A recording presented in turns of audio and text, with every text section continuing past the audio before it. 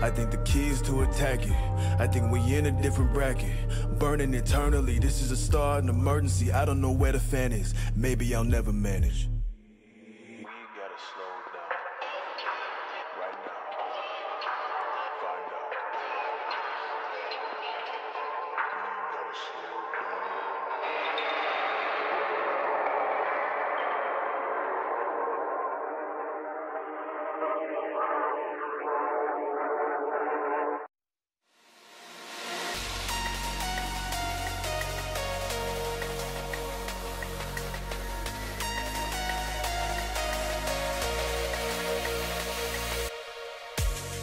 In pitch black darkness you illuminate. I walk in shadows, you scream my name. You lure me in like a magnet. You keep me safe. I need some return to you. I'll be surrounded by endless fools. No one lifts me up like you do.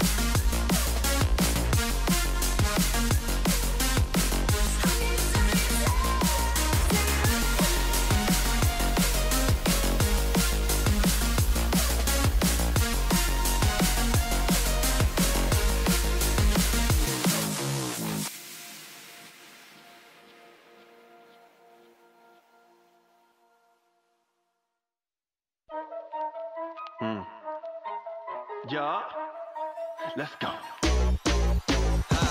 We hit the ball, ain't no delay. Signature moves in every play. This ain't a game, we paved the way. Hardware on full display. Know that we aiming for victory.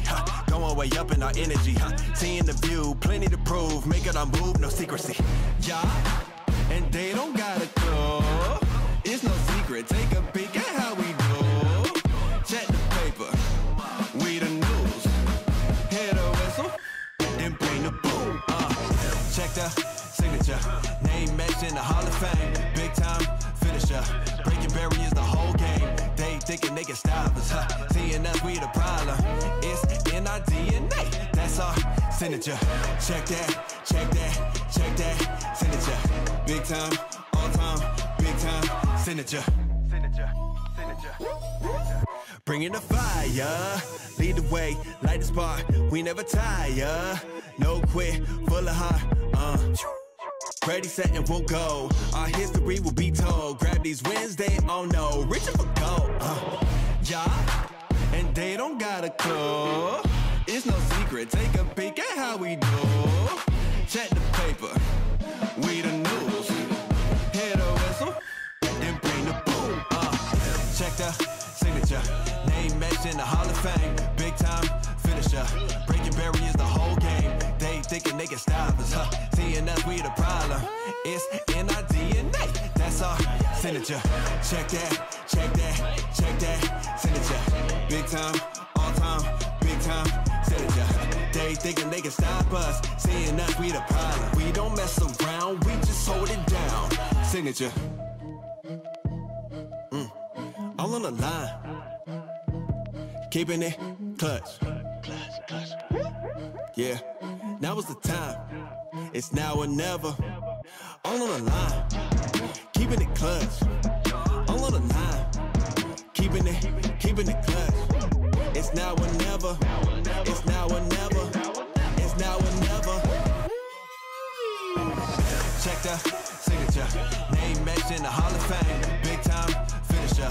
Breaking barriers the whole game. They thinking they can stop us, huh? Seeing us, we the problem. It's in our DNA. That's our signature. Check that, check that, check that.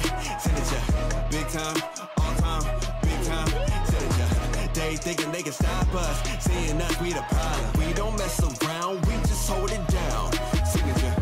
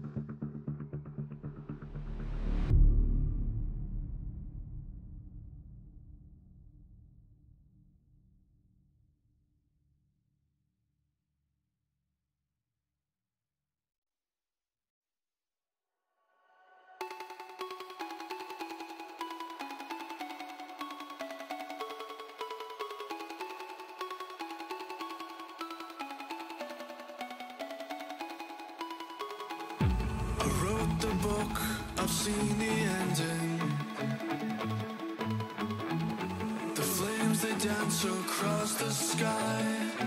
Whoa, oh, oh, oh. But here I'm stuck in time, pretending. A prisoner of reasons why. All this time, these promises, they make me feel like it's so real again. Promises remind me of, they take me back to when we both knew what we wanted.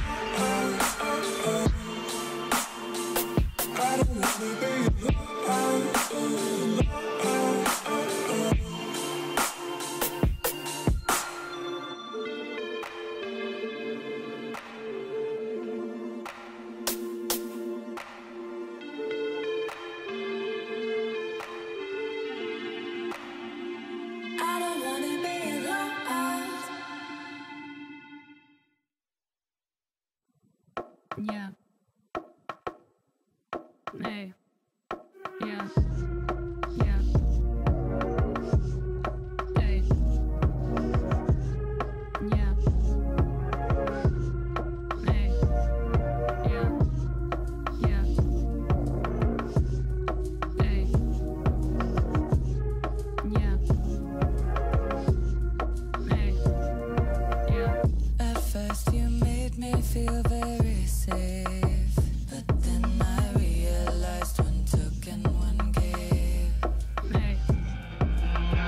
At first you had a healing power, but then your face changed hour by hour. Yeah. Yeah. Hey. Yeah. Hey. Yeah. Yeah. Hey. Yeah. Hey. Yeah. At first you made me feel very safe, but then I realized one took and one gave. Hey. Yeah. At first a hypnotizing smile, Hey. but then I forgot all Yeah. about you for a while.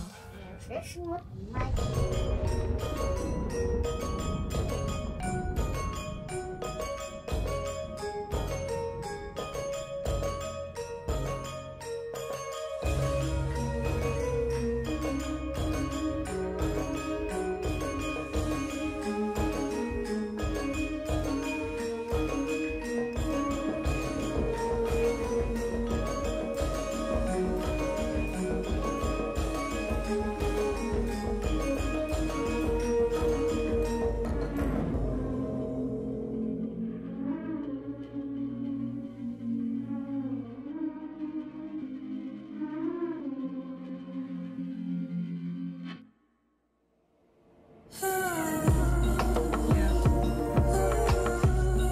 Hey. Yeah. Hey. Yeah. Yeah. Hey. Yeah. Hey.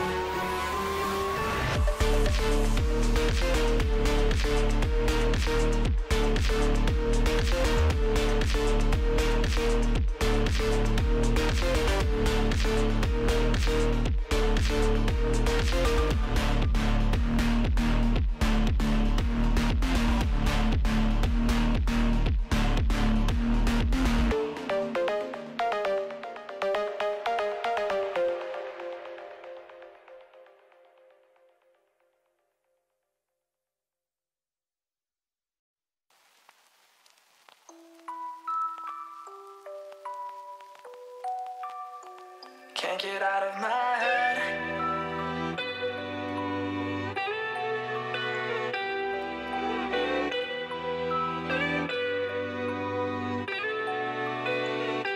get out of my head. Can't get out of my head. Can't get out of my head. Can't get out of my head. Get out of my head. Can't get out of my head. Can't get out of my head.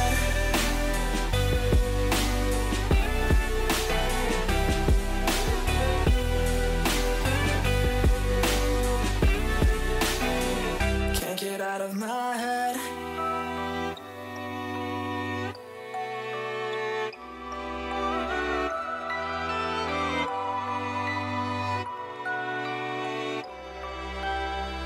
What's going on in my head? I can't see clearly.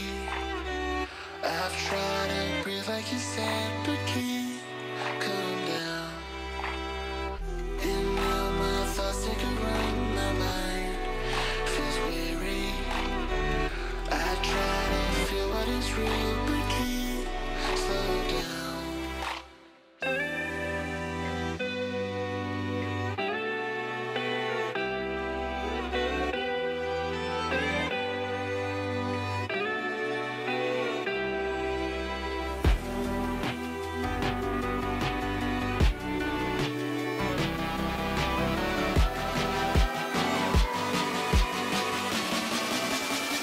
Can't get out of my head. Can't get out of my head. Get out of my head. Can't get out of my head.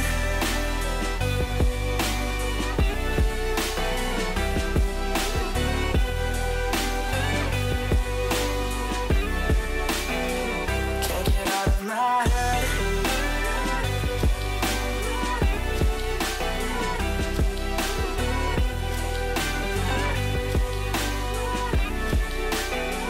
Can't get out of my head. Can't get out of my head.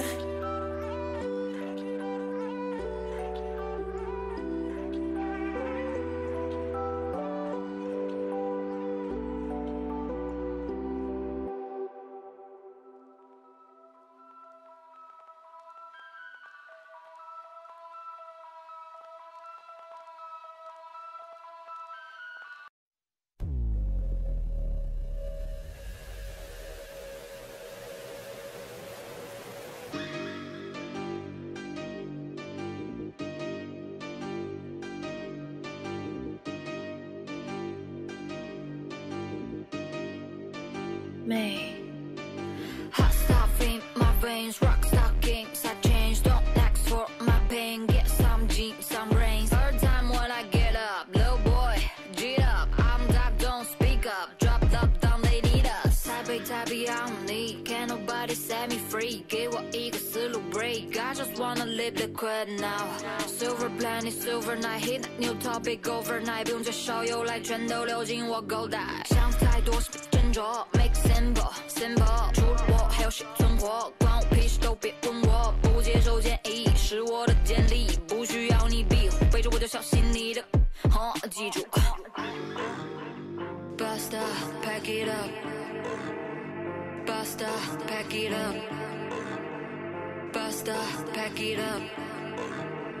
Bust up, pack it up. Crush, Liquid, liquid, yeah. liquid, Liquid, liquid. crush, Liquid, liquid, liquid. Bust up, pack it up. Cookie 搁在家心里流里泡，在你嘴唇上吐一个泡泡。一不小心离不过我吃掉，在悄悄地转一点半飘。你们像是边角料，在我切个装，心之间消耗，看看那些小动物牵条脚，可以下面会被分销掉。Drip drop。drip drip deep drop， 没我的枪的刷 Visa， 有时我也忘了密码，开始 pray like a diva， 活着在很短的 Venus， 没让我再次陷入迷茫，他就从来给我启发。也没什么可骂些了，一句问号都不想要啊，可能有像那个长夜家，也有烦妈妈的接电话。Basta， 全部都我拍秀 Basta， 不理会你爱就 TikTok， 我的表站在镜子 zigzag， 你看不清我秀秀。Basta, pack it up. Basta, pack it up. Basta, pack it up. Basta, pack it up. Crush. Liquid. Yeah. Liquid. Liquid. Liquid. Crush. Liquid.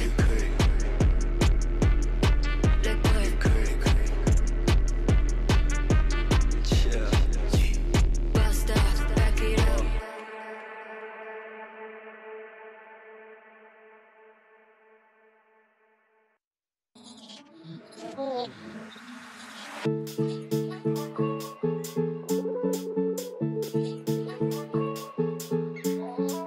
I think I have a good feeling about you.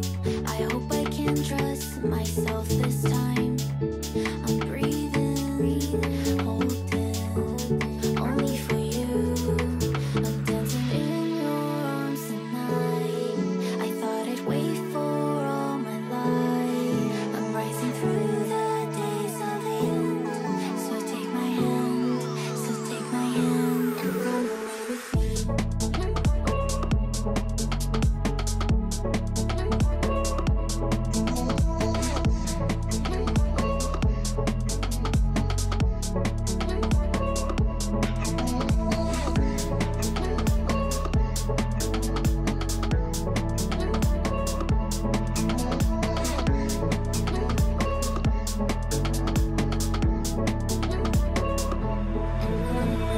I think I have a good feeling about you. I hope I can trust myself this time. I'm breathing, holding, only for you. I'm dancing in your arms tonight. I thought I'd wait for all my life. I'm rising through the days of the end. So take my hand, and run away with me.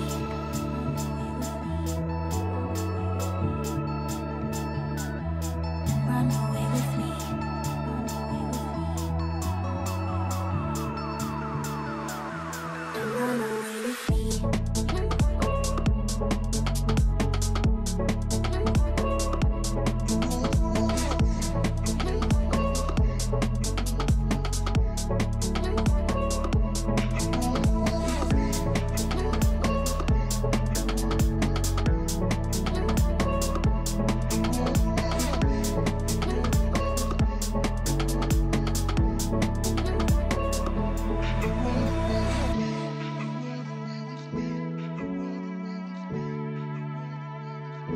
And run away with me.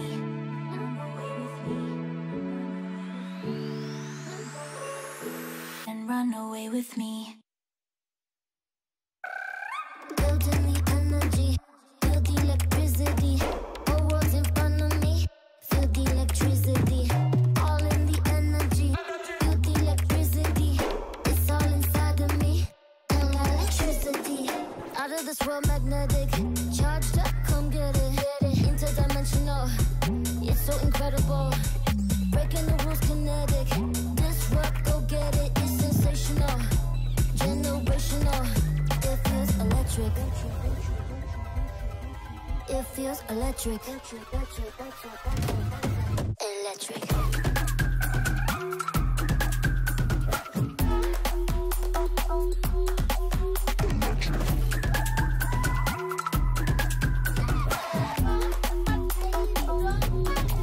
Electric.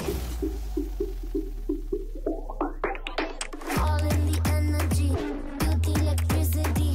It's all inside of me, and electricity. I won't stop now, I said it. Aim for the clouds, yeah, get it, get it. Powerful.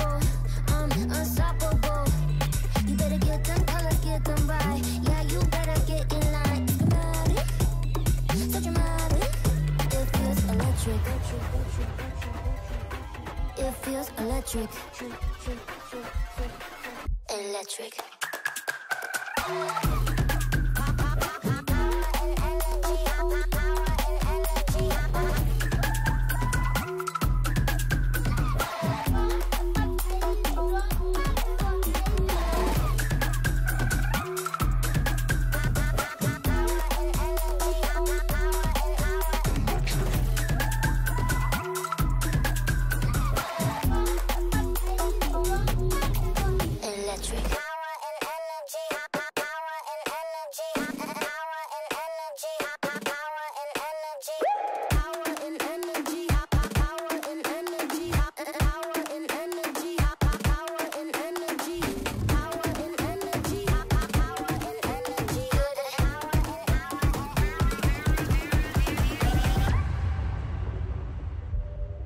It feels electric.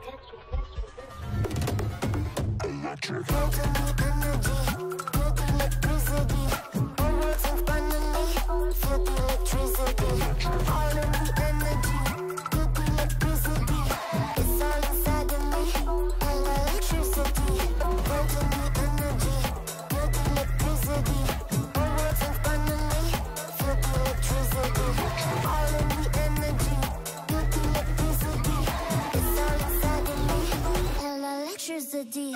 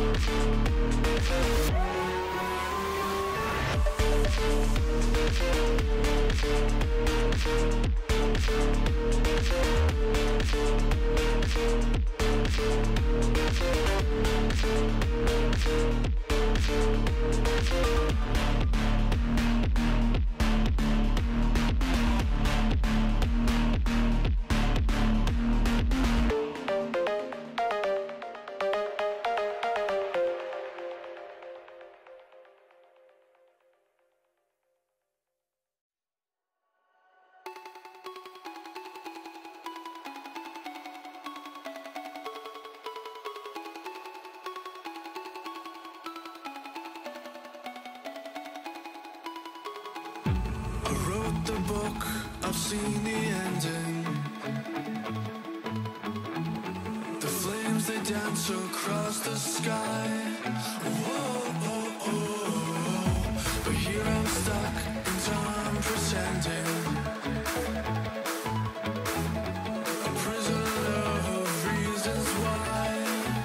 All this time these promises make me feel like it's so real again.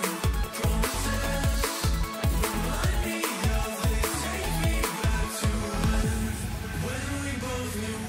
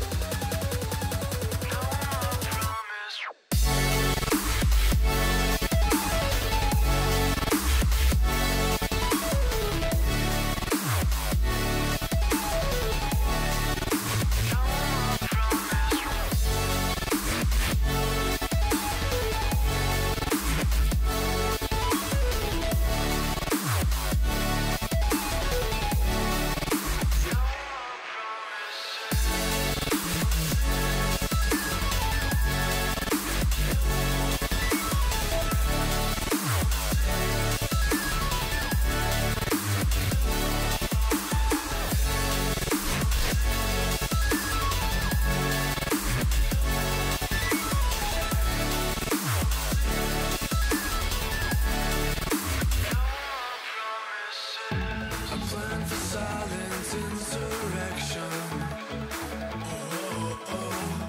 Cut off before it could take flight.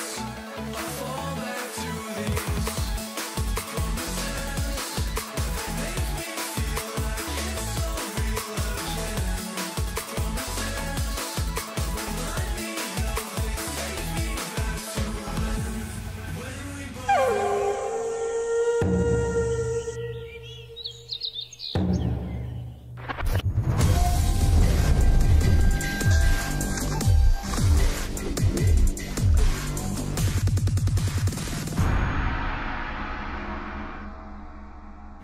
Hello， 大家好，我是诗人，欢迎来到 Hi MSI。我们今天请到的是 G2。Hi everyone。Hi MSI.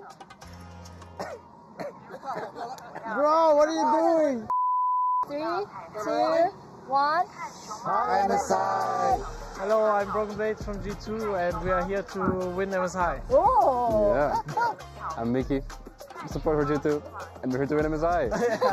And I'm the mid laner for G2. I'm Caps. I'm also here to win MSI. I'm the youngest for G2, I'm G2 Yike, and I am here to see pandas. Hi, I'm Hans Sommer from G2, ADC, and I'm here to win MSI. We're here to win MSI. Oh, me going pandas?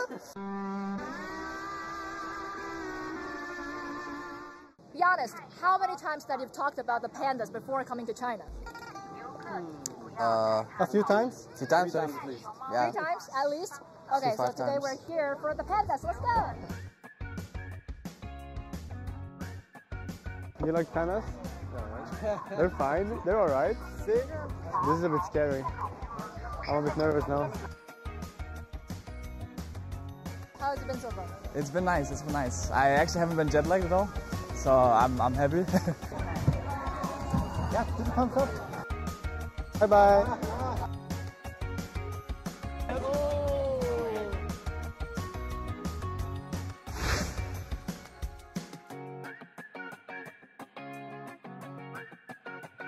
We've yet to see a real one. Yet to see the pandas, but I'm hopeful. Someone said, it's Caps. Yeah. We're so close, guys. Finally, finally, finally. Bro, I don't see. Oh my god. Oh my god, it's a little fun. Oh my god.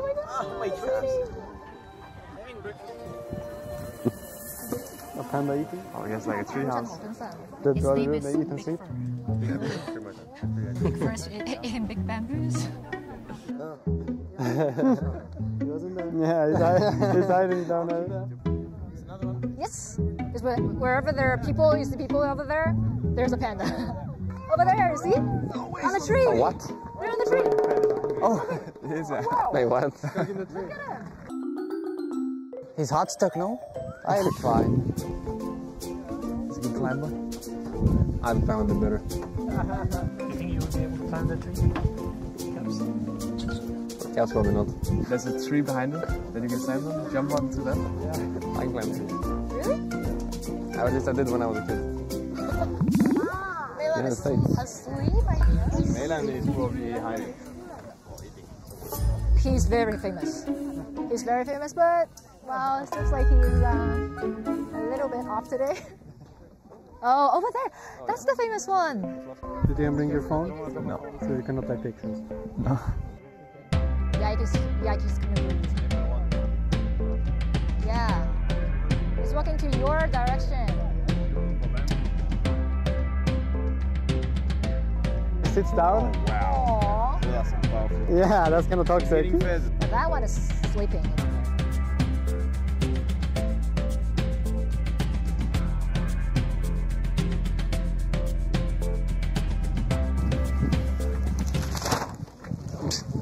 Wait, that was loud. I don't know that. Apologies. Close up. Look at that. What? Wow. Rodrigo, he wants you. Oh shit, I didn't see that one.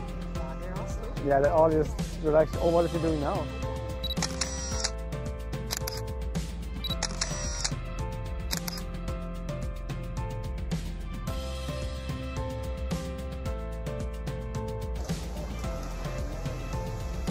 Kung Fu Panda.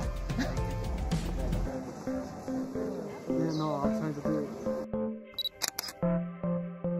在看完熊猫之后，我们现在来到了另一个地方，因为准备了一个新的惊喜。这个地方呢，就是成都的文殊院，一起去看看吧。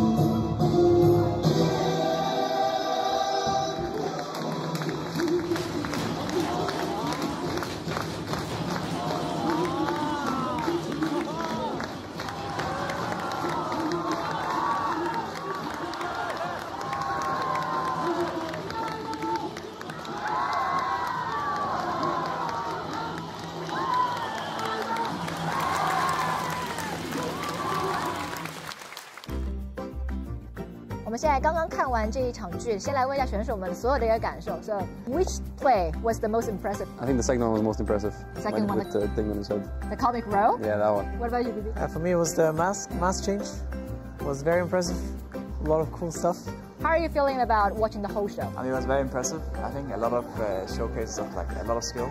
And I was really trying to figure out how the masks were getting taken off and put on at the end as well. I really liked all of them, kinda. I think they were very impressive, and I feel like I could never do anything like they did. That's pretty hard, for sure. I was impressed by the one with the projector with hands. So, what about changing the costumes? Become the characters on the stage.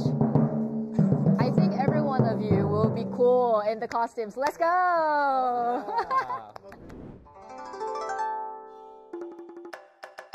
Let's go, please. How big is one? Maybe it's okay? Take it back. I can do the pink one. You pink one. Let's go. You look slick, bro. Great.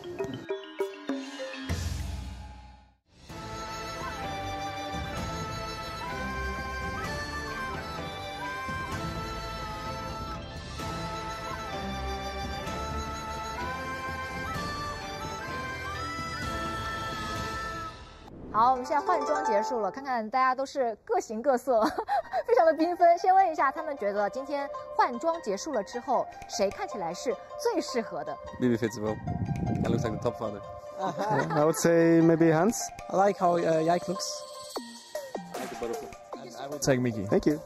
Mickey? Look who's saying Rasmus. Hans. I'll take Mickey. Oh. And Yike. Thank you. 很感谢 G2 来参加我们这一次 Hi MSI 的录制，也希望他们在之后的比赛当中越来越顺利。Thank you so much for joining. Thank you. Good luck. Bye bye.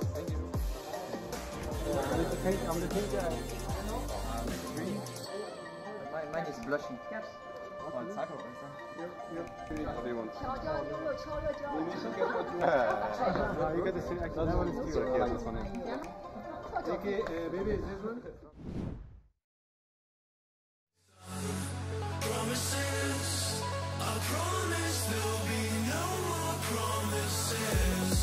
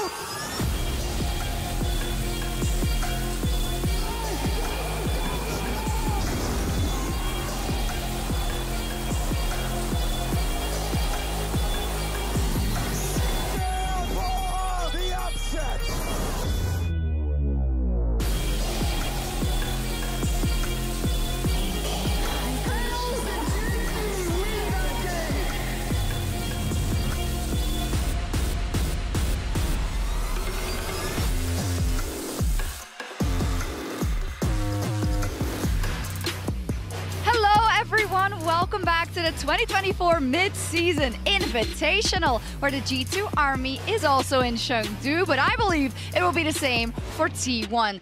This is the coffee truck that G2 Esports put right at the entrance of the stadium today.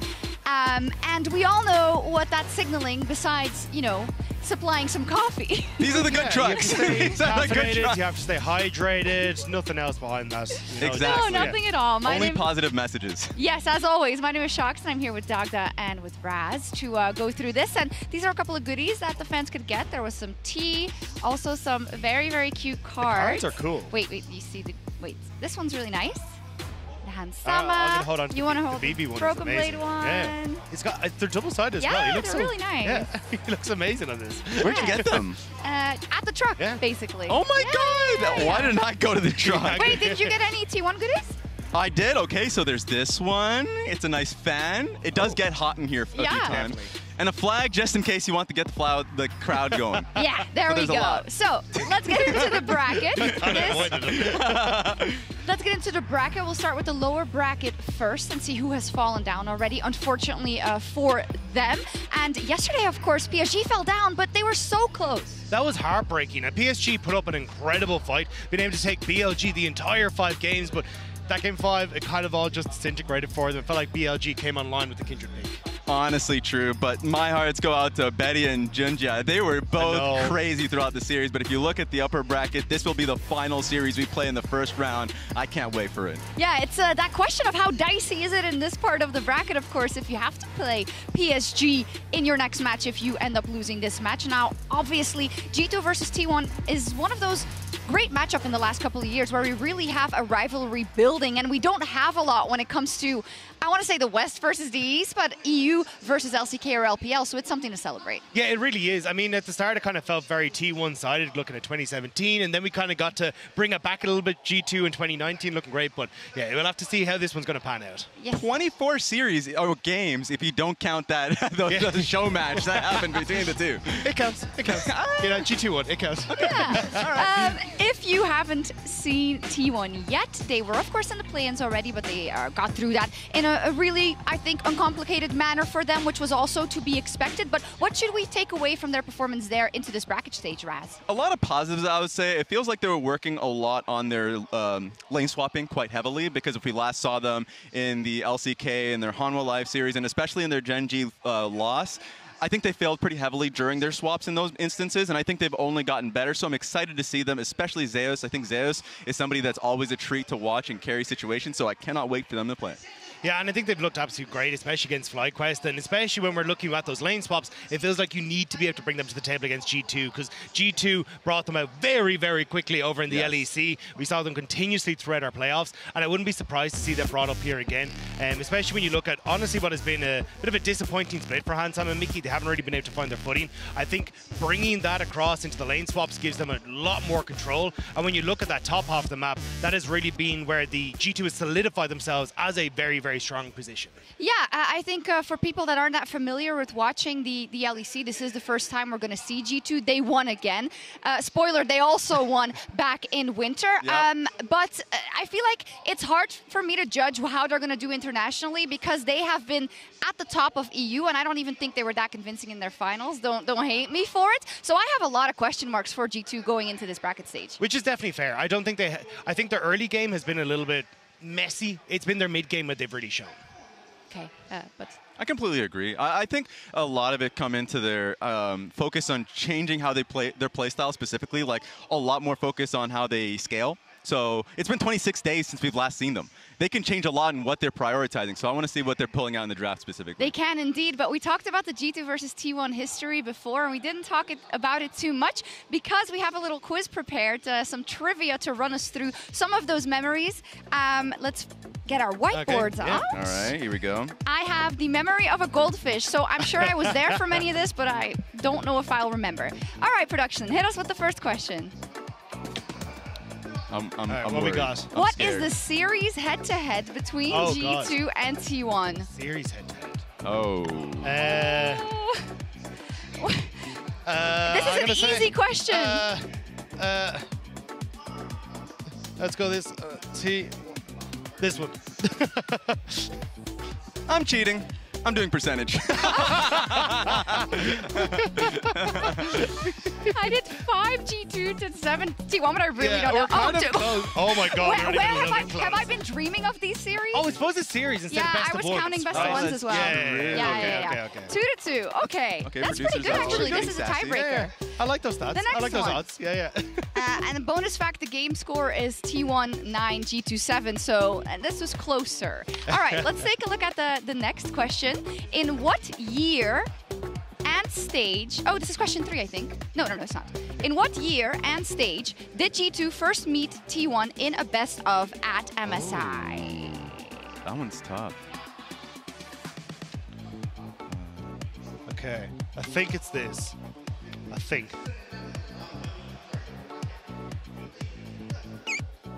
Were they even... They weren't at MSI? Maybe. I think we all got Did it. we get it? Do we count? Do we count? I don't know. Do we count? Boom! Oh, okay. Let's go! I totally didn't cheat. But was Brazil, wasn't it? No, that was 20. Oh my! I have the brain of a goldfish. I'm not gonna Places talk. are gone for me. Yeah. Anyways, let's see. In 24 games between G2 and T1, how many pentakills have there been? Oh hell no! Well, I know of at least one. I think. So there must have been at least one other one, right? I heard just the one.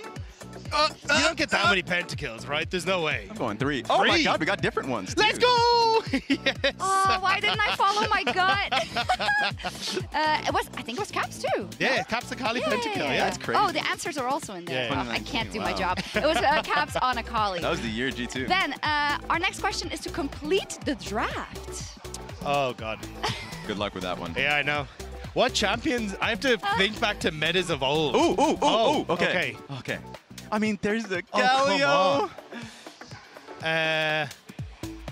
Oh God. Okay, we have to be quick on this one. Yeah. Play. Wait, is that the?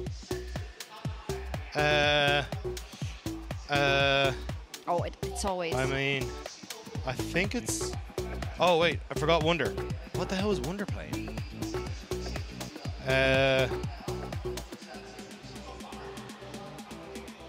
Oh, and then what's Zaya? Okay. Okay. I think Oh my God. This is so hard.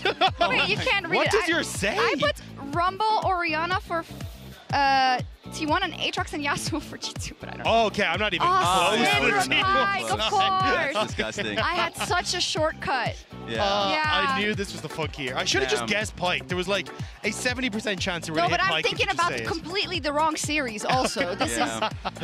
at least I didn't swear this time, so that's There's still good. time. There's still time. Yeah, there is still time. You get one All pass. right, with that was a horrible performance by us. Hopefully a better performance from our mid laners on the Rift, and that's also our featured matchup presented by Mercedes-Benz, Caps versus FLICKR.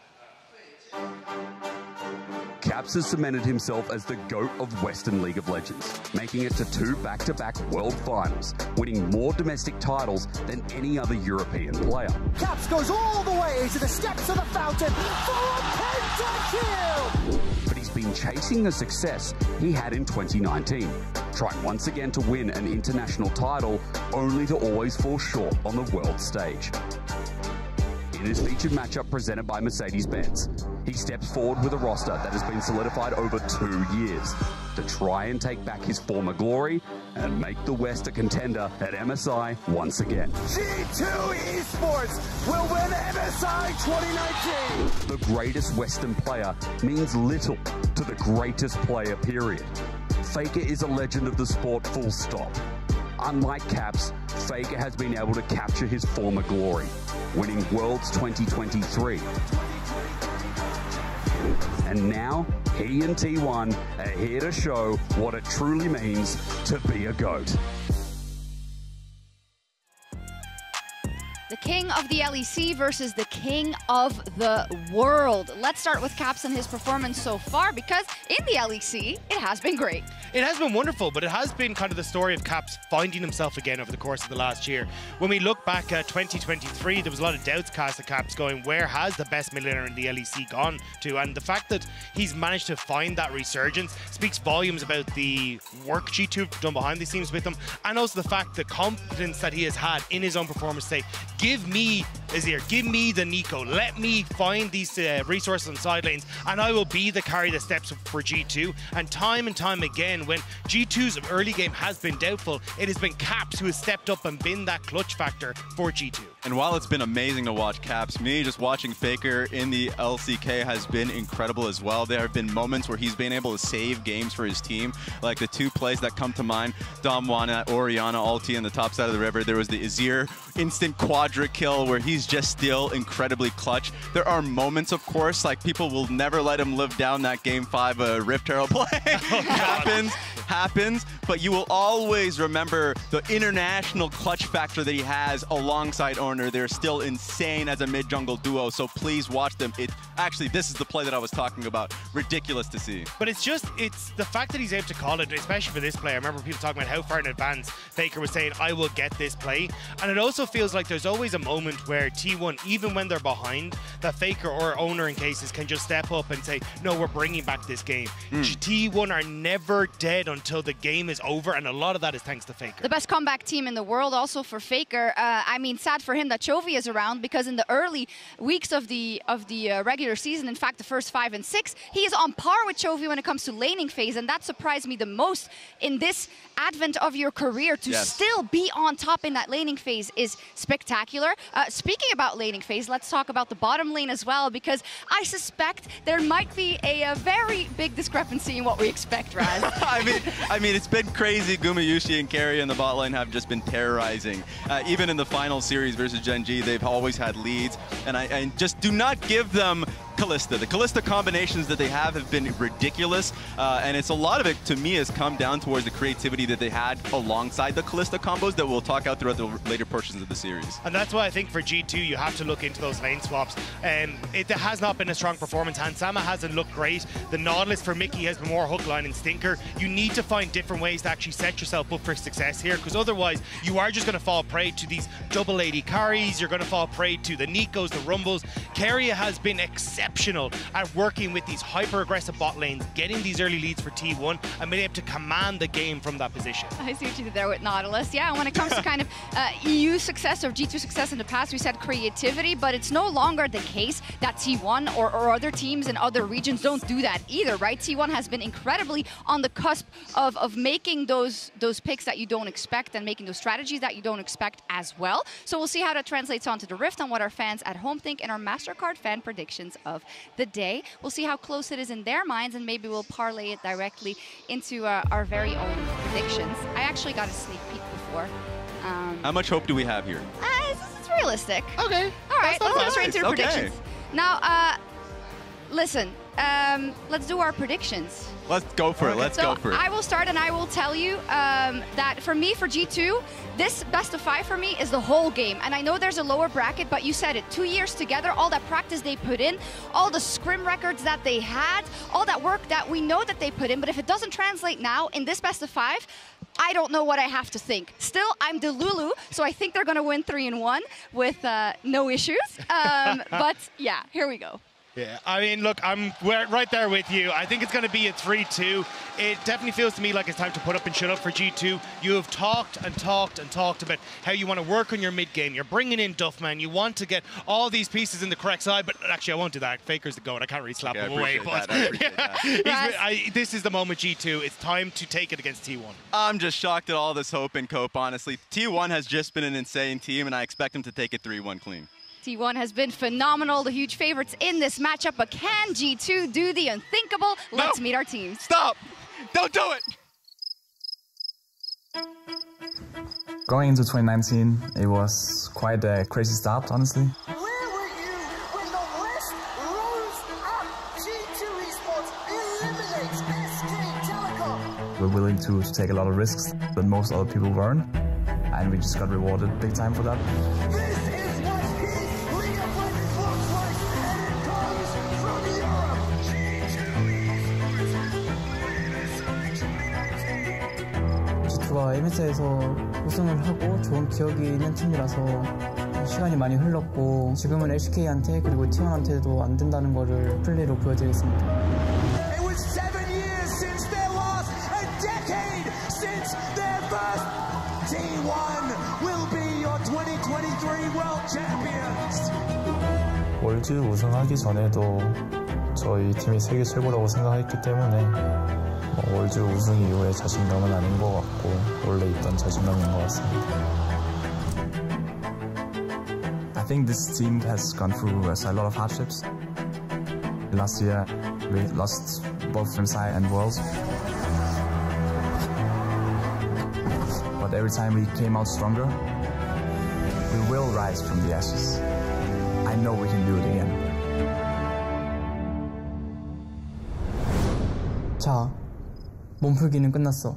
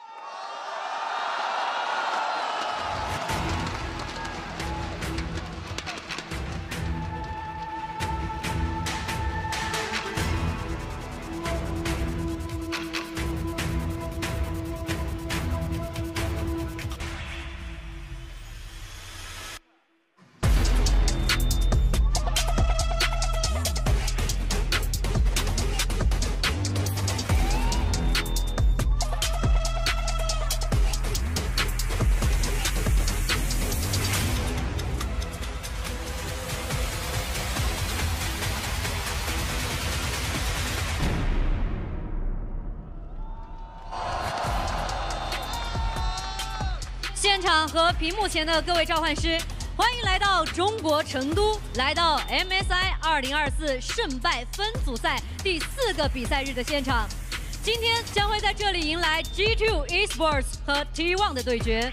首先，让我们有请 G2 Esports。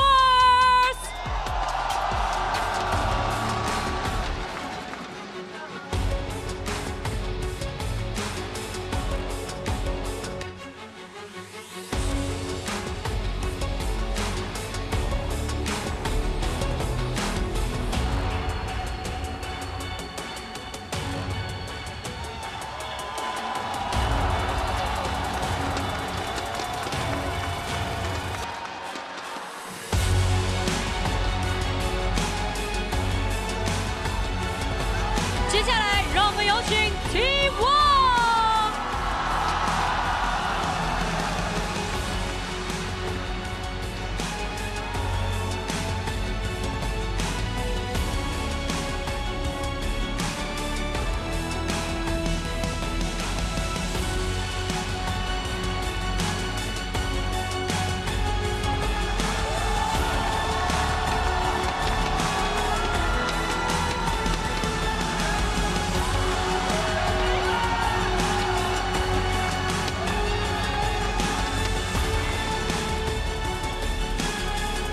G2 Esports 对阵 T1 的比赛即将开始，让我们共同期待两支战队的精彩表现。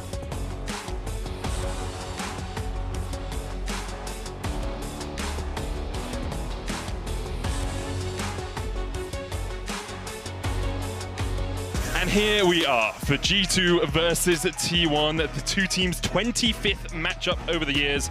I'm Medic, I'm joined by Vedi, and in the middle of the Medi sandwich, we have a Mao. Chronicle, it's great to have you here. I'm looking forward to what is going to be an amazing series. I can't wait. I'm very happy I get to be part. I always watch this dynamic. Always looks very fun. You know, I really love the bickering you guys got going on. So I'm here to provide meta commentary on that.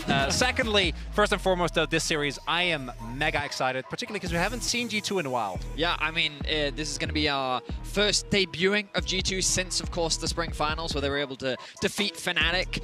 We've seen T1 have a bit of a shaky play-ins, but we know as a team that they are known for ramping up as a tournament progresses. They typically only get scarier the longer the tournament goes, and expectations are heavy on the weight of their shoulders. The defending world champions, they want to redeem last year's MSI performance, and they want to be considered a title favorite. Coming in today, definitely the favorite in this matchup, but let's see how game one plays out as we jump into the draft. Two of our teams that have kept their roster the same between 2023 and 2024 for G2. The question is, can this roster perform internationally? At Worlds last year, they lost to NRG 0-2, got kicked out of the tournament. T1 obviously won the World Championship, so a slight disparity in terms of their records last year. Neither of these bands from G2. Any surprise? The Senna is self-explanatory, opens up Keiria's pool, and Guma is incredible. And the Ashe also not allowed for Keiria to get at any point. Main question is it going to be the Orianna here, which generally is the next go-to band? But no, it's going to be the Rumble here instead. So Ori does remain open. That's something that FLICKR has so heavily gravitated towards when he's playing. Even very happy to blind pick it as well. The Nico ban means that T1 is expecting the Kalista first pick to come through from G2. Remember that Vi is available. Both junglers do love the pick, but when Kalista is open, there's no reason not to pick it. Varus is likely to be the response from Guma. The question is, where does Vi and Taliyah fall in terms of the priority for T1? See if they decide to lock in the Vi here, or if, as you say, it's the Taliyah. G2 would have a lot of options to answer that. Azir and Aurelion Sol still available to them. T1 going for the Varus first. I'm also wondering, coming into this series, how many lane swaps we're going to see. G2 were the progenitors of that in the LEC. Obviously, we saw it a little bit in the LPL before, but G2 played it in basically every one of their playoffs games after they showed it against BDS. What's also big is that with the Nico already taken away, I think the Renata actually gains a ton of value, specifically for the aggressive playstyle that you can go for. And if G2 does end up going for that, I think you actually want to try and look for some aggressive plays. The Varus, as you already pointed out, Vedi, absolutely no surprise. I would love the Taliyah here, because I think the Taliyah into the Kalista makes that much harder to play out. But instead, going to be very early priority on the Xin Zhao here. Probably has been the best, most consistent jungle bruiser. A lot of early pressure. I mean, T1's looking at Orianna right now. You can see the engage already starting to come through.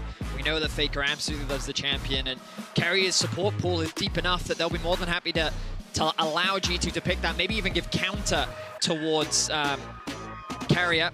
They can even look to blind pick the Cassante, given that it is available. Yike locks in his, why have I forgotten the name of the champion? Lilia! Well, oh my goodness. Understandably, because it hasn't picked in a while, but Lilia, particularly into these melee junglers, with the amount of clear speeds that she has, can be incredibly oppressive. Really cool to see her right from the get-go, and then the Tristana locked in with it, so that you still have AD, AP pairing here for the mid-jungle 2v2. And Yike has played Lilia 4 times this year, but most of it was back in winter, a few months ago. He's 100% win rate on it, very comfortable on the champ, but it is surprising to see it this early on in the draft. Although, you could say G2, as the team that loves to experiment, bring something new into the format, it's not too surprising to see from them. Jax ban feels mandatory here with both TF and Xin Zhao locked in. That's the only one that I am pretty sure T1 is going to go for. We'll see what else they want to do here. But already, first curveball being thrown here. The one thing that I do agree with you, what you said earlier, Vedi, is that I think it's most likely that T1 is just going to look for a straight-up support counter pick until they see what is paired with this Kalista. Keiria, with his champ, people always going to be looking to try and get a good matchup in the 2v2. T1 banning away the Zac. They might even consider banning away the Scion too, if the expectation is that the swap will come through. We do remember when Zeus's Twisted Fate did get swapped on. He didn't have the best time. He did not. So T1 definitely going to be prepared for that possibility. With the Renata taken away, something that you guys were talking about earlier as a potential support answer, does mean that G2 is looking at something like a Nautilus, a little bit more engaged on the bot side of the map. The question is, G2, they do need a little bit more engaged, a little bit more frontline to play around when you are running double AD carry. While they do have strong siege, potential scaling, great front to back, you need a frontline to actually play around to be able to play out these fights. So the Nautilus is going to be the ban away from T1. Reading the anticipation there from G2 and the Taliyah response as they round out their bans. Yeah, really big. Nautilus also gains a ton of value with the Renata already being off the board. So T1 not taking any risks there, as we are gonna, imagine, get FLICKR's mid lane pick here. Still has a few options. The Orianna still available to him, Aurelion Sol and Azir, still possibilities. FLICKR not known as a big Aurelion Sol player. In fact, I don't think we saw him on it at all in spring. Instead, the Azir locked in 11 games on that. Not too surprising, he's gone for something a little bit more comfortable.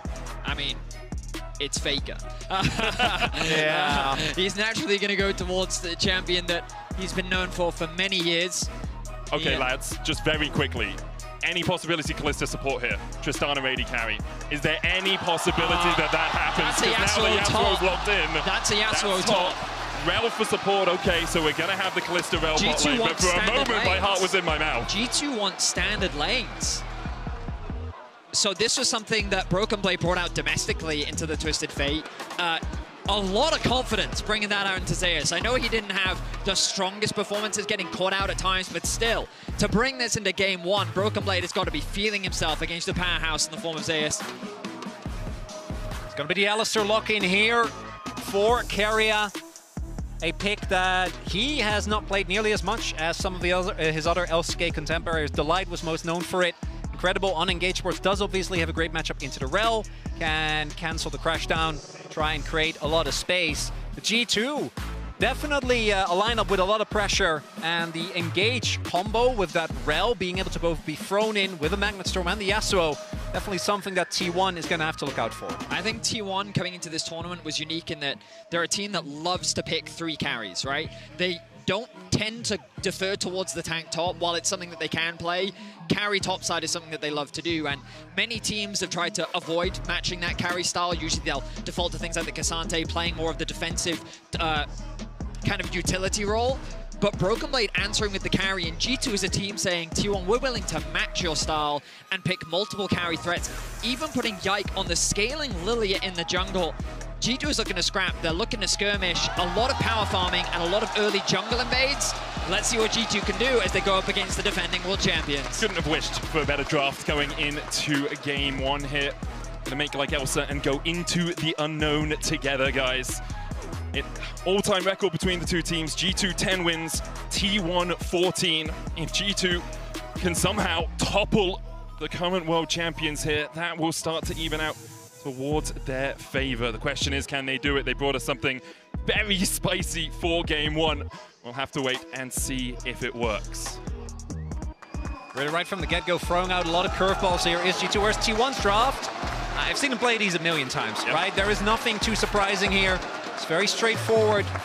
That top lane matchup is going to be the main thing I'm going to focus towards. How is that going to be played out? Because Yasuo is very feast or famine in that 1v1, I can say, as someone who watched Khan pick it in 2021 in the World Finals, and that did not end up going very well.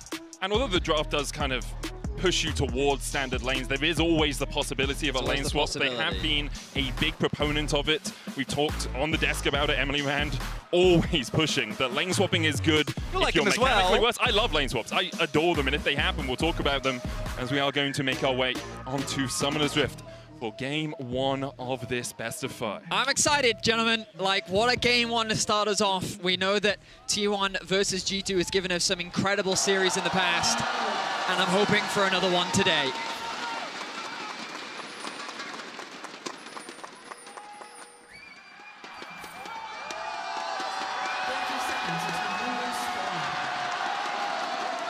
As we hear the support from the fans in the crowd, I'd say about 70-30 T1 favored here in CHENGDU. G2 setting up relatively standard line of scrimmage here. Actually, all of them are on the bottom side of the map as T1 maybe looking to step in here. G2 trying to overload if Keria does overstep. Mickey looking for Faker, who steps around the wall, and Mickey's there for the knockback. Faker locked up first, there's nowhere for him to go. G2 first blood. What was Faker doing there? Pushing in through mid, trying to work with his team. I think he was trying to ward Raptors. I mean, he gets the ward down. G2 with a level 1 plan. I believe anticipating that, secure first blood for Broken Blade. I'm going to call not worth. I don't know about you guys, but I'm pretty happy with how that went. Getting a ward on the Raptor pit, not really going to be worth giving up first, but went to Broken Blade as well. And level 1 Alistair, you're not going to want to take that trade, so right from the get-go, G2 looking very explosive here. The one upside for Zeus is that Broken Blade hasn't been able to actually back yet and spend his gold. But once he does, that 1v1 is going to become even more precarious. Interesting choice of runes in the bottom lane as well. Hansama going for the lethal tempo Kalista here instead of Hail of Blades. Gumayushi's running Hail of Blades, expecting to trade a little bit more in the lane. Often you run Arcane Comet if you're just going to look for that long-range poke. So we'll have to see how those 2v2s play out as Mickey dives in, knocked up, and that's the power of Alistair into Rel. Broken Blade getting the early level 2. Nice trade on the Zeus. Once the wind wall comes through from Broken Blade, you're going to see how challenging this matchup can be. And again, I got to compliment Broken Blade. He's had a bit of a negative stigma around him when it comes to performing internationally. Last year, I think he honestly had a very solid performance overall from G2's side. But we'll see how he does. So far, off to a strong start, securing that first blood as Yike does a full clear from top side, pathing towards bot. Oner mirroring him on the other side, but note that it's G2 who has push in the bot lane. We'll see what Yike can do with this if he's looking for any type of invade.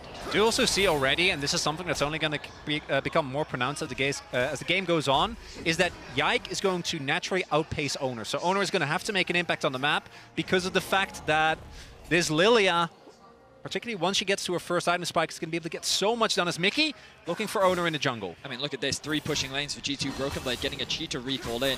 Picked up the recurve bow already. Mickey actually not dropping a ward. Carrier forced to move into the jungle to help Oner secure this camp, expecting an invade from Yike, but he's choosing not to commit it for now. Cheetah recall in bot lane for Hans Sommer as well as they got that push in. He's now got a longsword and a ward to try and spot out Oner's early pathing.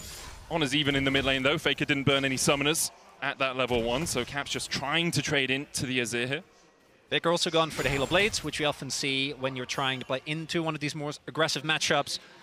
Try and get the short trades, get full out of that rune, and then disengage. As Oner looking for a play towards bot side here. I'm not sure how much of this is just trying to make sure the push can come from T1. They do have a ward in the pixel bush. Oner might be waiting for the crash back as well if G2 overextend. I expect to see him getting to this bush and then just starting his recall. A little bit. A very tense moment. It would be very dangerous for G2 to force this as now they look for a play top. Zeus has exhaust, flashes away from the Steel Tempest, would have been knocked up and locked in a card, but can't use it on G2. The wave state is now in a horrible spot for Zeus. He knows that his jungle is covering for the bot side, afraid of a gank, but fortunately for the bot side, they should now be able to get this push in, look for a recall if they want one. And you immediately see Oner pathing up towards top side. He has to. Yeah, helps that his Krugs are there as well, so he can do those on the way, but looks like he's just going to try and make sure his top laner is okay in this lane. Halo Blades coming through from FLICKR. We've seen so many different runes for Azir throughout the year, but the Fleet Footwork coming out from Caps will help him get a little bit more sustained in the early levels. Yeah, we've seen everything from Comet to Fleet to Grasp. Conqueror to Grasp. Yeah, the Grasp one I'm glad that didn't stick around for too long. Yeah, that one was not very fun and interactive. Oner is going to get spotted here again, and also what we're talking about, delayed himself a little bit there towards the bot side of the map to maybe look for a play.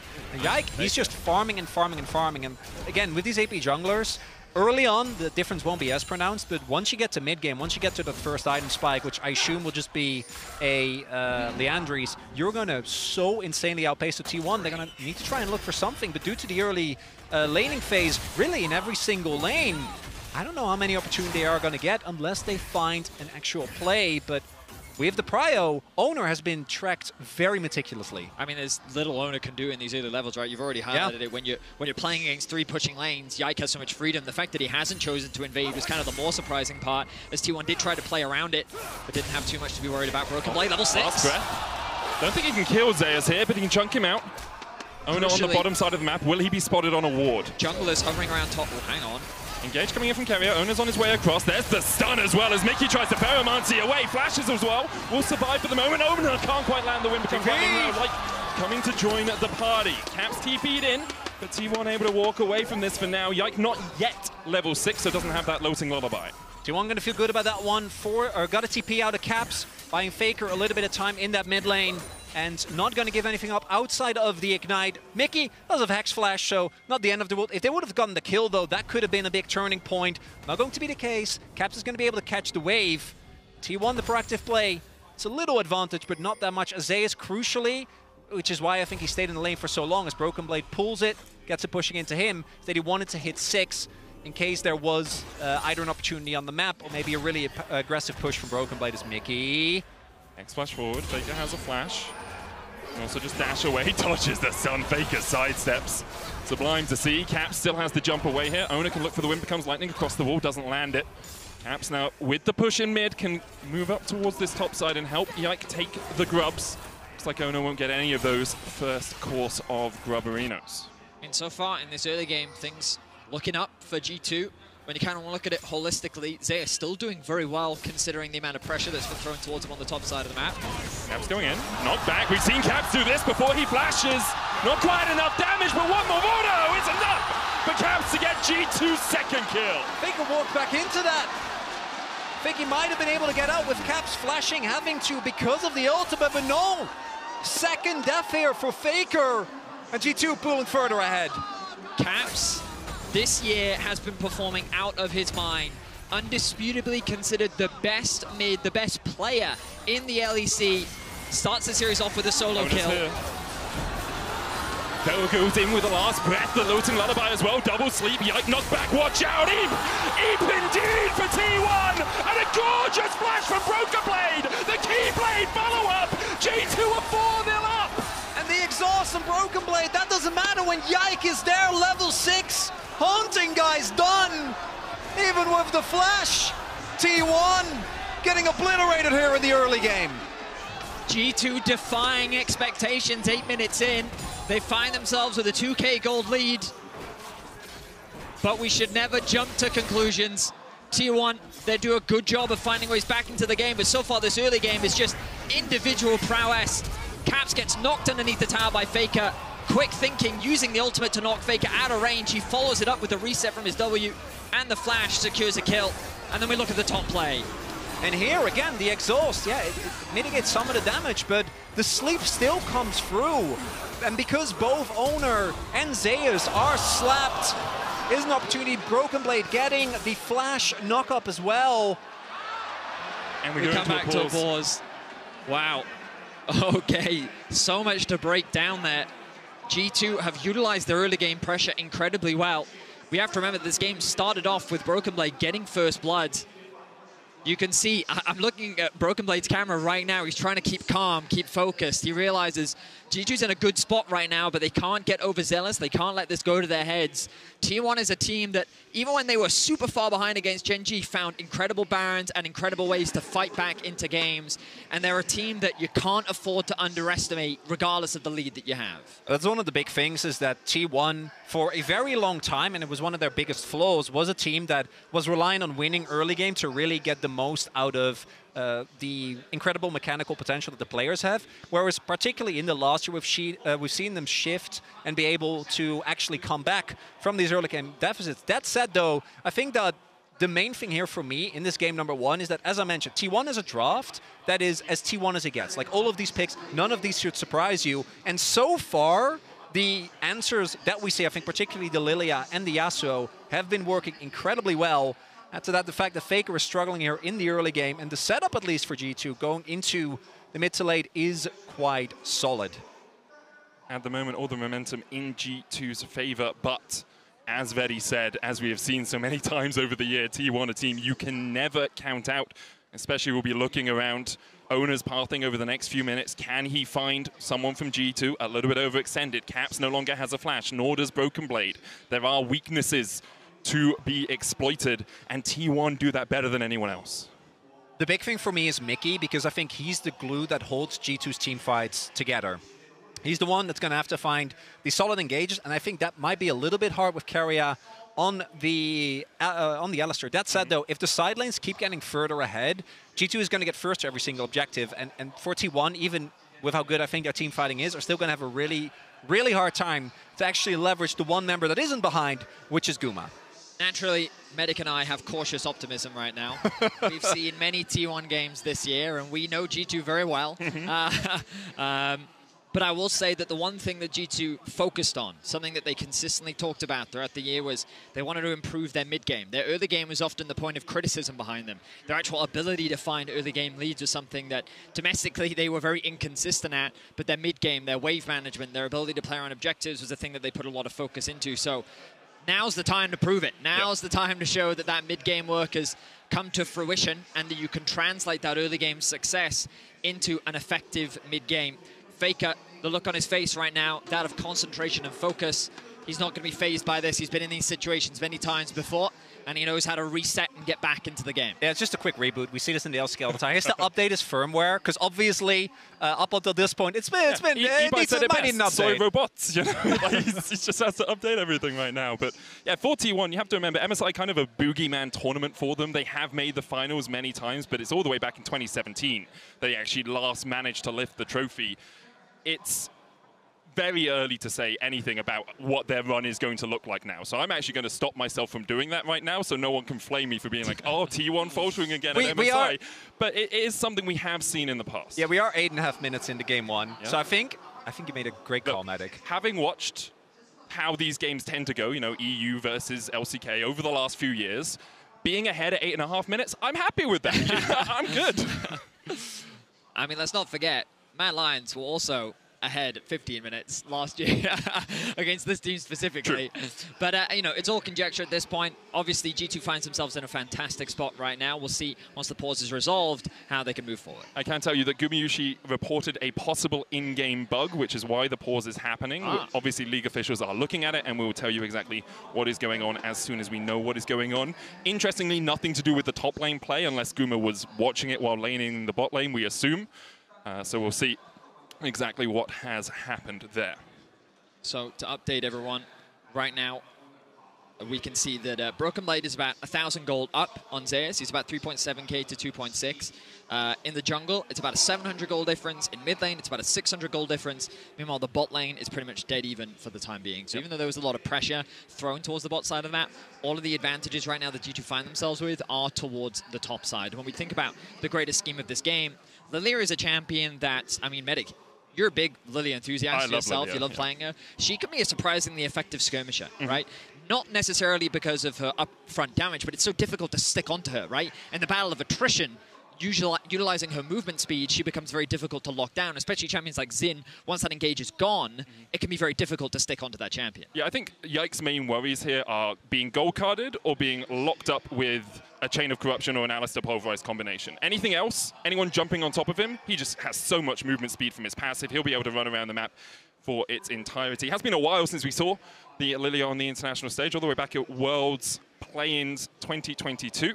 That was in for Istrus Gaming, I believe, also Mad Lions. Oh no, SGB played it, Saigon Buffalo. But it hasn't had the best of histories. Back then, it went 1-4. So for G2 fans out there, they're hoping for perhaps a slightly better result. For G2 fans, this wouldn't come as a surprise to them. They've seen Yike, as you already mentioned in the draft, right, Medic? This is a very Yike champion. He loved to play it domestically. He, as you already mentioned, not a huge amount of games this year, but something that he's always got in his back pocket. It was interesting because we were actually talking before the cast about like what AP champions might we suspect, and I don't think any of us, which in hindsight it is kind of obvious, talking about things like the Karthus. When we were talking together, I got Eve confused for Lilia, I'm pretty sure, because I remember him playing an AP champion a lot. I said, I think it's Eve, but it was definitely Lilia. We have a few minutes before we're back on into the game, so we're going to hand it over to the analyst desk, who is standing by. Who are standing by, in fact. Thank you very much, Medic, indeed. As we still are swapping out Gumayushi's keyboard, so maybe to alleviate the pressure from the casters. So hopefully they'll be casting for 5 games, right? So what are my first thoughts here from my desk? Well, I was wondering, 26 days of pure boot camping. What are they actually going to come up with? Dagda, this is the coolest comp I've actually ever seen. This is so cool. But also a huge risk, no? I think it's a bit of both, right? Because you are going into a best of 5. You might as well take the risk in the first game and see how it goes. We expected a lot of lane swaps because we're like, look, it hasn't been the time for Hans and Mickey. Let's see what they're going to bring to the table. But this has been great. You end up with the Kalista, so you get that aggressive bot lane that you're able to just go, hey, we can either try and win or at least go even. And it's the rest of the map that I'm super interested in. The fact that you have this Tristana that can go toe-to-toe against the Azir in the early stages, and you manage to pick it early, so you get to ban away some of the more nuanced picks in the mid lane that can go against it. And then the Yasuo. This is so sick. We're getting back, I think. Sorry, Raz. I will hear from you. No, I want to see the game. All right, take it away, Medic. See the game, we are back on into it. It was a keyboard issue for Gumayusi that has now been rectified. Yike on the top side of the map. But let's just evaluate where we are. It's about a 2,500 gold lead for G2. They got the first 3 grubs, a lead for Broken Blade in the top lane. Bot lane relatively even, as you can see. No gold differences there. Imagine now G2 is going to be looking towards these dragons. Want to try and start stacking them up early, particularly with the lead that they have already generated for themselves. Yike already halfway towards his Leandris. And once the level 6 becomes available, there is a lot of lockdown on T1, which makes it a little bit careful. We already mentioned, right, like gold card combos can be found, but between the wind wall and the fact that Mickey can play very aggressive because he's paired with the Callista, can just be pulled back at any time. And then you have Caps with the buffer on his W as well. There are a lot of slippery members here, so we'll see to what extent T1 can lock down a target. Owner spotted by the Sentinel as he starts up the Drake, would have been spotted by the ward in the back anyway. Yike, even though he's running those Ionian Boots of Lucidity, does have Legend Tenacity in his room page, so we'll have a bit of tenacity for those later fights. It looks like G2 are just going to give up pressure around this Dragon. They were getting pushed in the bot lane because Mickey roamed towards mid. Look at Caps right now. You've always got to keep your eyes on this man in the mid lane. He knows that FLICKR has moved down towards the bot side. Zeus aware of the potential play. Zeus steps into the bush, Caps looking for him, gold card locked, but Zeus doesn't really have the damage yet to take down Caps, as the plated steel Caps first though, so he doesn't take too much of his own health bar. Big thing here, of course, is that if Caps can go there undetected and he can just press R on Zeus, last breath follow-up, and there's basically no way to outplay that. Instead, it's going to be the Dragon, and the roam will get punished. Oh, Owner might just look to get Caps here. Wind becomes lightning, hits. Caps going to jump away. Owner can go for the chase. There's the Destiny as well, and Caps in his jungle tries to jump away again. Flash from Zeus. T1 on the board. Nice collapse from Zeus. And T1 punishing the roam from Caps. He's going to lose more than just a plate. He's going to lose 2 waves in the mid lane. Zeus now going to lose a little bit of his own, but he shouldn't be too hurt off the back of that. T1 proving their tenacity, and after the pause, able to bounce back and find a big pick. Big thing there as well. Owner in a good position to catch the roam back from Caps, who ends up not only dropping a plate, but also getting killed. And then because Owner's present, Broken Blade also has to play respectful, can't go too crazy onto Zeus, even though the exhaust is still down. This is one of the things you can do with the Lilia, but given that Keria isn't currently known on the map, I think Yike makes the right call. The important thing for Yike here is you take a step in, you look for it, you reset FLICKR's recall, because then you can go for these grubs if you want. You get the mid push, you can already see Mickey moving across as well. Broken Blade has the push in the top lane. Kerry is trying to answer, he's level 6, as is Mickey, so we'll see how much work, how much displacement Kerry can bring out if a fight does begin. TPs are about to come back up for the mid laners. FLICKR making his way back towards mid, but the Mickey roam up towards top means that this is going to be 6 scrubs secured for G2, which seems to have been their priority with the Lilia. Broken Blade finding another nice trade towards top side. This matchup only going to get worse. Earlier we said that the gold is pretty even, but obviously after that small skirmish, you can see a 20 CS discrepancy starting to build up. And while Hansama is falling behind a little bit, a lot of that is just off the back of Mickey permanently roaming towards the mid lane. And Hansama kind of being forced to play this 2v1, which he's doing all right in for now. And now Broken Blade is sitting on a Kraken Slayer, his Berserker Greaves, and the wave state is an absolutely abhorrent place for Zeus. So really hard for him, and we see he's actually moving out on that to try and look for a play. Yeah, FLICKR's coming down towards the bottom side. Zeus can cover mid, or he can work his way down here, but with no Destiny, it's immediately called off by T1. The ward over the wall, spotting him out. Cap stepping a little bit further forward. He knows T1 are in his bot side jungle. Cap swiped back. Should be able to jump to safety. His owner's coming in. Yike looking for a bit of damage, but the collapse from the rest of G2 is not there, so in the end, it will just be a stop of the skirmish. A little bit disjointed there from T1. FLICKR committing the ultimate, and I imagine that there would be follow-up, but Owner not quite in position, and of course, being Xin also needs to actually proc his Broken Blade. Immediately goes up towards the top side. Broken Blade thinking he can step past this, maybe even proxy the wave to keep Zeus behind in the lane, but now Broken Blade is getting collapsed on. Caps pushing in the mid lane, should be able to get a plate of his own. Broken Blade stepping away here, tries to put the damage down onto Zeus, who locks in the gold card. Yeah, Broken Blade, you don't win this 2v1. Zeus steps in, there's the gold card, Faker shuffles forward, and Broken Blade should fall. He goes in with the last breath, but the shutdown to Faker is enough. Meanwhile, in the mid lane, Lifting Lullaby on Owner forces him away. Another plate for G2 as Carrier looks for the stun. Knocked back, TP behind by Faker, still no Shurima shuffle for him. He does have the flash though, and Mickey doesn't have much of a health bar left as T1 continue to collapse. Carrier has the flash. Headbutt pulverize, goes in onto Caps, Destiny behind, and now Caps needs to get the hell out of there. But T1 are trying to send him to the depths. Faker chasing in, Faker finds another. And from what was a great game state for G2, T1 punch back. Looks like the reboot was successful for Faker. Just barely able to escape is Mickey. Another pause comes through. But wow, just like that, T1, prior to the pause, it was 4-0 game state for G2. T1 have been able to find 3 kills, 2 onto Caps, and a kill onto the Yasuo as well. They're doing a good job of punishing this over-aggression from G2. Broken Blade overstays in the top lane. He tries to buy time, secure plates, do what he can to open up the mid lane as an opportunity for G2 to secure more plates. But then a nice TP from FLICKR to create the collapse onto the mid lane play, utilizing the TF ultimate as well. T1 leveraging their globals to be able to collapse and catch G2 off guard. FLICKR in that whole sequence, so first he moved towards bot, forced a response there, then moved back towards the top side immediately to punish an overextending Broken Blade, then found the TP back, and it's that type of map movement that I think T1 has so heavily relied upon, and it's also one of the ways this TF is what, like, still, even after that, because he didn't get the kill, 1.3, 1.4k gold behind. This is a TF. He is a built-in cheating gold passive, and right now, Zeus is looking like he legitimately is just a gold card stun bot. The problem is, if G2 play a little bit too far forward, that gold card alone, as we saw in that final play, can be more than enough. It definitely can. T1 striking back very effectively here. As you say, a lot of the movements of FLICKR and Oner through the jungle. G2 disrespecting a little bit as well, overstepping when they didn't know where FLICKR was. The bot lane play was stopped by a good ward, but Broken Blade was a little bit too far forward, did manage to get himself a couple of plates, and overall has about 1,300 gold lead there. That said, I also hope that G2 don't overact it, as they are still in an advantage within this game. And this alone isn't enough to bring T1 back from the deficit that they have found themselves in. But it is, I think, a good moment to kind of calm down, because especially that play in mid that happened off camera, they were like a turret deep, trying to, I think, pressure. I don't know what exactly happened there, and I think that play might have been a little bit overzealous. I think the biggest things to T1 is that FLICKR is now a full level over Caps. Because bear in mind, with Caps' roam, he lost a wave, and then he got killed and lost another one. Then this play just happened, where Caps is going to lose even more now off the back of that. So FLICKR is in a very firm advantage. What was a 600 gold deficit in mid is now a 400 gold lead.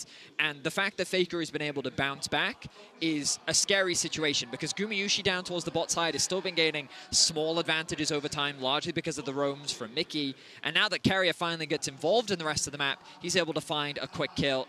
And T1 bringing back the competitiveness. What was a 4-0 start for G2 is now all of a sudden 4-3. We are going to get back on into the game. It was the same issue as last time. Gumayusi had a problem with his keyboard, and here we are back onto Summoner's Rift. 14 minutes in, the plates now fall off. T1 able to get 3 in the mid lane. FLICKR about 600 gold ahead. He's currently sitting on about 2,000 gold in his inventory. Drake up in 46 seconds, so FLICKR will want to get a recall off before that. Have another look at this mid lane play. TP behind by the Azir as G2 have overstepped. So G2 think that they can get a nice dive here. They don't respect the ability of FLICKR to TP, but I think to what add insult to injury is the Twisted Fate ultimate as well. Mickey splits off from the pack. I imagine trying to bait T1 away from his teammates, but they see their eyes on the prize. They want to get this kill on the Caps. The flash committed from FLICKR means that he's able to get a bit of revenge. Yike, just barely getting away with his life. Mickey going in onto FLICKR here. No flash on the Azir. Just trying to keep him busy. Still hasn't spent that gold. T1 investing on the top side. Gumayusi's moved up here, so this will be their Rift Herald. Hansamah's going to be able to take a plate in the bottom tower in the bottom lane with those 6 grubs. Obviously a lot quicker in terms of taking turrets, and it looks like T1 might just be sacrificing the second dragon of the game to make sure that they can get control over this Rift Herald. Herald, though, going to be valuable when it comes to sieging. Things like Tristana and Azir both have incredible wave clear, and that Herald is so important for being able to unlock that mid tower. Oner doing a good job of counter-jungling as well, stealing away what camps he can. And ultimately the map has been split. Isolating Broken Blade a little bit, but he's not going to be too upset about that.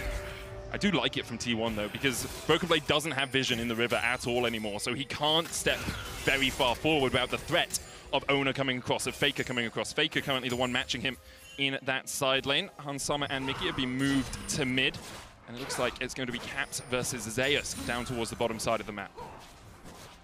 And it's been mostly skirmishing that we've seen. A lot of 2v2s, a lot of 3v3s, and that is where the TF, even when he's behind, really, at this point, you can almost buy Shirelles, just run at people. Zeus. He's gonna die. Yeah, Lilia's there. Yikes on his way. There's no way for Zeus to get out of this one. Has exhaust, has splash. Shouldn't burn either of them. As soon as he sees Yike arriving, watch out. Eep as Zeus falls in the bottom lane. Meanwhile, on the top side, T1 take a turret. Now, Chronicler, this is something that isn't new to Zeus this split, am I right? No, he's been doing this a whole lot the TF is a pick that has been very successful for T1 when it's doing well, particularly in the 1v1. Zeus is insanely oppressive, but in these type of game states, it is really easy to get caught off guard, push way too far.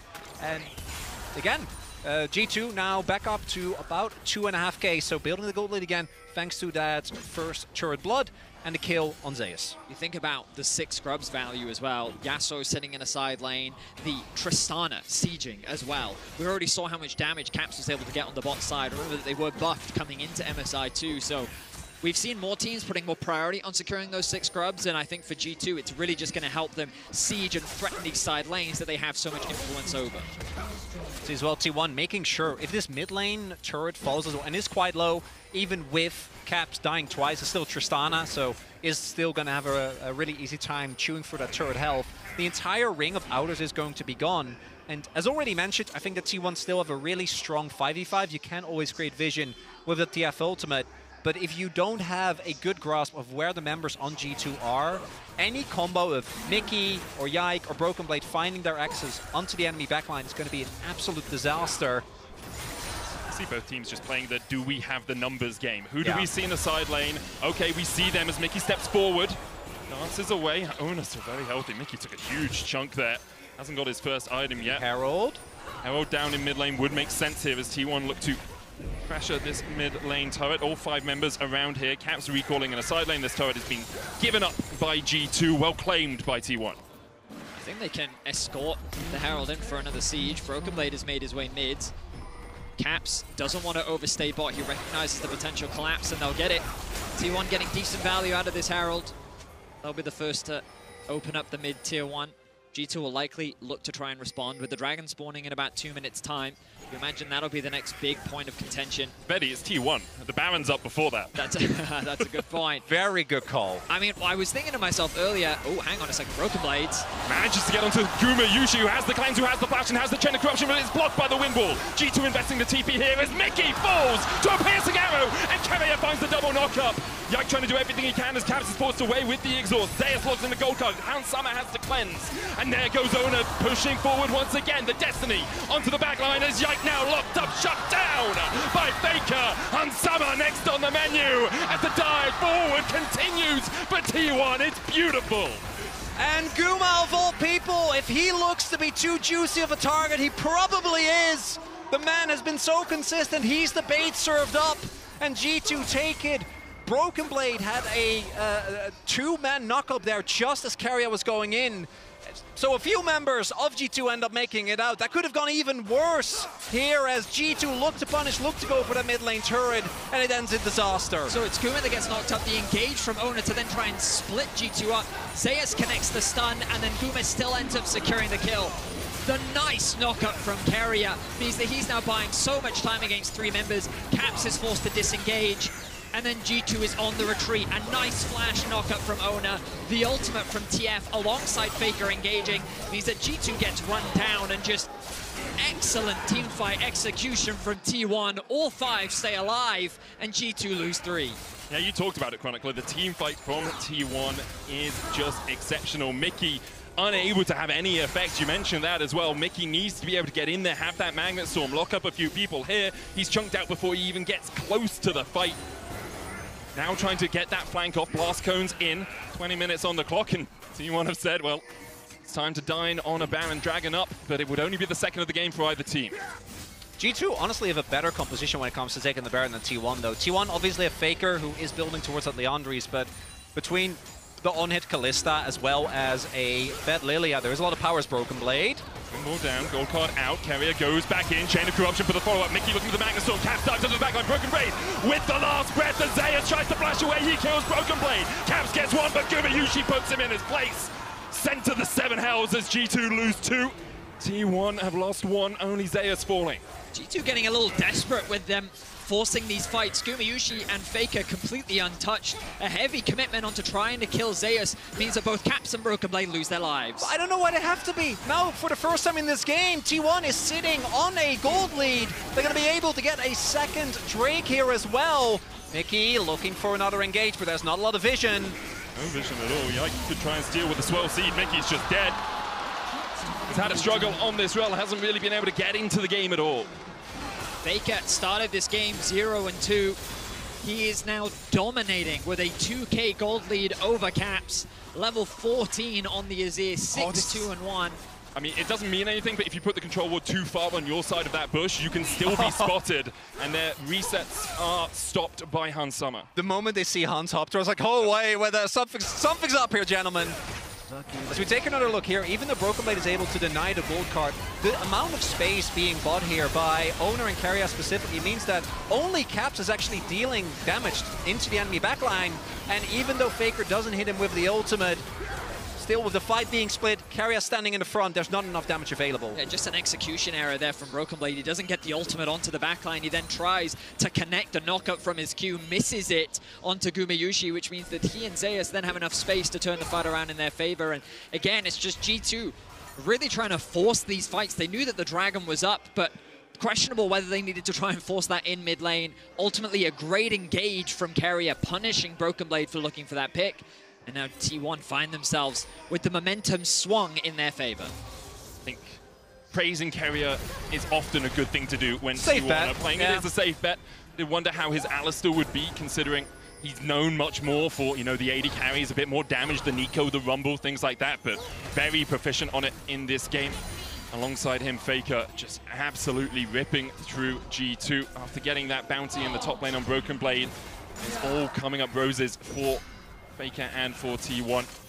Not to doubt Zeus as well. He fell so far behind, but every fight, a gold card on the right target. Someone jumps in, gold card, burn the wind wall, then you follow up with another gold card.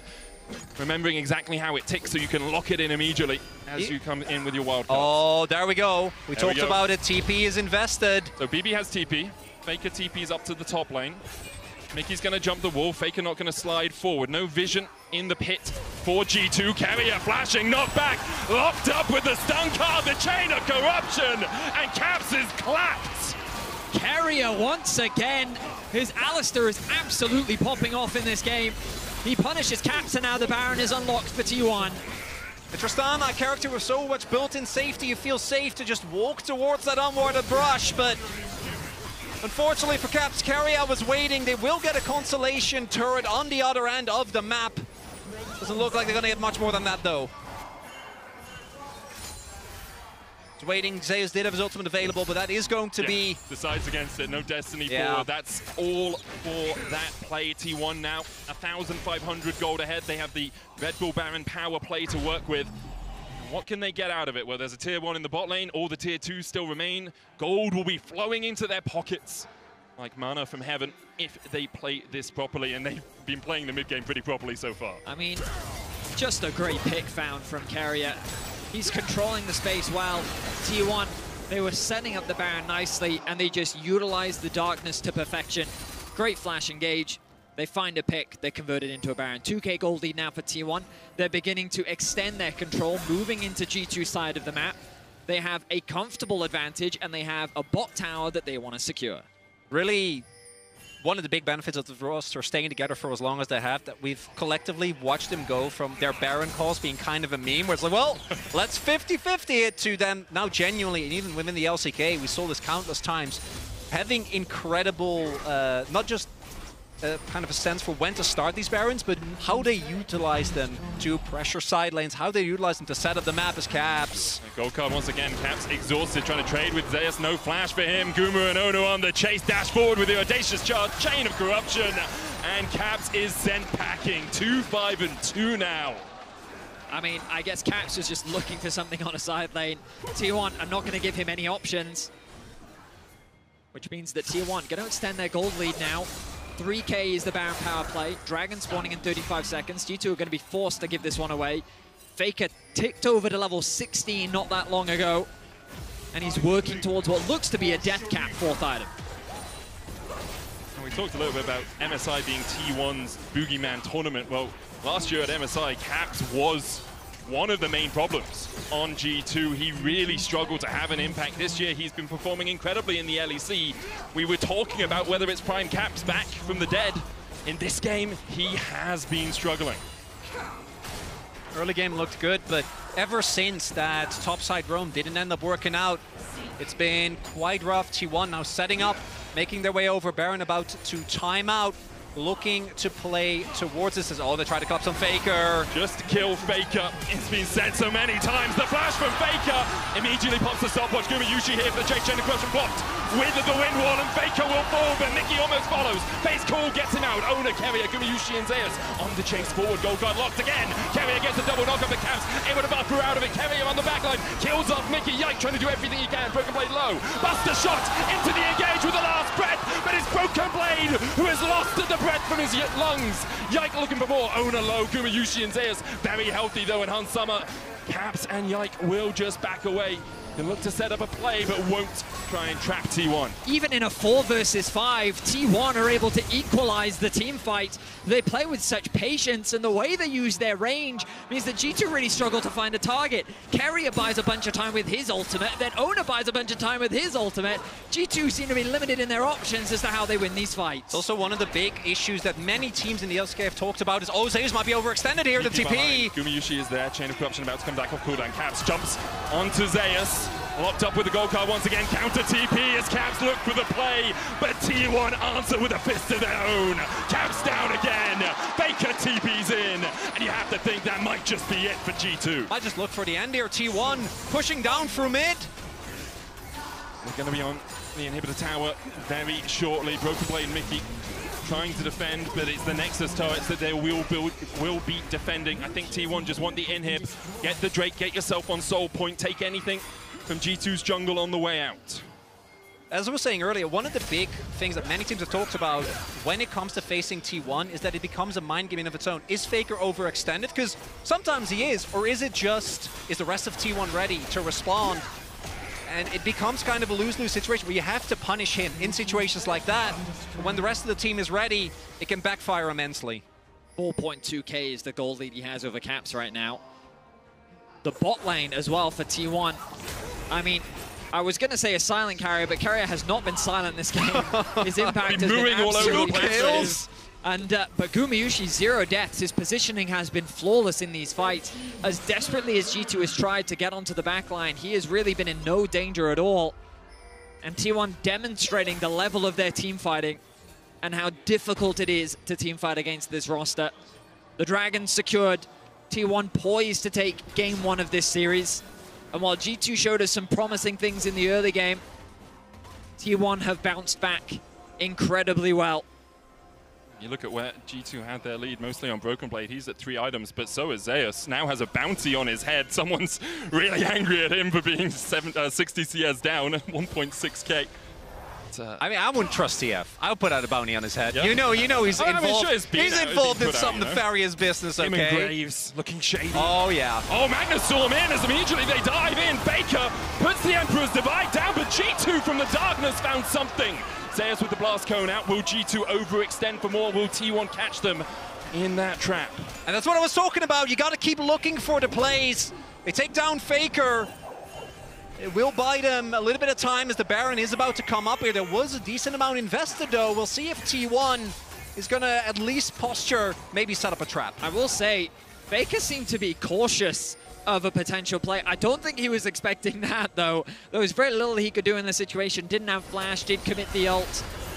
Now G2 with the numbers advantage, they need to look for a fight. Baron up, no TP on FLICKR. He's 20 seconds away. Gold card locked once again as Mickey's down to half HP. Only has that Trailblazer in terms of completed items. G2 might just call for the flip here. Go for the 50-50. You're so far down in the hole anyway. 5,000 gold behind T1. Destiny out.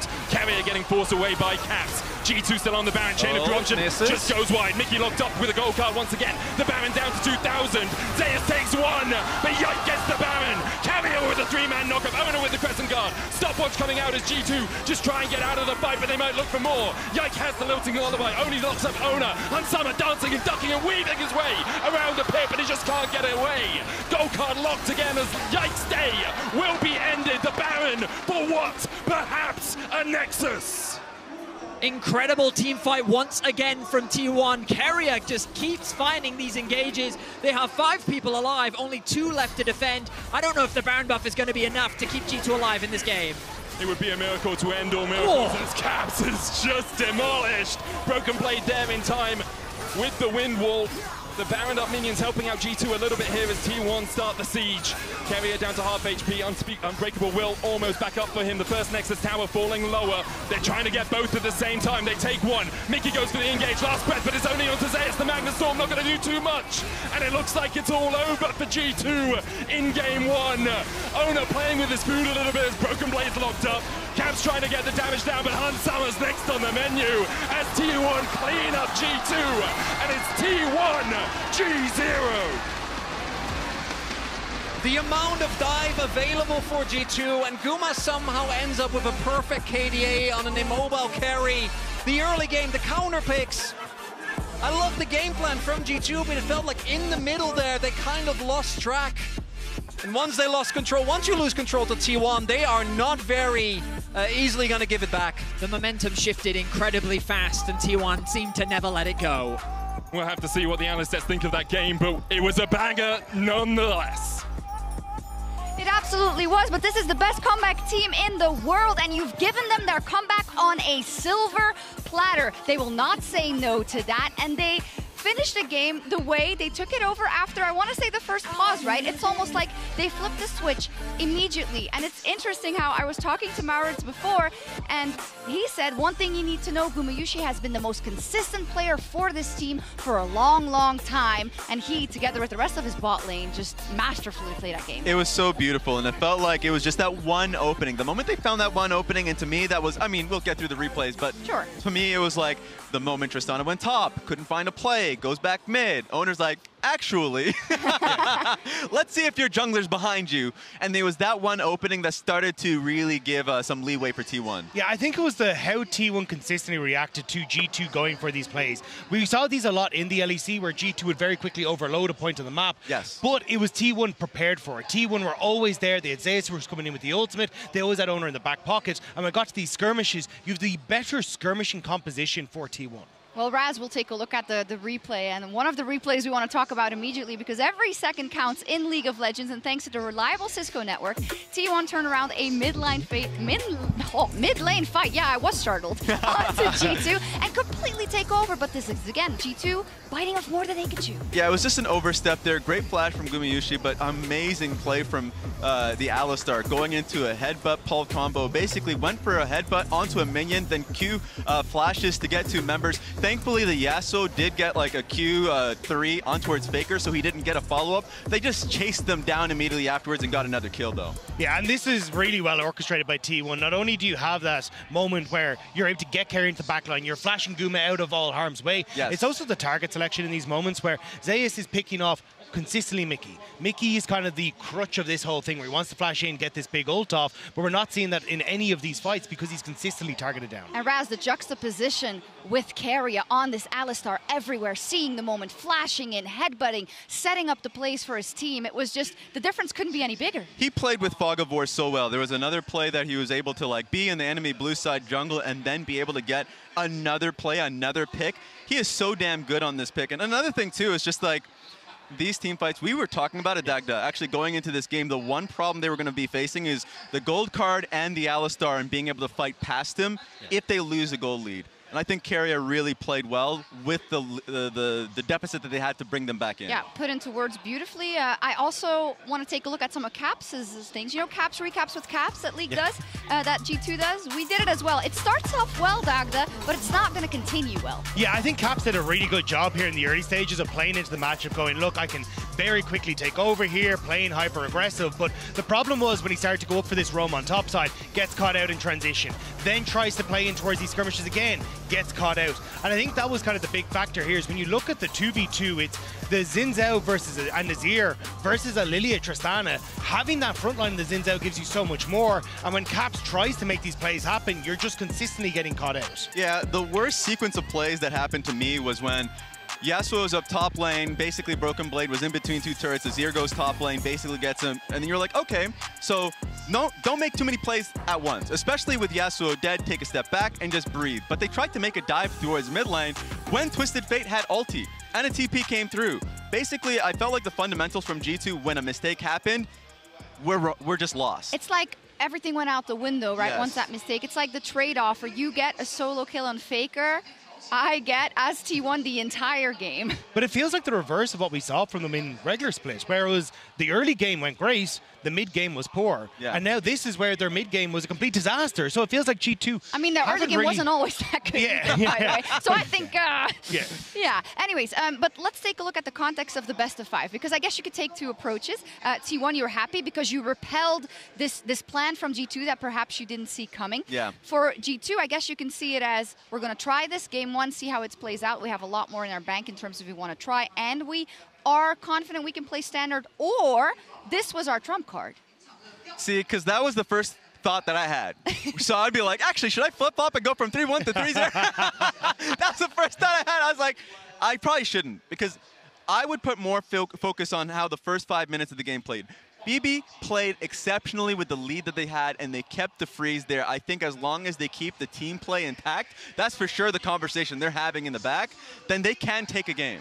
I think the problem that I have is that the manner in which they lost. For G2, I think the problem that I have is that the way that G2 lost, they didn't just lose, they had individual mistakes, and that's not something that is going to be fixed with a change in lane swaps or anything like that. So that's where I'm actually now very worried for G2 offense. It used to be the G2, you know, where they felt most comfortable when they were down. I don't know if it's the same. It's there was T1 no that takes the first Watch game. me do. There wasn't. But as we go to break, let's join Caps in a behind-the-scenes look at MSI thanks to the UpvoCam.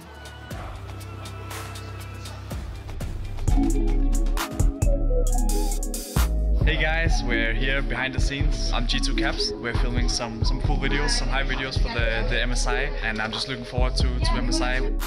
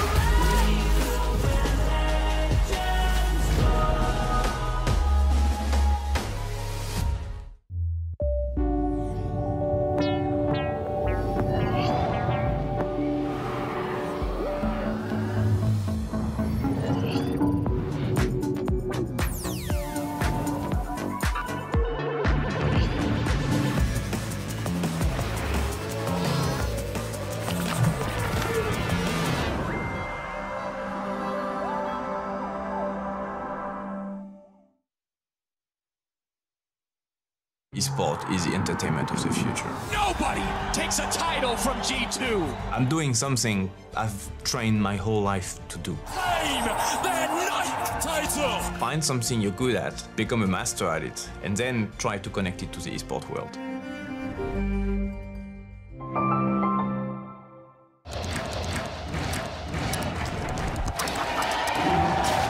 Red Bull gives you wings.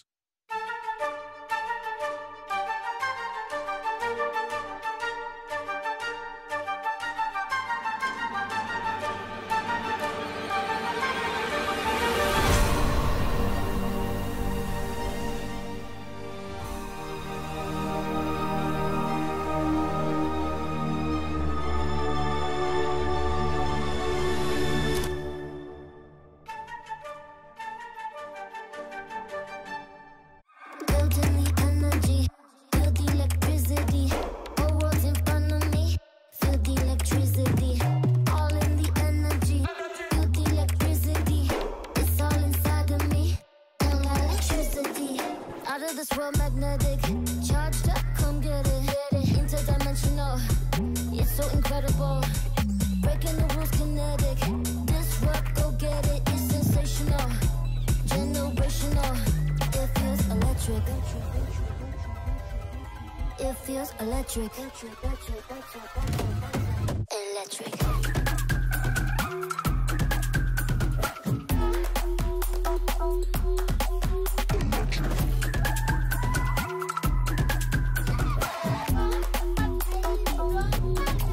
Electric. All in the energy, feel the electricity. It's all inside of me, and electricity. I won't stop now, I said it. Aim for the clouds, yeah, get it, powerful. I'm unstoppable. You better get them colors, get them right. Yeah, you better get in line. Dramatic, so dramatic.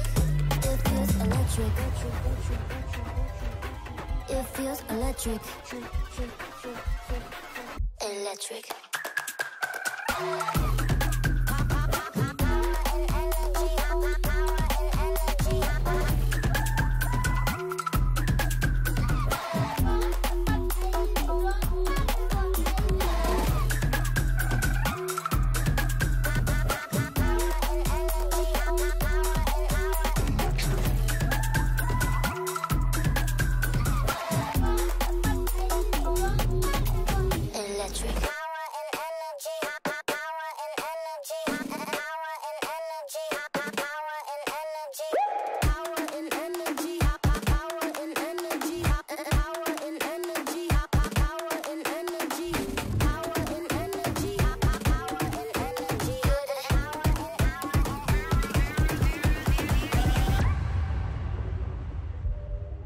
It feels electric. Electric. Feel the energy, feel the electricity. All world's in front of me, feel the electricity. All in the energy, feel the electricity. It's all inside of me, and electricity. Feel the energy, feel the electricity. All world's in front of me, feel the electricity. All in the energy, feel the electricity. It's all inside of me, and electricity.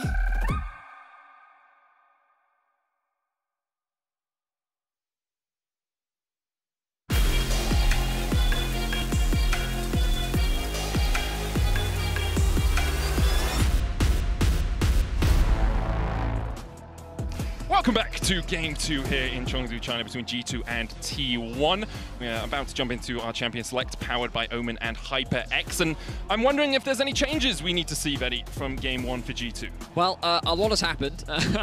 Nautilus has been banned instead of the Nico, and with the Kalista priority, T1 have said, all right, fine, we'll take Nico.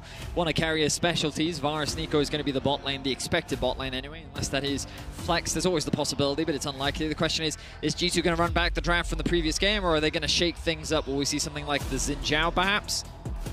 What are we going to see? The Rek'Sai locked in for Yike. Now, this might seem strange to some international viewers, but domestically, this was something that G2 was playing throughout the playoffs. They typically use it as a flex between top and jungle, but they still value it highly as a jungle pick.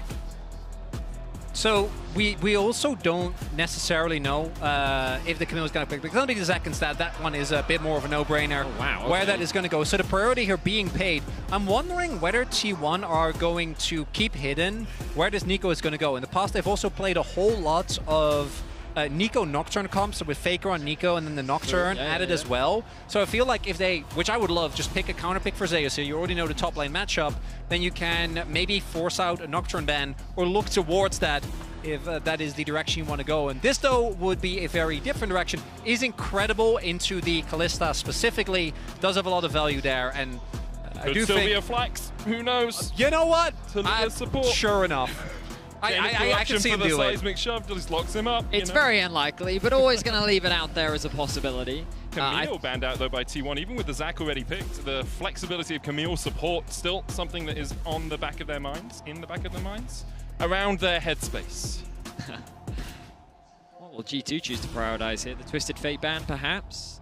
Vayne. Okay, that does make... Becoming more popular, we've been seeing amongst many of the Eastern top laners. So the question is, do you ban Gwen as well because you saw it hovered? Or do you say, aha, You baited us a lot in game 1. Now you're baiting us again, perhaps, with that Gwen hover. Wouldn't surprise me. Zeus also has, I think, a mixed history of the Gwen. There's been times where he's been great at it. There's been times where it hasn't really been the case. So we'll see if that actually comes through. Gwen also doesn't feel like she's in that strong of a spot at the moment, even though obviously self-explanatory if you do end up playing, which is, we haven't talked about the lane swaps yet. We don't know for sure that this is one going to go to top lane, because it could theoretically also be a Zac support. True. Particularly with the fact that we have seen G2 also be very happy to try and go for these flex picks. Do really like the Poppy ban though. Good against Zac, good against Kalista, good against Rek'Sai already. You don't even need anyone else with a dash on your in your team for that to be a very solid ban. Viego locked in now for Ona, leaving that top lane counter for last, we assume. G2 looking towards likely support and mid. Aurelion Sol, Azir, both still available to them.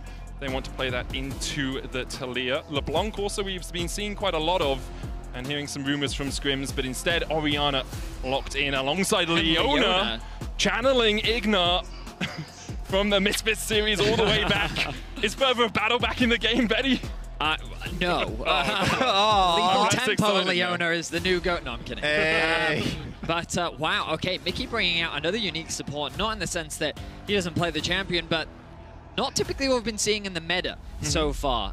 They wanted another form of engage. A lot of the damage reliance going to be coming from Hans Summit and Caps. I feel like last game it was very difficult for Hans Summit to get the damage out that he needed to. He was very outranged in the fights, and he had a front line that he just couldn't get through.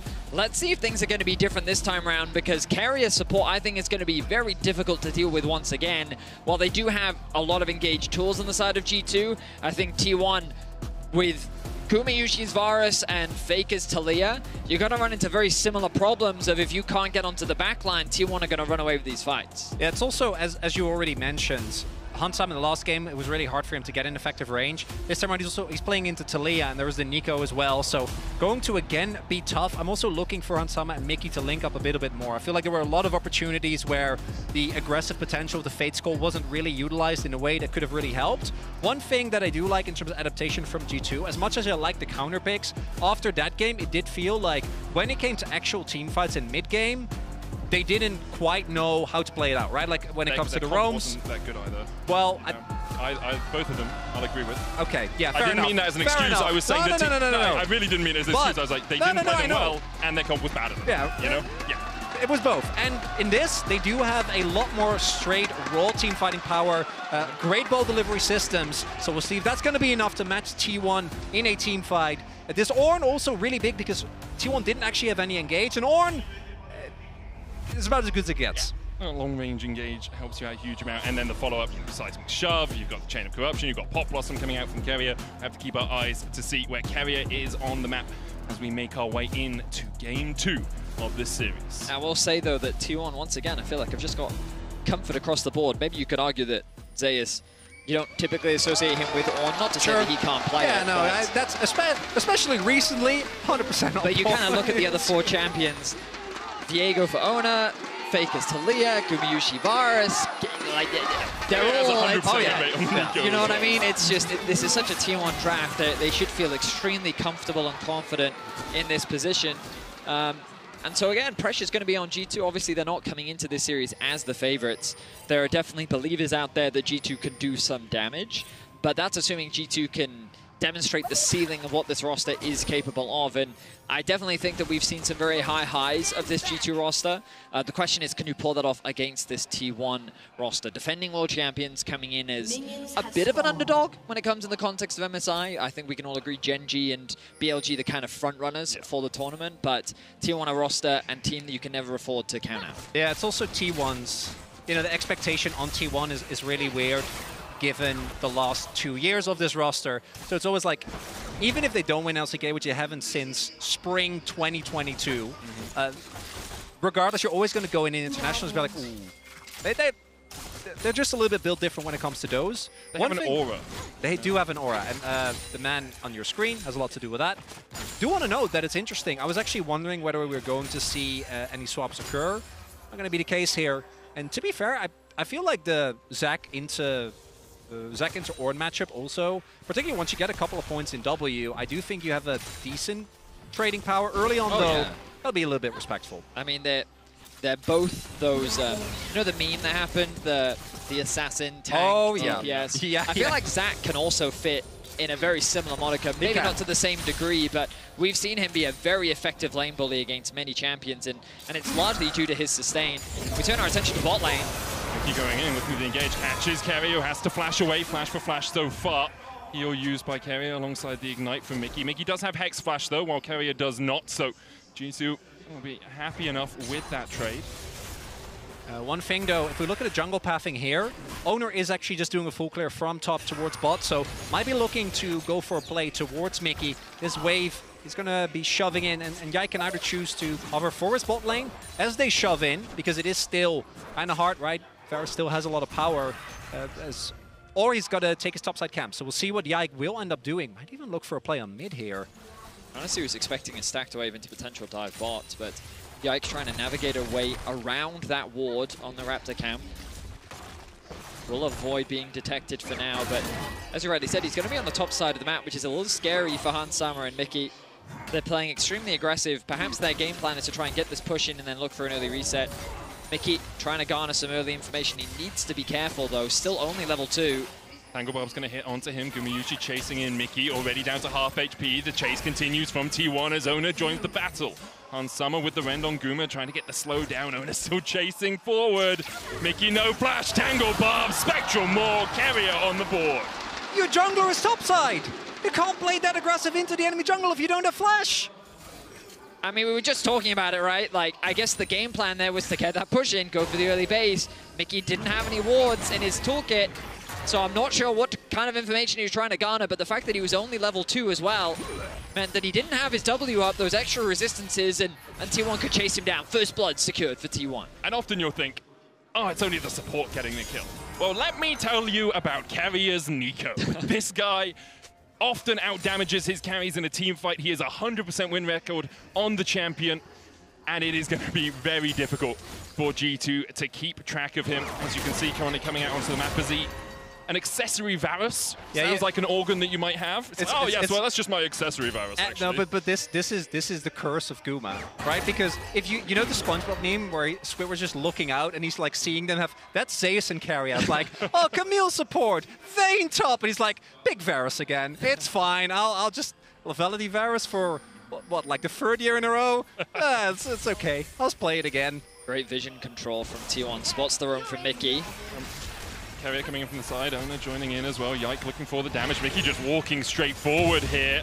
Baker still holding on to the seismic shove, and Mickey is locked up with it. Mickey rooted with the tangle barbs, and he walked right into his own death. When Faker comes knocking, you do not answer that door. Mickey 0-2 now. So much hesitation on the side of G2. It was unclear whether they wanted to fight or whether they wanted to disengage, but T1 once again find a punish onto Mickey. They're going to take away the Raptors too. Oh, smite will come through from Yike. But T1 punishing that early flash from Mickey. You'd think that the game plan would be get the summoners early bot and then commit to those plays, but with Yike pathing away from the bot side of the map and Owner just working with Carrier to find these early picks, T1 find themselves with a 1k gold lead already. And in game 1, the question was, can G2 use a lead to snowball the game away from T1? Now in game 2, the question, if you're an EU fan, is can G2 come back from a deficit? Because already 1,000 gold behind. Carrier has 1-0-1, getting fed on this Nico. Faker again in the mid lane, getting fed in the early game. And T1 will be very happy with this state of affairs. Yeah, it also becomes about how do T1 play with leads, and the answer is very oppressively, unfortunately, as they are, I'd argue, one of our most, at least when it comes to the top tier teams in the LCK, by far the most aggressive when it comes to just continuously looking for plays. Caps does have his flasher, should be fine even if it is forces to cancel. All of Portugal coming down as well. Broken Blade still has the passive, looking for the brittle. Zeus flash forward, but the unstable matter for Broken Blade is enough to heal him back up. Zeus burned his flash, burned his ult, and Broken Blade just walks away. That was a heavy commitment from Zeus. Big win, yeah, for Broken Blade. I'm kind of surprised. Now the bot lane dive for Owner. There he is, stepping forward. There's the Weaver's wall in by Faker as well. Mickey does have the flash back up, looking for the stun, but can't find it in time. Owner possesses him. And underneath the tower, he is fine as roses. T1 starting to retreat away. Caps was spotted on vision as he walked into this tri-bush. Oh, and I wish that instead they would just go for the shoving the wave mid and trading a plate. Like, by the time G2 arrives, the play is already done. And in the case T1 overcommits there, you might get a punish opportunity if they also go for the dive on Hans, but isn't the case. And T1 basically get that bot side play for free, courtesy of FLICKR's Weaver's Wall. Flash away by FLICKR as Yike was looking to collapse the shockwave coming in. Okay, he paid something. Yeah, but something out of it. It's the... My issue with what G2's doing here is, like, based on how the bot lane was playing, you would expect them to actually invest in attacking the bot lane, especially with a champion like Leona that just has such great setup. If you can get an early cleanse out from Guma, work with Yike to then set up some dives, maybe have Orianna have control over the mid wave so that the Taliyah can't roam, like. But instead, the opposite has happened, where Ona was the one that was pathing towards bot. There was no Yike to contest him. They get the early pick onto Mickey, and then they just keep punishing the fact that he doesn't have a flash. And then when they have a stacked wave, they use FLICKR's Taliyah wall to roam down towards bot. And, like, this is how you punish bot lane. This is exactly what I think G2 should have been trying to do, and T1 demonstrating exactly how you can snowball a lead in the early game. That's why they are the current world champions, why they're widely seen as one of the best teams in the world currently. We said CHENGDU and BOG may be sitting a little bit above them, although after BOG's performance yesterday, I think some questions have been asked.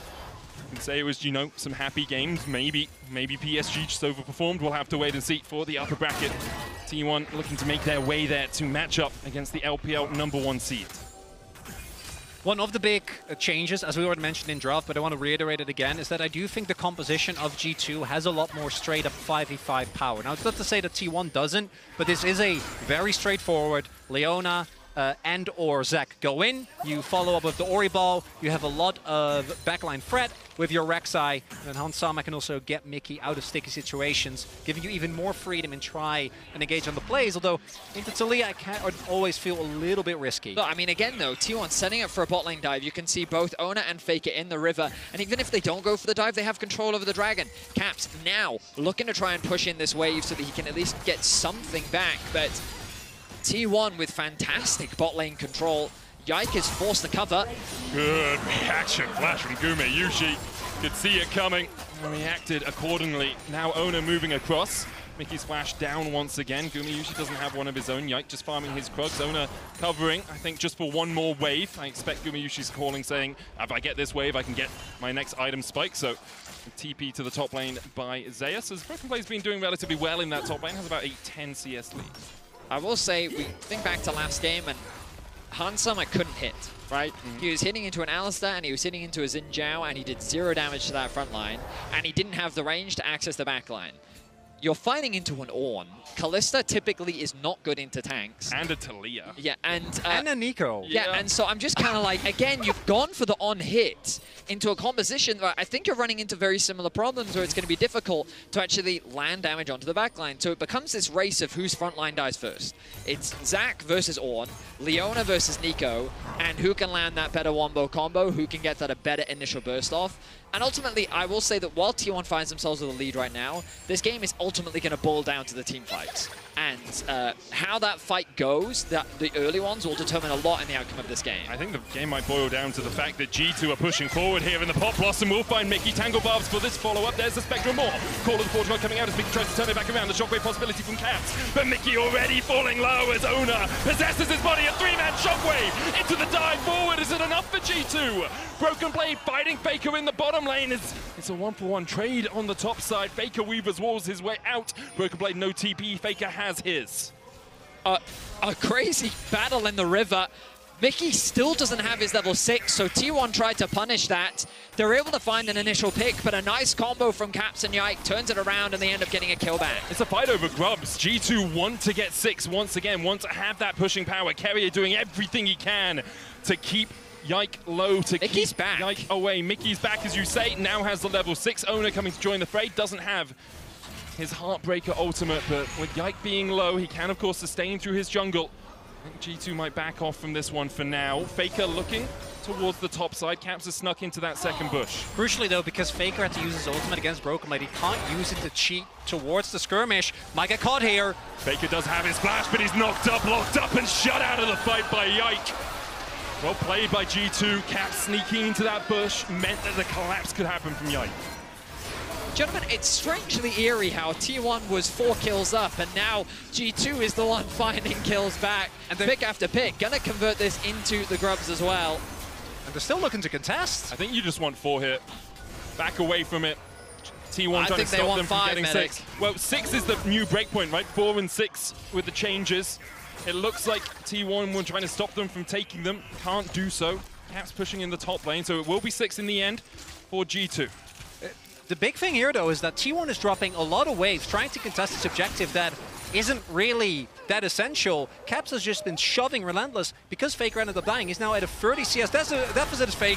Still has the flash here. Void Rush used to dodge away from the seismic shove, but now Yike is very deep. Hard breaker in by Ono, and Yike just tunnels out of there. Secret tunnel, secret tunnel. Yike manages to escape. I think he was just trying to get the flash out from FLICKR. Nice response the moment he saw Ona.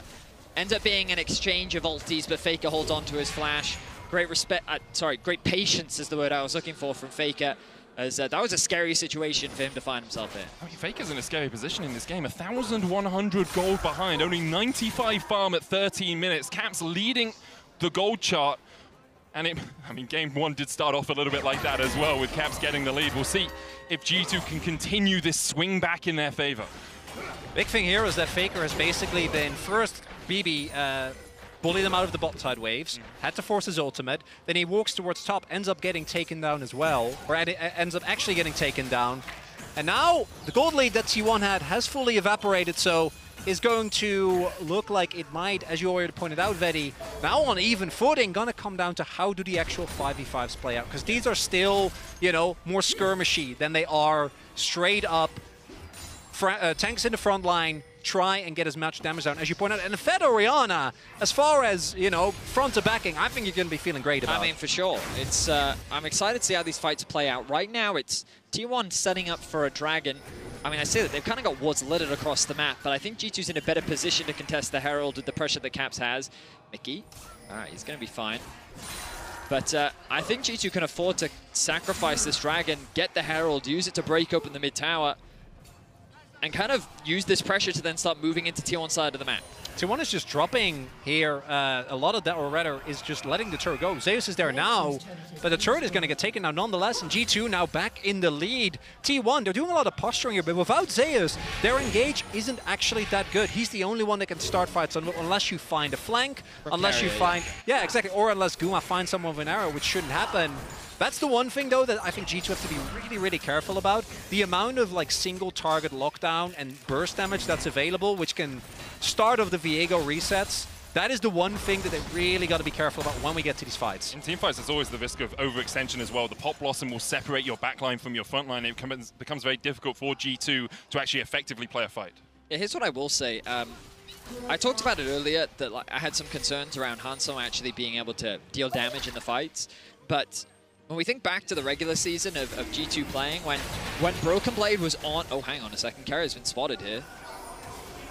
Right, looking for him, goes forward, Carrier flashes away, Drake secured. Broken Blade diving onto the backline. It's only Carrier for now. There's the Pop Blossom, TP's behind. As Carrier will fall first, the TP behind from T1. Not going to look for any more of a collapse. FLICKR just investing there. G2 can continue to press in. Broken Blade, channel the E, doesn't go for it. FLICKR forced off towards the top side by Caps. It's a 2-level disadvantage for FLICKR right now. He's been starved of XP. It's actually about a level and a quarter if you look at how far FLICKR is towards that 6. FLICKR holds the flash, flashes the wall, and the Zenith Blade just short from Mickey. I think that's still a decent trade, though, trading his support flash. Oh, Hansama. FLICKR going in with the Weaver's Wall. Hansama side steps the seismic shove. Ono coming from the bottom side as well as the Call of the Port God is flashed by Hansama. In the end, turns out being a couple of flashes for a couple there. The thing about FLICKR's play is it keeps G2 still on the map. Remember that they made that Dragon play, haven't actually had an opportunity to reset, whereas Guma is already making his way back out. This could have been a window where T1 maybe could have taken a tempo advantage, but G2 immediately move up towards top. They still have Hansama clear out mid. Bot is still pushing in their favor, and they're still going to look to try and contest this Herald. Arrowed path in by Ona. Could just look for the smite. Standing still. Not going to be seen by the tremor sense from Yike. Hansama dashes towards him. I have that exclamation mark above his head showing that Ono is closest. Guma, oh, beautiful footwork from Guma. Put him on stage at the Ritz. That was gorgeous, dancing away from the elastic slingshot and the stretching strike. It's now back-to-back, though. The team has gotten a pretty substantial early lead, and it is then evaporated. Very different circumstances this time around. I do think that for T1, it's important to know that the Ornn is always going to eventually generate insane amounts of value. So I can imagine if G2 still feel the need to play a little bit aggressive. Does still have the flash. Mickey's on his way here. Flash away, but the Heartbreaker breaks the hearts of Europe. Yikes, still on the chase, though. Owner has no flash. Broken Blade coming in from the side. Let's bounce, baby! FLICKR locked up. Owner sent packing. G2 get 2. I don't think the game plan was for Caps to die, but G2 make it work. 2 for 1. Gumayushi and Carrier, they were on the rotation up to try and turn this play around. It's not going to work out. The Herald is going to be dropped as G2 try to convert this into 2 towers. The goal lead is quickly ballooning in G2's favor as game 2, the momentum is shifting. Mickey looking for FLICKR here. Pops the ultimate. It's actually Carrier, sorry. Massive Pop Blossom. Guma trying to turn it around onto Hansama. Can't quite get close enough. Another piercing arrow might be enough to get through him as Broken Blade hits the tower. Can't do damage to that one. Oh, that's the mid lane tower still stands. I was really confused then, but that makes sense. Thumbs up from Broken Blade. He's going to be spotted on all this vision, and Guma's going to respect it. Man, Guma's so crazy good. His positioning and his footwork is so incredible to watch. Able to outplay Hansama and Mickey in that fight, but let's look back at this top play. As we take another look here, you see how ready G2 is. It's flipping a classic T1 play, which is the mid laner is bait around. Yes, Caps end up going down, but you're still going to take that trade, especially because Owner was actually getting slowly more and more fed. Instead, with Yike and Mickey already there, could have killed a bit. The presence of Broken Blade guarantees that they're also able to pick up FLICKR even with the amount of self-heal that the Taliyah has. The breaking point, though, for me is going to be, do they win this the Infernal Drake? Yeah. Because that is going to be, if T1 ends up winning that and gets Soul Point, then I think the game becomes incredibly hard to play out for G2. Shockwave in by Caps as FLICKR's pulled back. Seraph's there. Yike coming in from across the wall as well. The Smite can go in with the Void Rush, but Caps takes the kill. G2 collapses. T1 were looking for something on the top side. A 2,500 gold lead now. Yike 4-0-1 on this Rex side. The positions have been completely reversed. It's FLICKR who's having a rough game as Caps is getting close now to a 2-level lead over FLICKR. 1.7k the gold lead, and Caps is playing a calm and controlled game as he works with Yike to just attack and punish the side lane. This is the mid-game G2 have been working on all year long. Jump in by Broken Blade. Does still have the passive TP coming forward as well. Broken Blade able to get out with a flash and a lights bounce. He's put into the cell division. Will T1 continue to collapse? You've got the Call of the Forge God. You've got the Pop Blossom. Carrier looking for the flank. Can't quite land.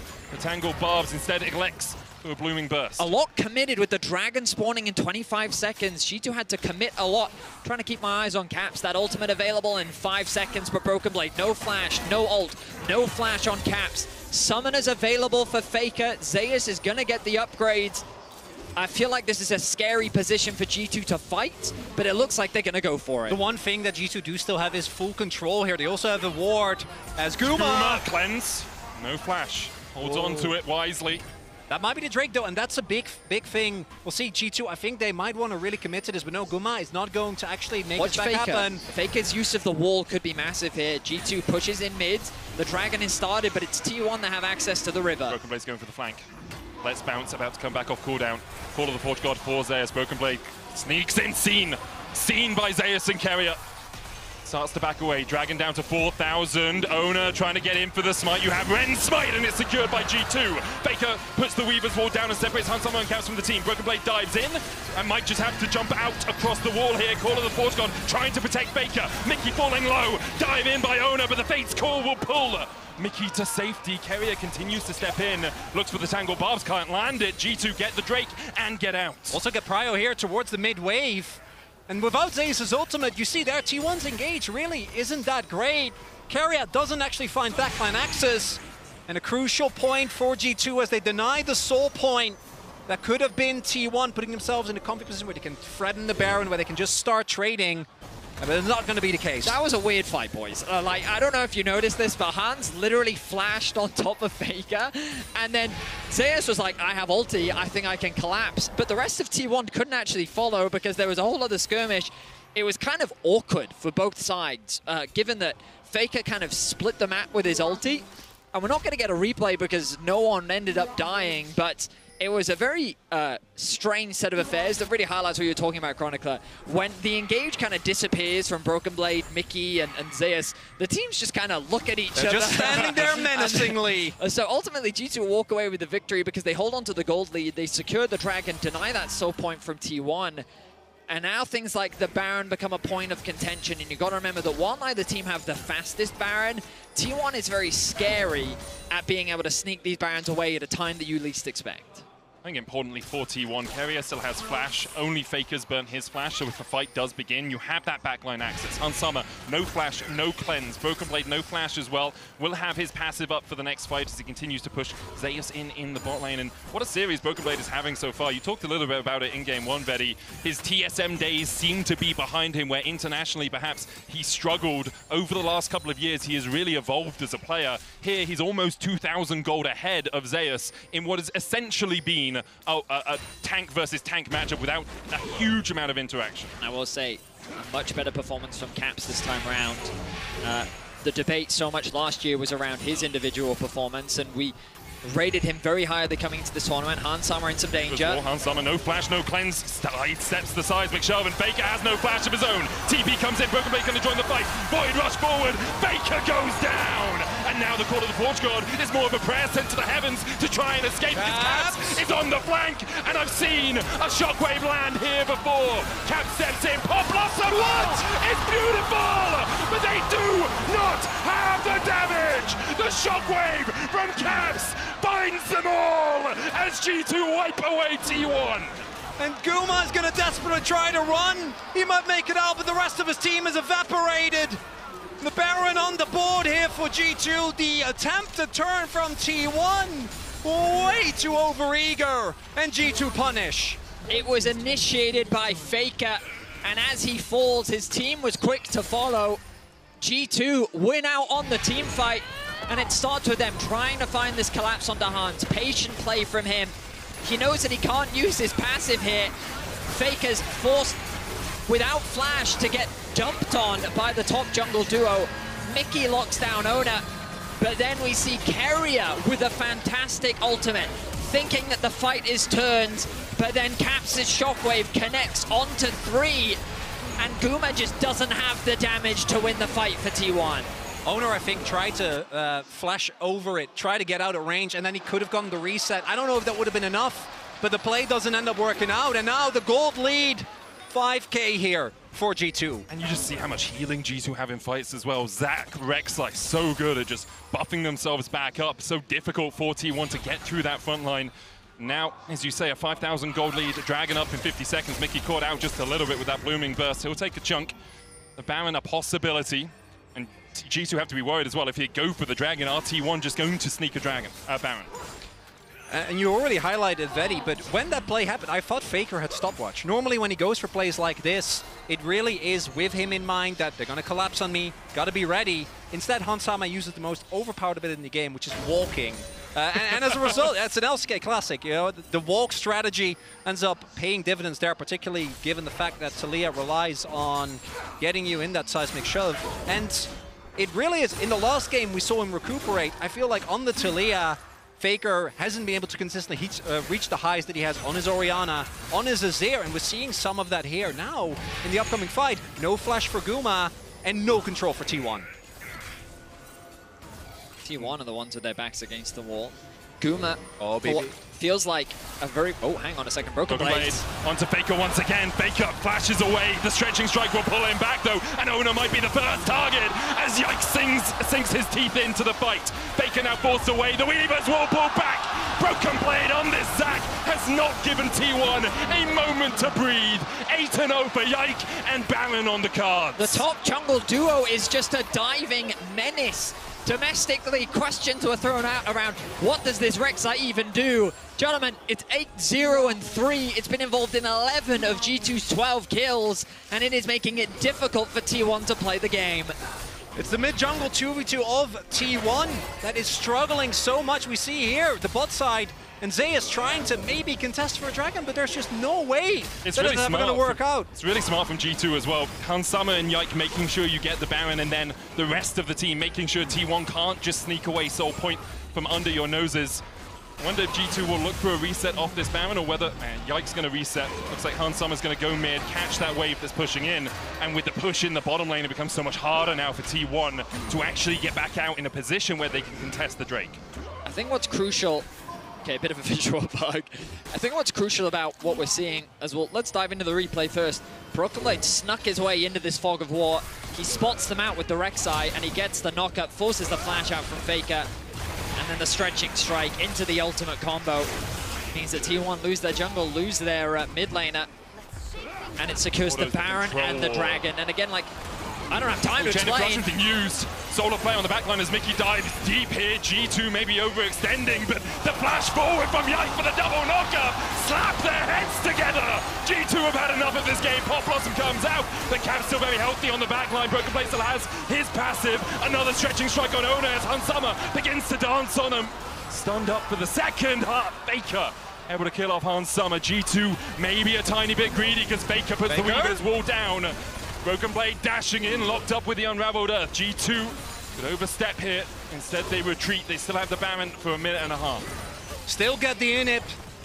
Still get the inhib turret. Still a lot of pressure here. Hans dying, though, is going to take a little bit of venom out of this. They still be able to pick themselves up. The second Drake, and we saw there again, FLICKR was pushing in the top side. The TP, not in time. If he was there earlier, maybe could have made a difference. Not going to be the case, and we'll see what T1 can do on the cross map. But now, almost 10k gold behind. G2 looking to bring this to 1-1. I mean, it's just the Brokenblade and Yike show, isn't it? They initiate onto Zeus, of all people. He has Caps at his back, chipping away at his HP bar. They tried to punish them underneath the tower. Caps does get knocked up, but the Chain of Corruption follow-up is the only thing there. Mickey then with a dive, knows that he has the Kalista to drag him out to safety. And then the flash, two-man knockup. Gumayushi, no flash to get away. They finally take him down for the first time in this series, I believe. And G2, while this may have been a bit of an overcommitment, it also sends a message to T1 that, hey, we can go toe-to-toe. Oh. Bit of a misplay there from Hans Sommer. But G2 making their mark here in game 2. 10,000 gold. The difference between these two teams. The head-to-head record, 15-10 for T1. G2 starting looking for their first win since 2020 in a best-of series. It's a long time ago. It was a best-of-1 win. It's apart from the Red Bull event, obviously, but you know, perhaps slightly less competitive. I mean, it was fun. I had a great time watching it. Zeus said he wants his vengeance for it. Now G2 looking to even out the series, pushing for mid, for top, Brokenblade in mid, answered by Ona. Cap's going to take a bit of a chunk here. Ona, though, can you answer the power? Brokenblade Heartbreaker across into the Blast Cone, the chase from Yike. The Blast Cone and Brokenblade reads Ona like a book. Mickey comes in from the side, there's the stun, Brokenblade slaps him around the head and gets another kill on the board. That might be the sign for G2 to actually look for the end. Nova Eagle resets take so much threat out of this composition. Their lead is immense. Bot lane inhib is still standing, and Talia is always a little bit scary to dive, but you gotta imagine they gotta try and push for the end here. Weaver's wall down, Caps isolated. G2 still pushing 4 strong through the mid lane. Seismic shove going wide there. It's FLICKR flashing forward, and he's met with a spear through his heart. G2 find another How Long Throna, 17 seconds, 5v3 now. G2 might just go double in hit base. Could be a little greedy, and they've often been in the LEC. We'll see if it continues on the international stage. Carrier trying to get in with that Blossom. No flash for him. First Nexus tower down. Finds Cap. Call of the Forge God coming down as well, but the stopwatch will buy a second for the G2 mid laner. And Onu is just deleted by Hans Sommer on the backline. Guma next up. He will escape to the safety of the fountain, but that's where he'll watch his Nexus fall as G2 even out the series at 1-1. A convincing win for G2. They'll need to keep their composure as they won out on the team fights. But a big win for G2 to show that they can go toe-to-toe with the Titans of T1. Takeaway here is early game leads are bait. Do not trust them because... What is the worst early game team you can pick that scales well? I mean, that's where you got to go towards. Yeah, you know, just go and on a more serious note. Really, the big thing here is FLICKR and Owner with this. Honestly, really strong combo of the Talia as well as the Viego not working out. And the parallels between Caps in game 1 going for a couple of roams that didn't work out. FLICKR getting caught in bot and getting actually killed towards the top side set him on a deficit that he was never able to climb out of. And they're going to have to step it up if T1 wants to get the lead back in the series. We'll see if T1 can strike back in the next game. Don't forget to log into lolesports.com using your right ID to earn exclusive MSI 2024 drops. That's it from us for now. We're going to hand it over to the analyst desk to break down that game. This is the best game I've seen out of Broken Blade and Yike, maybe ever. True, 100%. Like, that was an incredible performance from these two. And the patience from the entirety of G2. They don't overextend, they don't overchase, they play through sides, they play around. This is what they were training to do. Explain it to me. Why in game 1 can they not hold their nerve for a second? And here they play out this game the way they're supposed to. To be fair, it's been 26 days since they've been on the stage. Even T1 said that being in play-ins was great to just have that on-stage experience. So I'll give him a pass. All right, yeah. Yeah, sure. Now, we do have a bit of a reaction from one of our favorite rats. So let's take a look. It's only one of those. XTD? So much last year was around his individual performance, and we rated him Slow very down a highly bit. coming into the Hansama, no flash. in some danger. Nice movement, Hansama. No flash on FLICKR. Get him. Nice, BB, nice, BB. Just chill. Okay, just go in, Mickey, fuck it. You have Kalista ult, Caps flash ult, goes hard somewhere here. Oh, shit! The shockwave! Go! Get the Baron! Don't chase! Maybe chase a little bit, not too much. Look for Baron! He's gonna flush the E. Kadril is all of the EU fans, I think. I can see that. His neighbors are calling the cops. Yeah. But hey, I think it's easily demonstrable kind of how G2 played out that game well, and we criticized them a lot in game 1. So what is it that T1 couldn't get going in this game, you think, Raz? Oh, God. I do think they were overforcing. They were literally doing what G2 was doing in game 1. So the point that you were making off of like, okay, G2 is actually playing incredibly patient off of fights. They would get flash off FLICKR, back away. And then FLICKR's overstepping a lot of times without his jungler. So in this case, actually, this is a big plus to Yike because he skipped his camps for that play. And, you know, we didn't see anything from Owner. Owner wasn't there at the time. And then we're seeing multi-man, even the TP come through to play offsides. So the point that you wanted to make, actually, Dagda, they're playing offsides well. Yeah, they're playing incredibly well, and a huge amount of that is, one, the fact that you have Mickey who's able to get off these roams, Yike, as you say, skipping camps to get there, but also the fact that Broken Blade had the lead over Zeus. BB was such an important factor to getting control on sides, and then being able to show up to so many of these fights that could have gone astray, but the fact that you have, as you say, FLICKR taking that step too far, Caps being patient on setting up these plays. This was what G2 needed to do in game 1, and it was so great to see it in game number 2 to bring them back into this. It was, but you know, you can't give T1 a lot, so I think we were all kind of thinking, okay, when is going to be the fight that possibly T1 see their angle? Maybe Keria sees his angle. Maybe it's FLICKR. Will that happen? But in the end, it was control from G2, and in the HyperX Reflex replay, we will also see kind of them shutting the door, and they did it a couple of times, right? They waited it out, and they made sure that they could push at the right time. Yeah, they were absolutely fantastic here. Hansama with the sidestep was absolutely perfect, and then Yike getting this setup on towards FLICKR, who hadn't got the flash, the ult coming through from Mickey, and the immediate follow-up from BB. This was all picture-perfect working together. Everyone needed to be on the same page, and they just catch out everyone, but here comes the big play from Caps. Yeah, it was a long fight. They were setting up Caps who's coming through, so I was actually surprised that Keria, even though seeing that Caps has ulti, walks in for a re-engage because he gets a sick 3-man ulti. He does. Walking in, you can see it happening, you can see the play, but I can also understand from the side of T1, you have to make a play at that point, right? And we've said it, I think, in terms of the performance out of BB and Yike. And Yike, I mean, this is the youngest addition to this team, right, that has been growing, and he never really skipped a beat, even when he got to the international events before. G2 might have not been doing well, but he's still growing. 100%. I mean, even when he first came onto the international stage in his rookie year, we saw it last year where he was able to get this poppy performance where he sidestep in every which direction. He was immediately a comfort here, and the fact now that he's taken his own personal pocket pick and bringing it out to the main stage, looking fantastic on it, and working with BB, this was the duo to watch. Completely agree. From Yike's side, it seems like he's completely confident in both games, not wasting any time in this game, playing towards his lane. The last game, farming up a storm. For Broken Blade, for both these games, I feel like mechanically he's just been on point. And the fact that BB is competing with Zeus, one of the top laners on the international stage. You heard it on the cast as well. BB was for so long said was a disadvantage on the international stage. He was going to hold you back. He's been working so hard on his individual laning, and you get to see him now go up against Zeus and have a performance like this. Two great games to watch, I think, overall, but we saw a lot of elements, some of the creativity coming out of G2 in the first game. That wasn't enough because T1 could repel them. Now a more systematic game, and T1 maybe dropping the ball a couple of times, and T1 is deciding to go over to the blue side going into game 3. And that's where you need to see this creativity change now for G2, because they had the blue side two games in a row. Now moving over to the red side, you're going to be showing your hand significantly more, and you have to try and respond way more to what T1 are doing. It only gets more difficult. I agree. I think it's important for T1 to grab Kalista on their side this time. They're a great Kalista comp. It makes it simplified towards playing towards Drake. So I think that's the change we see from T1 this game. All right, we'll see what the rest of the series spells out. G2 will be happy with one, but not happy enough. But it's T1 on the other side with so much experience on their side. I'm going to say it again. We're going to go over to a quick break. But when we come back, it's game 3 between G2 and T1.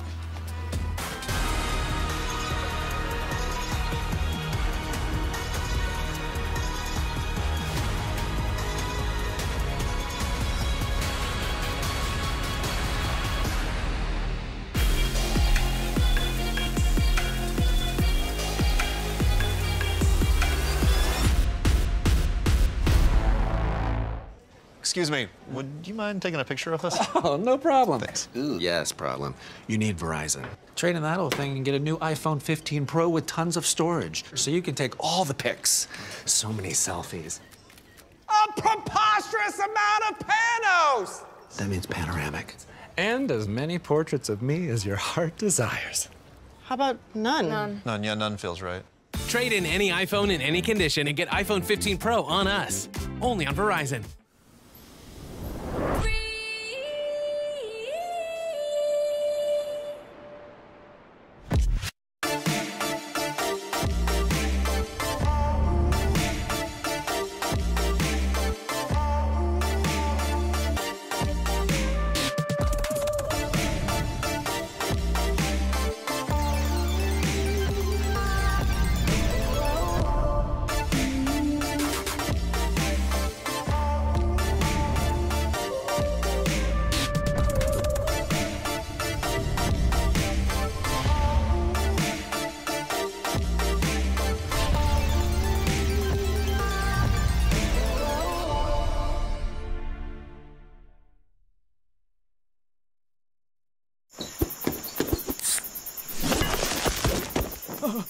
Red Bull gives you wings.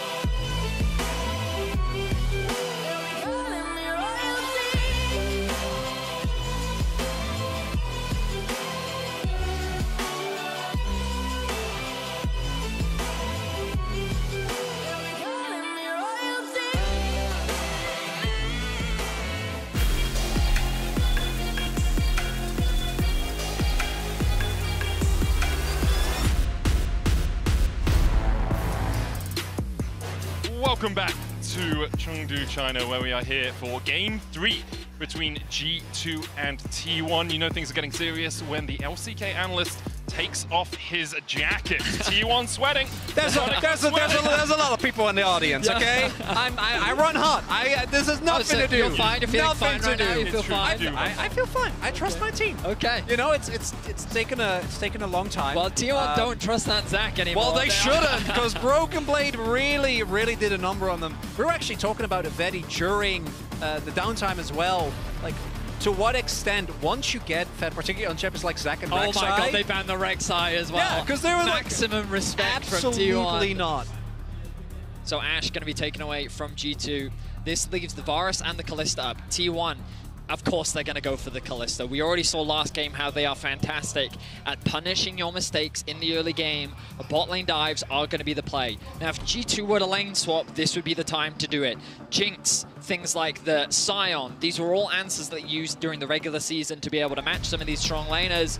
But they're saying, you know what, we've got Varus Orianna, we're happy to go toe-to-toe in the 2v2. I love this Orianna pick because specifically the Orianna is the champion that FLICKR has always looked so insanely consistent on. And the Azir really has dropped in priority compared to where it was during the LCK, both regular split and in the playoffs due to some of the nerfs that came through. So starting off really strong here for G2. Imagine FLICKR is still going to go towards it for the team fighting power. Well, we'll see. The Aurelion That'd Soul be a is first. not something. Here we go. Aurelion Soul for FLICKR. Exciting stuff for sure. The scaling powerhouse. We've seen how commanding Chovy was on the champion. But I wonder if Nautilus is going to be paired up alongside this Kalista. Wait a second, Vedi. First in his career, not just a first this year. The first time we have ever seen FLICKR competitively play Aurelion Soul. They're going for the Jarvan to boot. Wombo combos galore, looking to lock down the Poppy lock in for Yike. You have to imagine this is going in the jungle. Nice response here from G2. Counter picks are plenty so far in this series. Always the possibility of Poppy support as well. Into a Kalista, into a Jarvan trying to gank bot. It's possible that we see that move to support Vedi. My expectation is the jungle, but you're definitely right that the flexibility is an option. Agreed. One of the big things as well about Poppy is that if you do end up going for a lane swap, she's one of the best level 3 divers in the game, so being able to have extra threat coming from the jungle is quite huge. The big thing for me with FLICKR in the last game is that FLICKR has had a lot of periods where he wasn't the best mid laner when it comes to playing out the lane, playing mechanically, but it has been a really long time since I saw him have a game where he just really looked out of sorts of where to be on the map. So that is the big thing I'm going to look towards. ASO, although we have seen some players look completely different on it, Chovy being, I think, the main example, when it comes to executing it in the early game, does have a lot of teamfight inevitability. I'm completely blank on the word. You know what I mean. Eventually he becomes a big dragon. Inevitability. Thank you very much. He breathes on everyone, and it is something that, given his somewhat shaky form in this series, I think is a good call. Sure, we'll see if FLICKR can bounce back. Belveth, the respect continuing to be shown towards Yike. Again, I still think this Poppy is jungle, but the Nautilus, I was about to say, Nautilus has to be banned here, with the Renata ban heavily indicating from G2 that they want to grab that pick. Will they go for the Nautilus once more, sorry, the Leona once more, or are they thinking something else? Mickey, what have you got prepared for us? Obviously didn't have the best showing in the early game.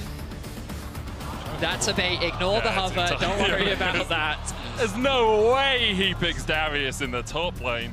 Vi could work really well. You called the Poppy support. It could still be top, of course. I was about to say. But the Vi lockdown paired up alongside Orianna, Chain of the Orianna Chain of Corruption. Kalista's going to have a rough time. If they really wanted to shout out BDS, a Garen lock-in would be super cool. So what's big here is the fact that the Poppy also has a good matchup into Cassandre, which naturally would be one of the champions that you would go towards when it comes to blind picking top, right? There's still the opportunity here for G2. It is Zeus though, so he's just gonna blind the TF here. We'll see what Carrier's pick is going to end up being, barring some Jarvan support shenanigans, which, of course, the thing is, it limits his options a lot, right? Like, he's thinking, maybe I need a range support, but Renata's taken away. Like, you don't want to play maybe Braum? Camille is a little Camille into Poppy! Okay. Now, I remember Carrier playing the Camille once. It was, and he didn't win the game, but I don't think it was on his back. The game was Interestingly enough, he also played it like, I don't know if it was a year and a half ago. Didn't go great. In that game, you are very correct. Also, not necessarily the guy. And as you're playing Camille into Poppy support. I know that. Yes! I mean, it gives you lockdown. If you can jump in, you put down your Hexagold Ultimatum, you have the follow-up with the Falling Sky, you have a gold card, you have Cataclysm, you have a lot of circles, okay? I do love me a circle If call. T1 circles manage to kill G2 before G2 can chase out of them, it's good for T1, but I'm not sold on the Camille. Here's what I'll say. T1 have a lot of threats onto low mobility carries. You've got Avaris and an Orianna who hate playing into Jarvan traditionally, and I think Poppy as an idea is good. My question is, have they cooked too hard? By putting the Poppy into the support role, is that losing too much strength in the bot lane 2 versus 2? Perhaps into the Camille, this is a matchup I'm not super familiar with, so I might be completely wrong.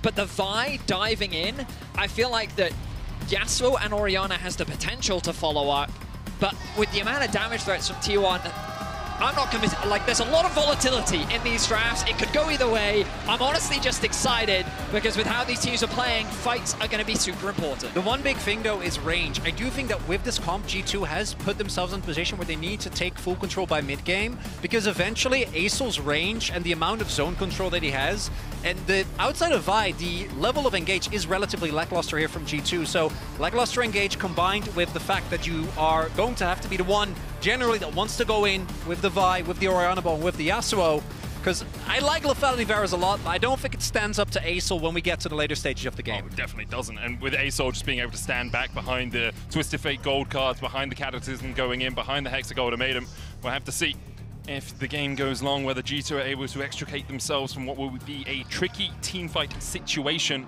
I wonder if we'll see Yike around mid quite a lot. If you can put Acel behind and get Orianna in a position where she can just bully him out of the lane, it becomes a lot easier for Caps to make sure that FLICKR doesn't outscale. If we were to summarize this series, I feel like that the top side has been G2 favored. In particular, I think that their solo laners have been outperforming T1's laners in the laning phase. But the bot side of the map, it's all Guma carrier. Like, they have just been dominating their 2 versus 2. Throughout this series, they have been able to find these advantages. And for T1, I think this game will be one of the biggest examples of them being able to snowball through their bot lane. This is a hyper-aggressive 2 versus 2, and you have the ability to attack this bot lane early. So I'm excited to see what T1's plan is. Can they get this bot lane off the ground, and can they leverage Guma more, especially if FLICKR is not having the best series? I think Mickey has been one of the more inconsistent parts of G2. His game 2 in particular 100%. Wasn't really able, and I think his Leona was fine, but it felt like it was more an accessory. Accessory due to the space created by Yike and Broken Blade. We'll see. If you've seen the Camille support maybe a couple of months ago, so they nerfed the Doran's Blade start, which was insane on it. Can't do that anymore. They also nerfed Bloodsong. So there are a lot of parts of this that are not nearly as strong as it was. It is still double Halo Blades. So level 1 is going to be quite pivotal. We'll see to what extent T1 is able, because you need to start winning this lane early and never stop. Double Halo Blades gives you a lot of pressure in that lane. Cool to see Keria path up towards the top and actually get a ward in the middle bush for Zeus. It makes it a lot easier for Zeus to trade in this lane into a ranged into melee matchup. Means that Broken Blade can't just dash away. Look at bot lane already. We talked about the volatility. Guma couldn't use the Marshall Poise, already interrupted by Mickey. But Carrier was able to get on top of Hans and trade back. Utilizing the W, we've been seeing this more from Camille's in early levels. Obviously, you're not going to get a huge amount of value out of the hook shot, given that you do have the Poppy Steadfast Presence. Guma level 2, though, here it comes. They're 1 minion away. They get the level 2. They don't go any further forward immediately. Guma steps in, chunks out a little bit. Adaptive defenses for Carrier, possibility. Hookshot wall dive, get the Steadfast Presence out. They're feeling it. I love watching these bot lanes fight because they're super aggressive in the early levels. We see Ona doing a full clip bot side, actually pathing towards top. As a Yike trying to navigate his way around that ward, but will be spotted out. One thing that is big to mention, though, is that last game that we saw this matchup in top, Zeus was playing into a Yasuo that got first blood. Right now, we're looking at level 3 to level 1. Zeus is generally, outside of being very susceptible to ganks, really good at these early spacing champions. And this is, I think it's really important for T1 they actually get the crash here, because their jungler is pathing towards top, whereas Yike is on the bottom half of the map, and they don't have a whole lot of coverage as Broken Blade, Jarvan's early dives are quite strong. He does have a shield though, but he's level 1. Gonna get level 2 off one more minion. There we are. Zeus locks in the gold card. Wind Wall comes out. Ono will wait. Mickey engaging in the bottom lane as Guma almost stunned against the wall, but not quite. Guma gets first blood, and Hansama stunned. What a 2-for-1 in favor of T1. Meanwhile, on top side, Broken Blade is able to survive the gank. Zeus was forced to flash. We'll see if Owner continues. This is such a big wave. Broken Blade survives. Gets the wave under the tower. No TP for Zeus as well, means he can't quickly pressure Broken Blade again in the lane. But on the bot side of the map, it is really favorable there. Hansama ends up going down. The trade for T1, and I'm gonna feel too bad about as we see here. Owner, my man, you gotta, if you don't hit it, you gotta flash. Ooh, wow, Broken Blade even almost able to get a kill back. Summoner spells spent aplenty, gentlemen. We're looking again at the junglers. Owner still has the flash, Yike level 4. Broken Blade still has his flash as well. Yeah. That's which actually level 6 is considering big. how that worked. Keeping my eyes on Carrier. Thought he went for a roam in mid, but it looks like those mages are gonna continue to farm. Mickey looking for a play, wave stacking. Could this be a dive in bot? Nope, I stand corrected. I thought Yike was still hovering around. He's chosen to commit the reset, likely going to path back towards top. But these lack of summoner spells, I need to see these junglers do something. We look back at this play. If Mickey gets just a centimeter further forward before charging, Guma's stunned, G2 get at least one, and definitely they did that level 2 versus level 3, by the way. Yeah. But Carrier wasn't there. That's your window. You just go. And that's what you have to do sometimes to Poppy. Instead, though, they do take a big gamble, and these type of lanes, double Halo Blades, do thrive on finding early leads. Now, when we look at the farm, it wasn't that bad of a trade. Astro fly forward by Faker. Faker? Caps just needs the autos. Faker! Just taken out by Caps in the 1v1. Caps finds the second solo kill of this series against Faker. We talked about how he is playing out of his mind this year, and he finds another one. Step up presence in by Mickey. Carrier flashes! But the precision protocol. Guma needs an auto, but he just can't get in range on Summer. Blocking for Mickey, but the wave pushing in. Gonna be so difficult for Hans to survive under this tower. Yike has to make a beeline towards bot lane. Ona has his eyes as well on it. This bot lane is going to be so volatile, but it's Yike that's going to get there first. No vision for T1. Guma no flash. Carrier neither. Is it just cover? Yike needs his Q. 1 second, here we go. Ona's on his way. Carrier stepping forward. Will the dive materialize? Ward across the wall. Yike dashes. Faker coming across from the side as well. Has the skies descend. As a result, Mickey's on his way. This could be the ball game right here. Faker goes in. Who tanks first? Already we see Hansama falling. Yike with a flash. Faker tanks a tower shot, but T1 able to get out. Carrots looking for the flank. Has the shockwave, but no flash. Ona tanking on the front line as Mickey and Yike continue to collapse. Can Caps find Faker? Not today! Faker escapes. Guma falling low. The ignite not enough to take him, but the command attack will send him to an early grave. Oh my goodness, it's only 3-3 in kills, but the action is relentless. They're looking for... Oh, Yike won't actually commit to the play. Chooses not to overextend. Wow, I can't believe Caps didn't connect onto anyone with the shockwave, but we look back at the 1v1 in mids. It's Faker that decides that this all-in is happening. Look at this flash from Caps. He actually gets behind him, so look at this awkward loop-de-loop that he's trying to do with the Q. Caps back through him as well. Caps knows this matchup well. He is the ASOL guy in Europe, and he punishes Faker for it. We don't get a replay of the bot action. Nice initial dive from T1. Good overlap of the ultimate from Faker to make it impossible for Hansama to do anything. Caps' arrival means that G2 can get the chase down. But ultimately, I still feel like this bot lane heavily going in the favor of T1. And we look at top 2, a very different story compared to game 1. And he goes. Breath in. Zeus locks the gold card. Broken Blade just trading there. Not too much more going to happen. And this time around, we do actually see Zeus able to utilize that passive, right? He's able to build a sizable gold lead just in the isolate 1v1 because naturally, with all the attention being drawn towards the bot side of the map and the dives, the early aggression, both junglers looking to make an impact as the ult is used, but only for vision. Zeus just using it to get back to lane and catch his wave.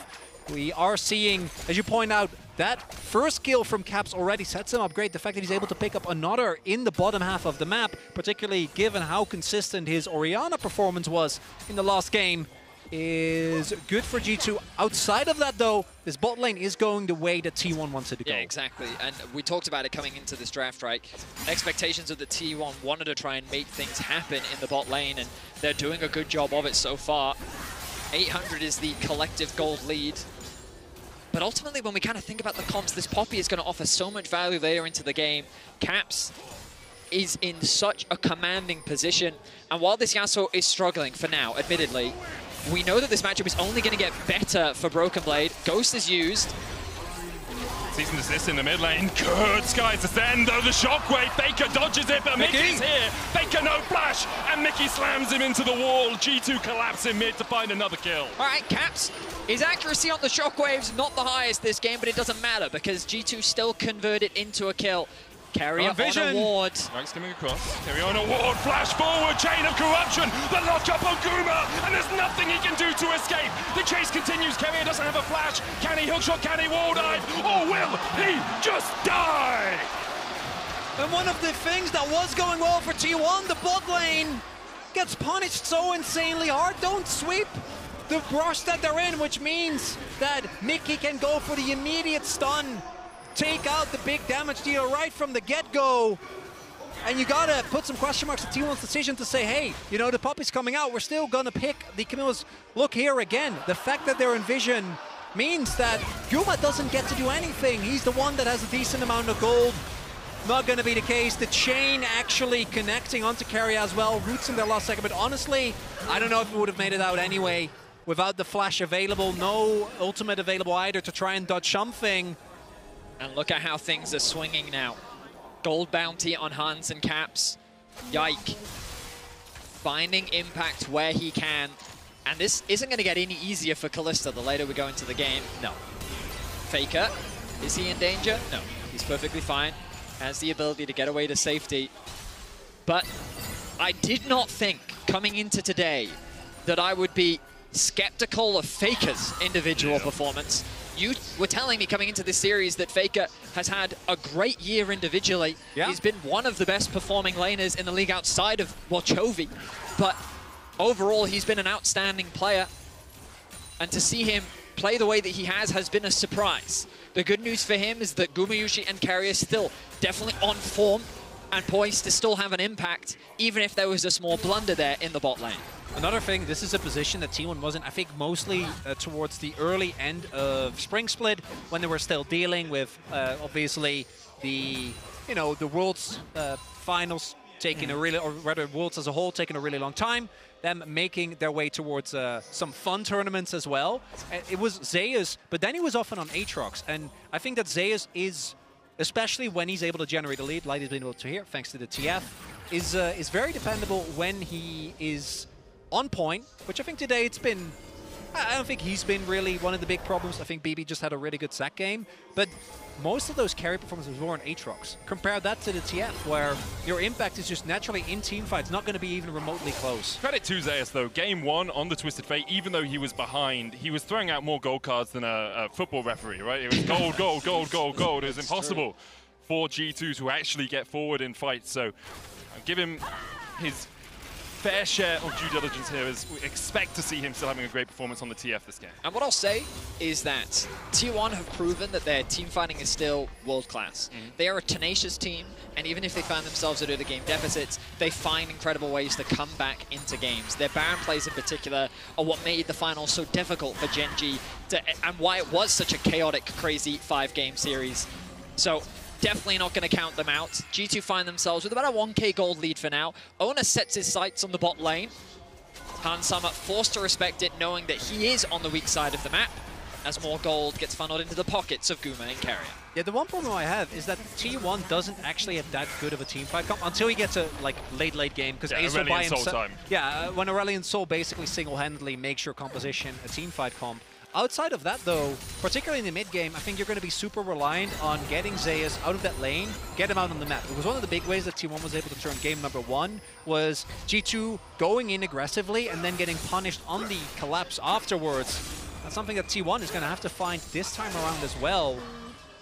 Because when you look at, again, just the power and the gold buttons on G2, Yike presses are, there's follow-up from Caps, there's follow-up from Hans, there is follow-up from Broken Blade. It makes it really hard to play out these early skirmishes. Also have Mickey's ultimate if they want to try and split a fight up, right? You knock the Aurelion Soul away, the then same thing. When we saw back in, right? Oscar playing against Gen.G, his ulties onto Keen were massive to allow Fnatic to win out on some of those team fights. Broken Blade now in some danger. Broken Blade just going to get Star Surge a little bit. Singularity goes down. FLICKR at 111 stacks now. Usually around 200 is the mark you look at for the 20-minute mark. So well on his way towards that. You only keep scaling up quicker. Keria. And goes on. Keria locked against the wall. Yike here for the chase. Will they use the cease and desist? Ona goes back in. TP flash away with the Cataclysm. Keeper's birdied out by Mickey. Hansama now collapsing. Face call. Guma locked up. The shockwave. Yike going back in onto Guma Yushi. Hansama has Keria on his face and he might get taken out by the falling star. Keria trying to put the damage down, but it's 2 kills. Hansama. Oh, he thought he was gorgeous and he was! He flashes into a bush where there's a sentinel, so Keria sees him, but Hansama doesn't give a damn and puts him in his place. G2 found a 3-for-1 fight. I was expecting them to get wiped there. The TP was so fast from T1, but they actually convert it into a G2 victory. Hansama does lose his life. He hands over a shutdown, but look at Caps. He's working towards a death cap second, almost level 12. Let's look back at this fight. Big thing here is I think FLICKR not able to find the impact with this ASOL as the W from Poppy is down. A lot of damage goes into Yike, but because he flashes, stays alive for so long that Mickey has his W. And look here, this becomes so messy. Guma, which is one of the main sources of damage, gets taken out immediately. This ultimate finds no one, only the splash damage, meaning that Mickey can kill FLICKR. And Hansama can find the output with the flash on the E. He's flashing away from the precision profile. The Q2 Never mind. Yeah. flashes away from it because Keria actually flashed on top of him. A little bit of a spectator mishap there where we didn't see Keria being on top of him. So I think also because he flashed into Fog, it also interrupted, or maybe he didn't actually even get the auto attack get cancelled if you're in Fog of War. And then the Spectre obviously did see him in the end, but Hansama had bought enough time to pick up the kill. T1 now pushing in the top lane, about 1,000, 2,000 gold behind. Dragon being taken by G2. It will be 2 Drakes to 0 in their favor. Now, expectations coming into this series were that T1 would be the heavy favorites. We've seen the number of predictions, and of course, this series is not over yet, and by no means is G2 in a convincing position where this game is secured for them, but already I think G2 are defying expectations in how competitive they are playing against T1. In all 3 games, we've been seeing these incredibly close back and forths, and I'm excited to see where things pan out as Caps finds himself with a 2.4k gold lead over FLICKR. The last time they won a best of 1 against T1 was MSI 2020. That was 4 years ago. Is the chain of corruption going wide from Hansama? The Destiny's going to come in and there's no way for Hansama to escape this. He's so dead. He's so dead. As Hansama oversteps a little bit. Mickey looking for Hex Flash across the wall. TP in. Hex Flash cancelled. Mickey trying to get away from the gold card, which was locked in by Zeus. Cataclysm into the Keeper's Verdict. Only hits onto Zeus. Guma still chasing. The collapse coming in, but Yike realizes perhaps discretion is the better part of Valor. This is what we were talking about. Make sure as being bot. Not getting the cancel. They did have the ward, but not going to find that. This is a really big moment, right? This is what we're talking about. Use that TF. Although I do got to say, Hans, you can't. Even if the TF wasn't there, probably would have ended up going down. You would have, yeah. Yeah, I don't think that was a necessity. There is going to be a gold influx here for T1. My main issue again is going to be how are these team fights going to play out when the Orianna is this fed? Because right now, Death Cap done at almost 17 minutes, whereas FLICKR is sitting at less gold than Yike. Yep. I mean, game 1, FLICKR bounced back, to his credit. His ear ended up being godlike and he had a huge impact in the game. But so far in games 2 and 3, it has not been the FLICKR show. Oh. He has flash. And the thing is, he should never get close enough to this wave for BB to really be able to collapse. Yeah, he's fine. The singularity, the range you have on it, obviously you can, breathe a little bit of fire on it as well to help those minions die. Herald likely going to be dropped mid now. There's an opportunity here for T1. So they actually have their sights set on the bot lane. Guma and Zeus going to path down towards the bottom side, then go back to mid. Hansama, Caps, and Mickey answering. It's only Broken Blade in bot lane. Yike coming up, opening through mid right now. Only deeper ward. You'd like to see this in the lane just to spot T1's movements on the map. What that did show us is how good the single target damage is. That's the one thing you need to be careful of if you are G2. Don't overextend as Guma. Oh, all the way onto Guma, the flash away, steadfast presence, Mickey can't find the stun, and Guma will be able to get the blast gun in time. Yike! Misses the bolt breaker, and now he's on the wrong side of dodge. Flashes away, Cataclysm, Shockwave dodge with a Hexagol ultimatum, and Yike locked up and shut out by T1. Overcommitment there from G2. They're getting a little overzealous.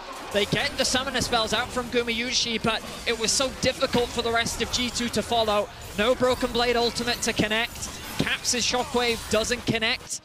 And all of a sudden that goal gap is closing quickly. And this is the thing about T1. They're quick to punish your mistakes. And they are more than willing to fight you if you bring the fight to them. Yike also investing his flash there, so the range of the Vi going to be a little bit easier to deal with. Big thing there is that there's no objective to be taken. As we take another look here, it just starts up with Guma extending the play with the flash. The double knockup from Owner, absolutely pivotal here. If Mickey had been able to connect that stun, a really nice sidestep there from Guma to dodge the Q from Yike, that could have been a very different story. They may have been able to follow up, but G2 was just so far behind. Really nice use of the ultimate there from Carrier. And T1 is able to find a punish kill onto Yike. That'll be his first of the game. And you can see, you look at the gold at the bottom of your screen, both AD carries sitting at 4 deaths, both supports with an impressive KDA. Jungler's in a pretty good position, but that gold advantage being gained largely from Zeus' passive, some of the plates as well, has put him pretty far ahead of Broken Blade in the isolated 1v1. As long as, as we do go in Mickey. Looks for the knockup. Oh, stun onto Carrier, Caps. Ooh. That's some damage as well. That was what I was leading into. As long as Caps doesn't overextend, I feel like G2 can fight their way out of any fight, right? Caps just needs to not be in a side lane where he can get punished by the roams and the global map pressure that ASOL and TF have. As long as G2 makes sure that Caps always has either protection or is playing around the known locations of the T1 members, for T1 it's going to be really hard to ever walk up and contest because there's so much damage as Mickey. Guma has no flash, Guma has no flash and no Edge of Night. Destiny out, smart play by Zeus to spot. The fact that Mickey was flanking Carrier, going in with a Hexagol ultimatum, knocked back with a hammer shot, the Cataclysm. Caps still stunned up, and Mickey's already killed off Zeus. Caps down, the shutdown goes to Guma. Mickey trying to put the hammer snap into the last breath, and T1 maybe breathed that last in this game. G2 find 2, and Guma and Carrier walk away wounded. Broken Blade arrives to the fight, and they make the combo happen. Yike and Broken Blade lock down FLICKR and Guma, and with the Baron alive, G2 are going to secure it. T1 seem to be on the same page. We got to kill Caps, we got to kill Caps, but you can't dive that deep. They are going to give up the Baron, might get at least a mid lane turret for it, but not the trade that you're looking for. And G2 take a commanding lead. The confidence that we're seeing from G2, I would have expected them to not be ready for this collapse. Broken Blade is making his way down from top lane, but this is the dive threat from T1. The lockdown onto Caps, good ultimate comes out from Mickey. The follow-up CC onto Zeus means that they're able to one-shot him, but look at this combo here from Yike. Broken Blade is in range, the comms come through, FLICKR gets knocked up, Owner gets knocked up, and they convert it into 2 kills and a Baron. Impressive fight from G2 as T1 find themselves faltering once more. Drake available for G2 as well will be Soul Point Ocean Drake for them if they can find it. A 2,500 gold lead now for G2, and they are close to taking this series 2-2-1, going to match point against the current world champions. And at a time when I think a lot of people looked at EU coming into this MSI as weaker than, not than it's ever been, but definitely in a weaker state than we expected them to be. Do gotta say though, the Rebel Baron power play does for not getting too much. If you only end up getting a mid lane turret out of it, it is nice, but by itself, not enough. And I think this is where the threat of the TF, again, ideally you want to set up for at least a 1-4, maybe a 1-3-1, but don't really get to do that. So the Baron itself is going to give a decent amount of gold, but outside of the Soul Point, which is valuable, Ocean Soul obviously not going to be your preferred Drake of choice. Importantly for G2, Caps didn't burn his flash in that last fight. Was CC'd for a long time. I think there was a small opportunity in there, but held on to it. Carrier has no flash, FLICKR has no flash. Owner has his though. So the ability to lock down the G2 mid laner is still a possibility. I will also say that Mickey's had an incredible game. Yeah. Like, his Poppy in every single play has been outstanding.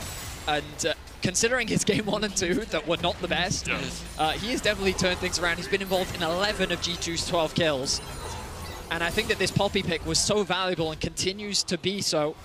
We'll see if T1... He's poppying off, eh, buddy? He is he's poppying off, Medic. Yes, he is. I'll give you that one. I'm looking left to right, audience. I don't get this reference. With Atlas, mate. It's popping off, but poppying off. He's popping off, poppying off. Yeah, okay. Costume with Atlas should prep me for that one. That one's on me. Thank you for the explanation. That's all right. G2 now setting up a siege. This tower's going to be difficult to knock down, though. The wind wall should prove helpful. Carrier, no hookshot wall dive. Stun card locked onto Yike.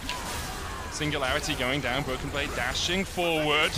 The threat of the Steel Tempest lands that Q3. No last breath to follow up. Another tower goes down. Carrier dashing in, dashing out. Dancing all about. The chase continues as T1 is trying to be a nuisance to G2. They should all be able to back away together with this Baron empowered recall. Never mind. T1 continues to step forward.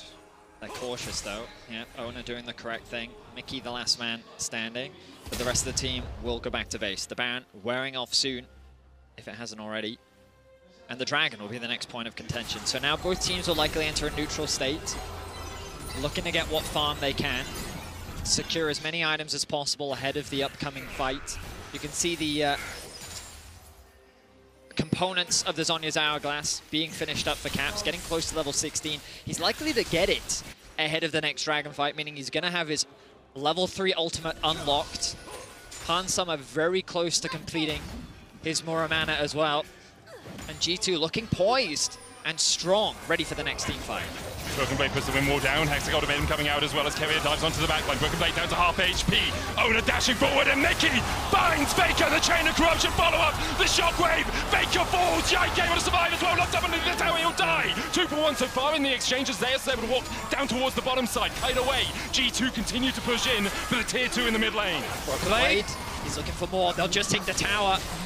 Wow. And Broken Blade was just kind of testing the waters, and T1 said, fine, we'll fight you.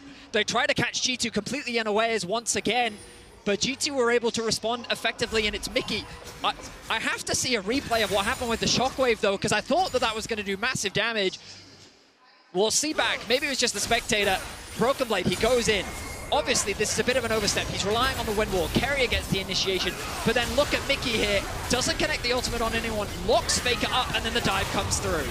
Big thing here is Faker, outside of his ult, again, doesn't actually find anyone. The re-engage from Yike there does end up getting him taken down, but with the rest of G2, and again, crucially, Caps still being unthreatened because everything was used trying to kill this Yasuo. It's, by the way, didn't flash, didn't die. Carrier into the wall, Hansama there for the follow-up, just looking to chunk Carrier out! Whoa! Well, that's a hell of a chunk from G2. The chain of corruption landing as well, as Zeus going to try and lock in the gold card to stop Hansama from the chase, but Yike is here, and Zeus is not long for the rift. G2 find another 2 with Drake up in a minute's time. 26 minutes in, and G2 are slaughtering T1 right now. They're running amok in their jungle, and Mickey just continues to find more picks. One of the few bright spots that T1 still had left. Zeus tried to save his teammate.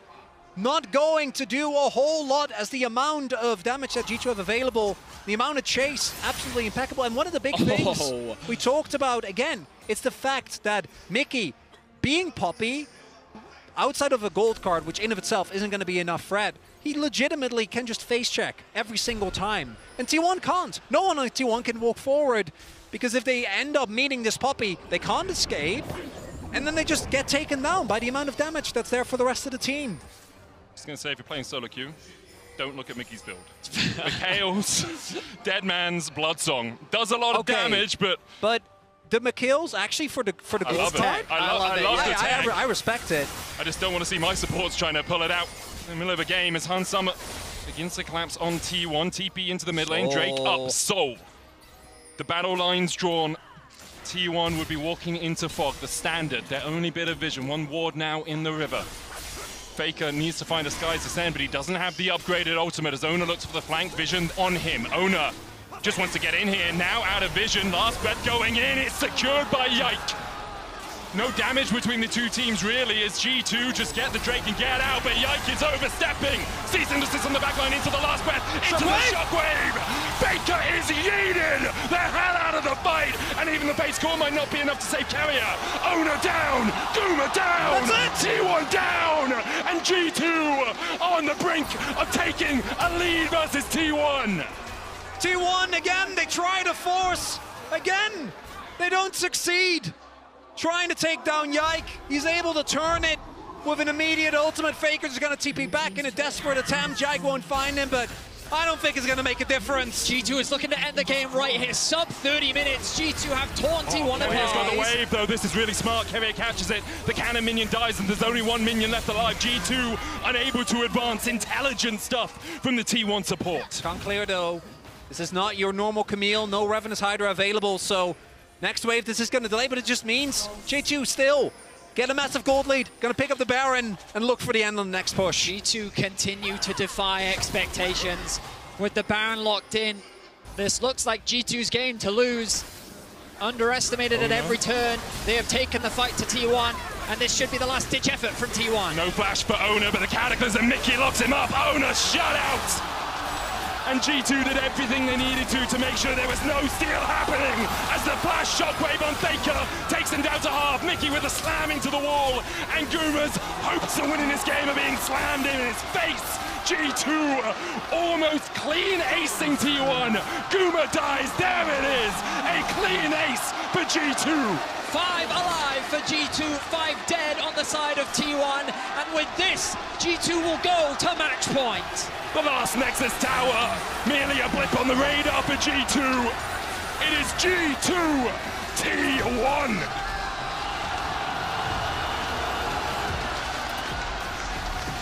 And G2 take a lead in the series with only one more game win to advance to the upper bracket. And gentlemen, I said coming into this game, I wasn't sweating. Coming into after the draft, I was sweating a little. Right now, there's a fan pointed at us, but let me tell you, it doesn't make a whole lot of difference. This Poppy pick was incredible. 3-1-16 for Mickey. A massive turnaround from games 1 and 2.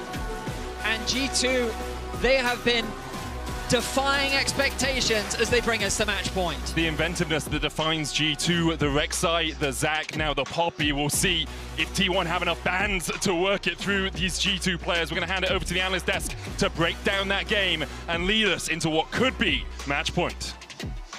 Thank you so much. It is in fact match point because it's 2-1, and it is a best of 5. It's G2 that do similarly to game 2 get their advantages, but I feel like it was a different way in which they approached it because they still dropped the ball just a little bit right after they got the initial skirmishes. So what do you think about the overall approach and how hard fought this victory was comparatively to game 2? I think it definitely was a more thought out process when we got past these initial skirmishes. I think G2 really looked at Caps and said, hang on a second, this guy's already got a Rabadon's death cap very early into the game. He's even skipped boots to prioritize getting that big second item spike.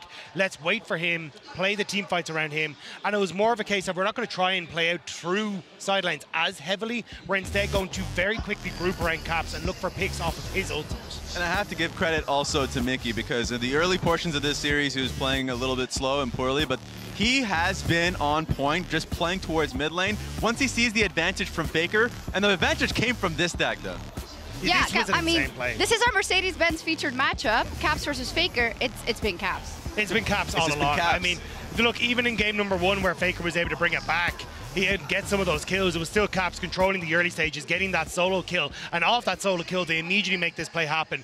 Move into bot side, get the play with Mickey. And Mickey having this flash so consistently onto key members in team fights was huge. That's the thing, because once you see the advantage through mid and the flash burn through mid, then suddenly Mickey's like, all right, let's double down through mid with Yike. All right, we'll take that lead and we'll go down bot lane. It's just been a system that G2 has been pushing for. They have. Here we brought up kind of the head-to-head between T1 and G2 in terms of the rivalry they have been building up. Currently in series, it is tied at 2-2. Of course, we need to remember that the times that G2 took those matches off T1, those were 5 years ago. And for 5 years, we've been waiting to even get to a match point in this situation. But I would be very dumb to think that the series is over here. You're playing against a world champion. You're playing against a team who's been through a lot more than this. I agree with that. I think there will be a lot more fight back. I think Owner will look to protect mid a little bit more. But it starts with Faker just being able to hone in his own laning phase. It's actually been a little fraudulent so far. And so even though you've said that it's not over yet, I'm sorry, guys. I'm sorry, guys. I'm already wrong. Woo! Yeah, Raz had a 3-1 for T1, so he didn't win anyway. All right, bring that in. Here, you know, bring that in. That's true. That's my new pocket square if I can push that in there. Just so the audience knows, Yeah. 3-1 G2 prediction, 3-2 G2 prediction. You know, Out of 3-1 T1 you want to know who the prediction. superior analysts are. I mean, of course, T1 could very well win and bite us both in the butt. But anyway, we need to take stock of what we've seen in the entire series, right? And it's, for me, quite clear to pick out the high points for G2, being Caps has had a good performance, minus a couple of lapses in that game 1. I think Yike has been sovereign. I think Broken Blade has done more than enough as well, and the bot lane is recovering. Hugh, I agree 100%, and I think the thing that stands out to me is that a lot of the plays G2 are making are not what the LCK is comfortable at. When you look at the way LCK plays, it's we will go towards an objective, we will look for mid-wave, and then we will look for the fight at the objective.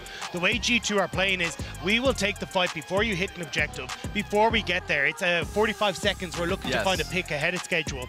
And it's this quick pick and run. It's not overextending for the rest of the fights, and it's making it very difficult for T1 to find their patented comeback moments because there's just no big team fight for them to find it with. And what's really frustrating, if you're looking at the side of like the Kalista or even the fight we just shown, there are so many damage threats, and it's not as if G2's playing perfectly. Like that last team fight you had mentioned while we were watching the game, like Caps just flashed when he gets J4 ultied. He holds it a little bit too long, he dies, but then Mickey X, Yike, and Broken Blade comes in clutch, not only just ejecting Camille from the fight, but then also being able to let the Yasuo get his ult off, a 2-man ulti that wins them that fight. So it's been tough for T1, and they're just trying to recalibrate. Yeah, and I have trust that they can do that. Silver Scrapes can very much be on the horizon. That's true. I would say I'd love to see it, but you know I would be lying just a little bit. But I do love a good series of League of Legends. So Raz, talk to me through with T1 electing to stay on the blue side, how they make that happen. The sad thing was that they did what I expected to do, went towards the Kalista. I actually thought that the drafting was good from their side. The only thing that I didn't like was actually the Camille.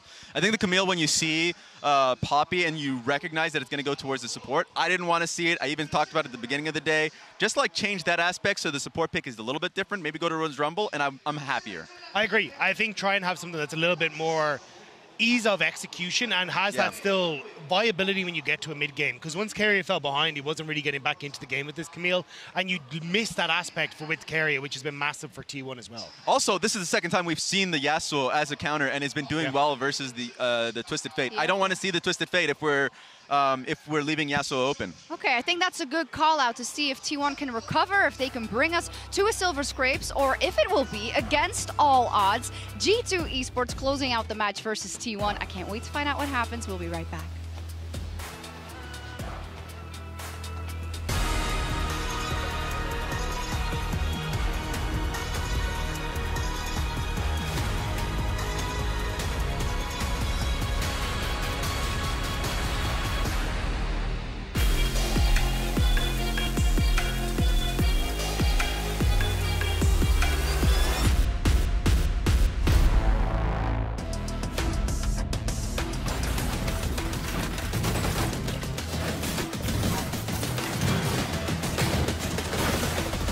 The light is fading.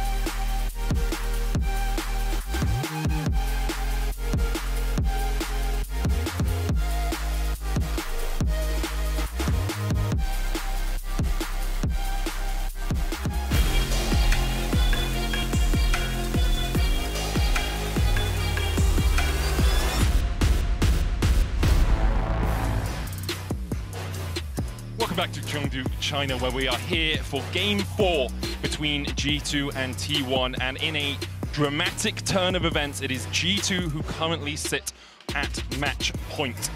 After Game 1, T1 have looked out of sorts, I think, and G2 have very well punished them. The question is, will it continue? It's a little warm in here, gents. It's not because I'm standing between you two. T1 has been in a position like this many times before, right? They've been able to find their way out of series, and I think that something we discussed in the previous game was, okay, yes, you took away the Zac and you took away the Rek'Sai, but then you committed all these champions into a Poppy that you didn't expect. And the thing that I think is surprising T1 is G2's flexibility in the draft. The fact that they're willing to pick Yasuo in the top lane, the fact that they're willing to prioritize Orianna. Some of the shifts I want to see for T1, get FLICKR back on Azir or Orianna, make that the priority pick.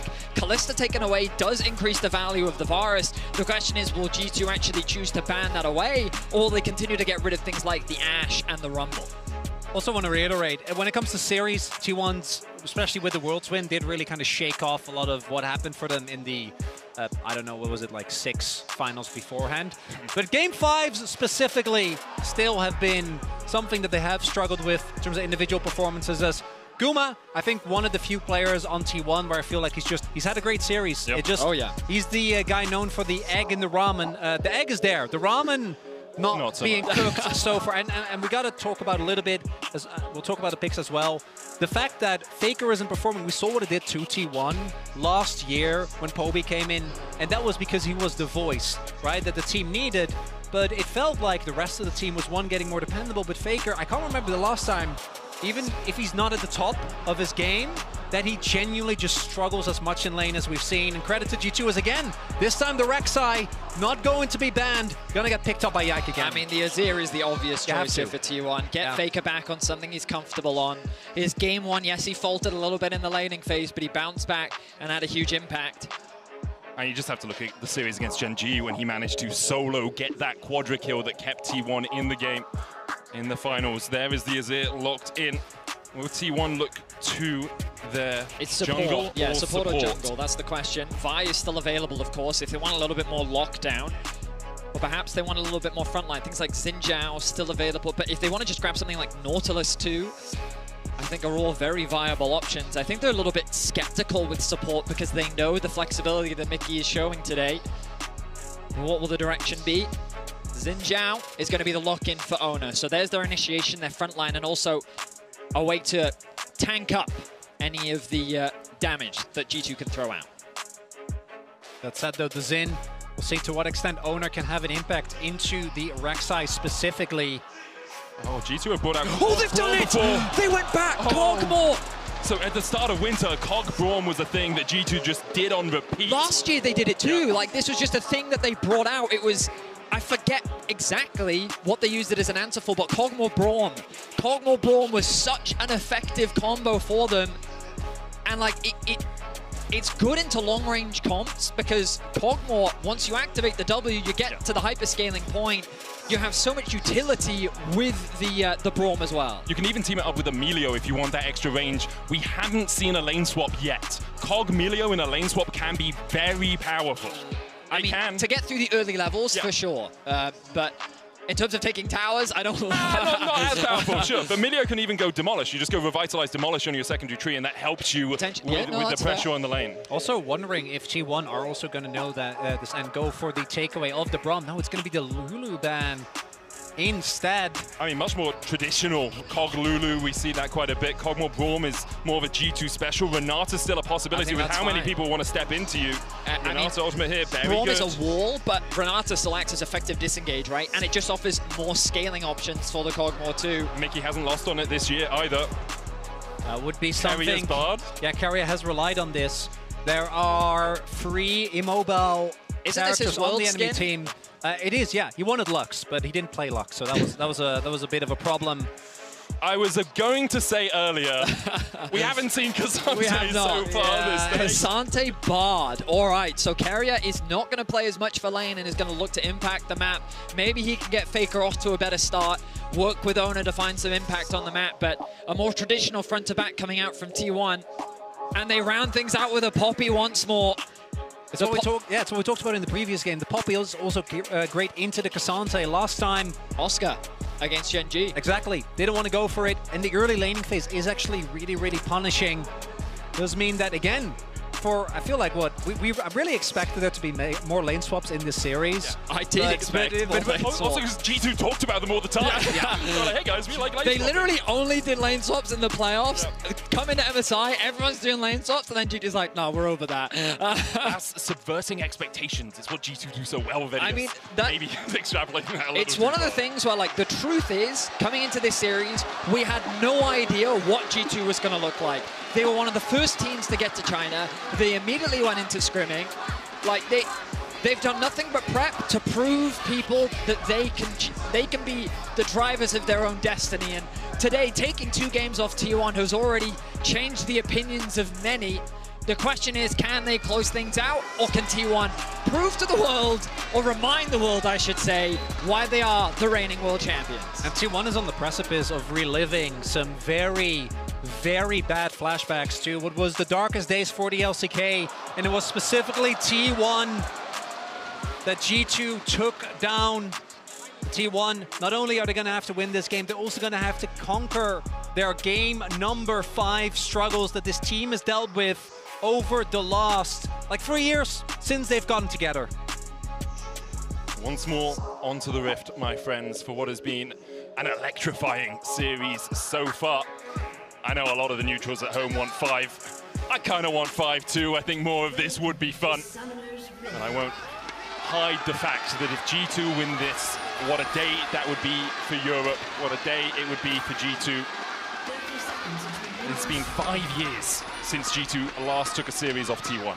I want to echo again what I mentioned. Even in the game where he bounced back in game number 1, FLICKR has genuinely looked like the worst he has all year. Like his individual laning phase in the LCK wasn't why T1 was good, wasn't why T1 did so good at Worlds last year, and it wasn't why they've made so many consecutive finals necessarily. It was his voice, it was his shot calling, but he was always dependable in lane. He was always there to at least absorb pressure, absorb ganks. We saw a lot of that last year in Worlds as well. The way that he played against LNG, for example, I think was pivotal. And we're also seeing how pivotal, again, how essential FLICKR performing is to T1 as a team, as Broken Blade will get spotted. Just trying to get his head in there, get the ward down to spot Owner's early pathing. Yike was spotted on a ward as well. The traditional FLICKR ward up near those razor beaks. So both the junglers' early positioning should be known by these two teams. I really can't believe that Hansama just brought out the Cog more. I was kind of disappointed at last year's Worlds that we didn't get more of it. So for him to bring it out of his back pocket when they barely played, I don't think they did even play it this year once. Played it once. Yeah. Oh, one game, okay. But Cap's off to a good start in the lane, already putting pressure down. And you can tell Cap's in game 1. I mean, he was already having a solid game. You can see that he was kind of still feeling out the stage, getting some of the nerves out. 2, 3, and 4, his confidence has only grown. And it definitely feels like that he's getting the better of FLICKR in this series. You have to remember, for G2, these are their first stage games as well. So having a few nerves, having a little bit of apprehension early doors isn't too surprising. Kerry and Guma, once again, getting level 2 first. Kerry has been so on point with these cosmic bindings. He's just so good at it. Also see that the top side of the map, both junglers pathing towards bot, both spotted as well. Owner a little bit behind, particularly things like Raptors, Rek'Sai obviously choose through very, very quickly.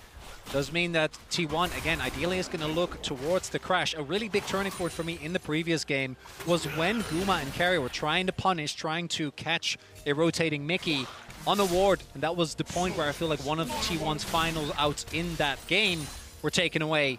This time around, Yike. I'm going to look towards FLICKR, who already is pretty low. Owner. He's not burrowed, so he doesn't have the tremor sense. He will know that Owner is in this sort of area.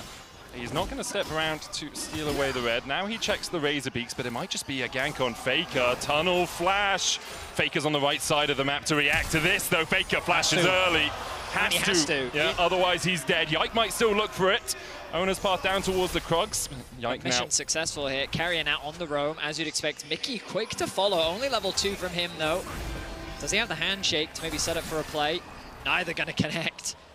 But this does give Yike control over the bot crab. Maybe you can get a double crab here. Oner is, of course, level 4, though, with the push in bot. No mana on Guma, but the low HP from Hans means that he's in some serious danger. Yeah, Mickey's only level 2 as well. Yike's going to try and smite this away. Onus doesn't have a smite. Mickey with a handshake bat. Smite lands from Yike. There's the heal as well. Mickey has to flash. Yike flashes as well. Good reactions by Ono and Carrier. Nice decision-making overall, knowing that on the roam back, it was very similar to what we saw in game 1 when Caps was going for the roam top. It was that in the rotation back that T1 was able to find the punish. They're skeptical about, spotted from the Tremor sense. But level 4 still for Oner. He can keep the pressure up here. He knows that he has the push in bot. Gumayushi still low on mana, but HP from Hans is still low enough that they can force this fight. I can look for the smite here. Both of them have it. Oner doesn't get it. Yikes, secures it. Meanwhile, in the bot lane, Mickey and Hansama forced away. Gumayushi looking for that first plate. They pinged the ward as well. Oner definitely needs to get that. There's still pressure that comes out from this, but picking the Gromp up would have been really big. Oner's camps on the top side of the map already up. Is going to take the scuttle, but T1 really was looking for more there. Also saw an early proxy, I think, come out from Broken Blade, as of course the early levels are the roughest for the Xanta in this matchup. Don't really have any meaningful threat whatsoever, but also not tanky enough to take the beating from the Poppies. Carrier, as bards often do, trying to be annoying. He's doing exactly that. Wave nicely as well. But Hansama struggling in this lane matchup. We'll be honest, it's been a while since we've seen it, but Gumayushi is still playing with the utmost confidence. Carrier leveraging his range and the pressure that he's generating, along with the jungle support to build up a lead already. And you mentioned it earlier, Chronicler, Gumayushi really has been the pillar for T1 in this series. I feel like that even in their losses, he's still found ways to have impact in the game. It was much harder last game because of the Poppy, of course, but he's been doing what he can for the team. And I keep my eyes on him as we approach the mid to late game, as still being a stalwart and a threat that G2 have to find a way to shut down. FLICKR ticks over to level 6. Carrier was roaming towards mid, but just wants to get a bit of vision down. Oner taking his camps is slightly ahead of Yike because of the extra time Yike sort of poked his head into the jungle. It's about 1 camp in advantage for Oner. Zeus looking for the Intofos. Isn't going to land that Q3 as Yike clears out the vision and gets over to level 5. One of the big things here is that both junglers have consistently been found as dodging the Wind Becomes Lightning. Their Oner still looking for Chase, but not going to continue. Obviously really hard to lock Rek'Sai down. Specifically, the fact that neither Oner nor Yike at basically any point in this game have been not tracked by their respective opponents has meant that thus far, not a whole lot of volatility in Truces. Okay. I think it's a wave clear plus maybe a catch there. There's another wave. Yeah. I think he was trying to catch one though. I think got it. I think he was trying to catch FLICKR off for sure. Doesn't have the TP, so he's likely going to stay to catch this wave. He's been taking a few poor trades against FLICKR. Well, you think FLICKR's flash was burned early doors, and since then FLICKR's actually been in the lead, both health and CS wise. Yike still looking for mid. FLICKR still a quarter of the cooldown left on his flash, but he can just dash across the wall. Grub's taken by Oner. Caps no shockwave, remember? We saw it burnt a moment ago. Yike hits a Void Seeker, but Caps is down to 150 HP. It's super awkward for Caps right now because he needs to get a base off. Oner has full control, is going to move into the red buff, which he knows he can take because he has push in top and in mid. Maybe Yike can go for a steal, has the smite. TP in, Broken Blade. We'll be able to join this play in just a moment. Yike knocked up. Mickey's on his way as well. Zeus the first one here. FLICKR moving from the mid lane. Red buff resets, and the smite not there in time to take it. G2 able to distract T1 for long enough. Don't think he got into smiting threshold with no level up yet for Oner. Still 6 treats away. Bot side though. Look at how much Mickey is losing off the back of this. Carrier forcing the ghost out, but Mickey roaming up to help his jungler means the plates are going to be lost. 2 waves stacked up underneath the tower. A gold lead continues to be built for Gumayushi, and while the solo lanes of G2 obviously have been doing very well in this series, it has come at the cost of Hansama losing a lot in the laning phase. Carrier provides the exit way for Gumayushi to get away to safety, as Hansama can now return to lane to collect the scraps of what is left of the wave. Look at it, 26 CS down now. There's basically 4 waves for Gumayushi over Hansama. Hansama will be able to pick up 1, but overall, T1 in a very strong position here. 600 gold lead for Guma. And a lot of this is going to come down to, for me, what can Broken Blade do, what can Mickey do? Because in isolation, Hans, Caps are going to have a really hard time trying to actually play team fights against Bard, against Azir who can scoop them up, and against like a Sanse. So the Renata in particular is so insanely strong against compositions that are going to try and aggressively get onto your backline. And T1 doesn't have a whole lot of range. You're really looking at, you know, some poke from Guma. We already talked about that. It's more about the setup and the follow-up damage that the Lethality Varus provides. Not in of itself enough to really keep teams on the back foot, unless T1 is able to continuously build this bot lead. And it's, again, the stabilization of mid lane, which has made this game look completely different, because FLICKR isn't playing from a deficit. Guma and Keria actually get to exert their pressure in the 2v2, which is where, I think, consistently in this series, Poppy game notwithstanding, they've been able to excel. I mean, FLICKR's looking much more comfortable now. All these tunnels. I love Rek'Sai. Keria, level 6. Mickey very far behind in terms of XP. All the objectives are going T1 to 8. G2's options feel very limited in terms of where they can actually set up plays. You've got to remember the added safety, even though FLICKR lost his flash. Oh, here we go. Tempered Fate coming out.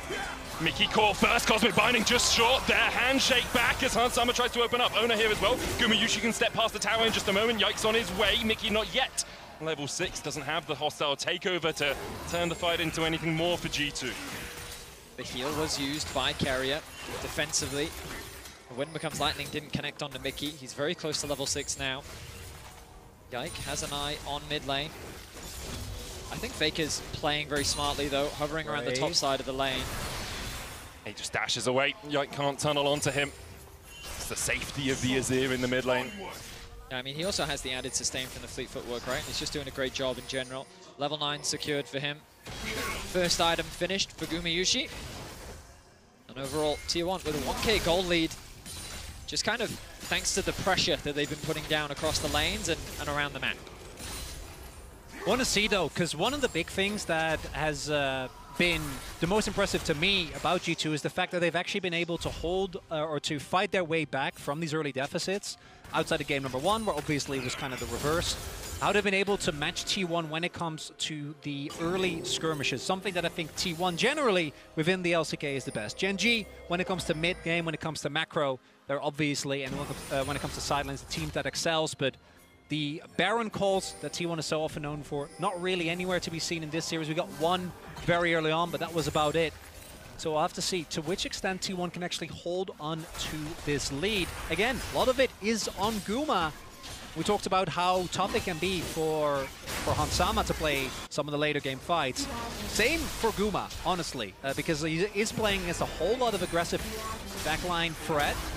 Keria able to magical journey his way to safety. G2 got the bot side Scuttle Crab, but meanwhile Owner is taking the 5th, 6th grub for T1. And they also got the first rate. Neutral control very much in T1's favor in this game so far. Oh, completely.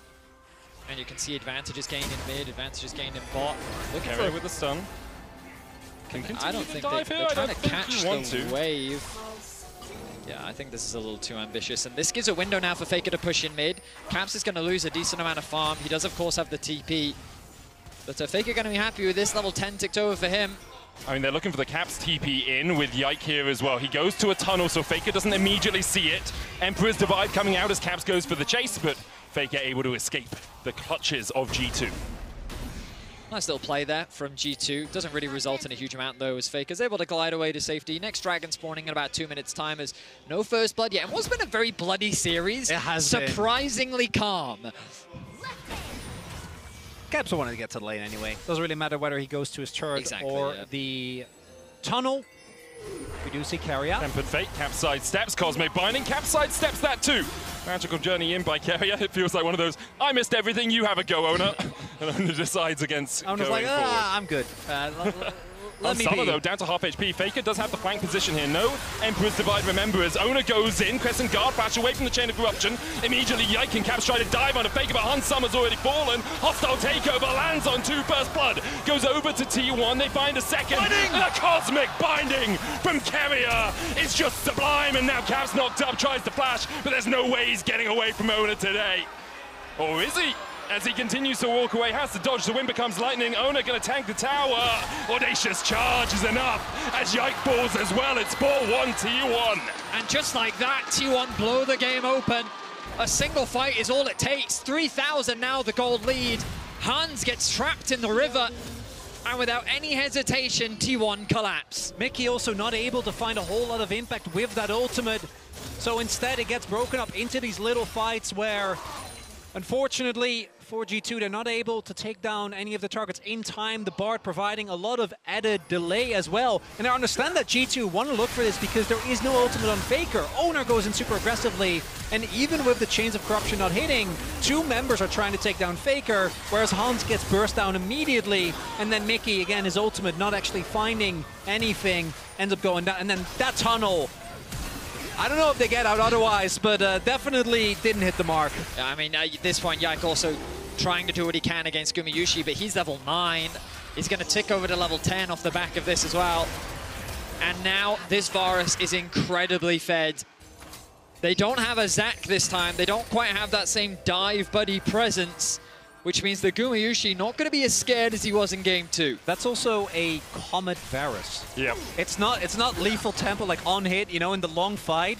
He doesn't even have Veil of Blades. Opportunity knocking for Gumayusi. Oh yeah. The lethality already with that serrated Dirk as well. And now G2 very much in a hole. T1, this is kind of more of what we expected from them in this series. Getting out to an early lead, 4,000 gold their advantage. And the question for G2 is how on earth do you fight back from here? Because T1 are so good at suffocating you out of the game. And that's exactly it. Look at how they'll use their mid-pressure now to unlock Carrier to roam around the map. They have push in top lane. It's been a pretty neutral matchup, but Carrier wants to try and change that. There's not much of a wave to play around, so it's going to remain a neutral matchup. The biggest problem that G2 have to deal with is how do they shut down Gumayusi? And even if they do, FLICKR continuing to ramp up on this Azir. They have 2 huge threats.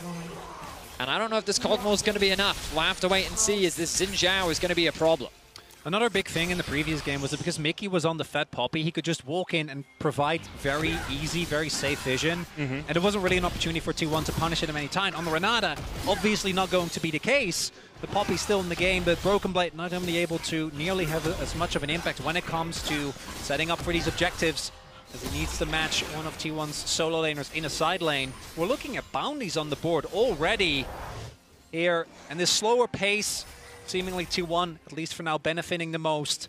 And even though Faker did take a death there, I think we are seeing him, as you actually we talked about this a little bit coming into today, Vedi, Faker's champion pool, and it's funny because it's Faker, and he's played, I forgot everything. I think it's like, it's like 79 or 80. After Aurelion Sol, he was at 82 champions. There you go, so yeah. Wow. So obviously his champion pool is as wide as League goes, but oh, hold up. Hits. Hostile takeover is going to be popped. Gumayushi's going to be caught in the back of it. Broken Blade with a flank position. Yike with a double knocker, but Caps not quite here yet for G2. The Tempered Fate buys a second. Carrier is going to be the first of all as G2 continue the battle. Faker in with the Emperor's Divide, but Faker low. Zeus on that front line though can tank for days. Broken Blade can't quite land the stun into the wall, but the shockwave. Pathmaker out. Zeus survives. Living Artillery just short.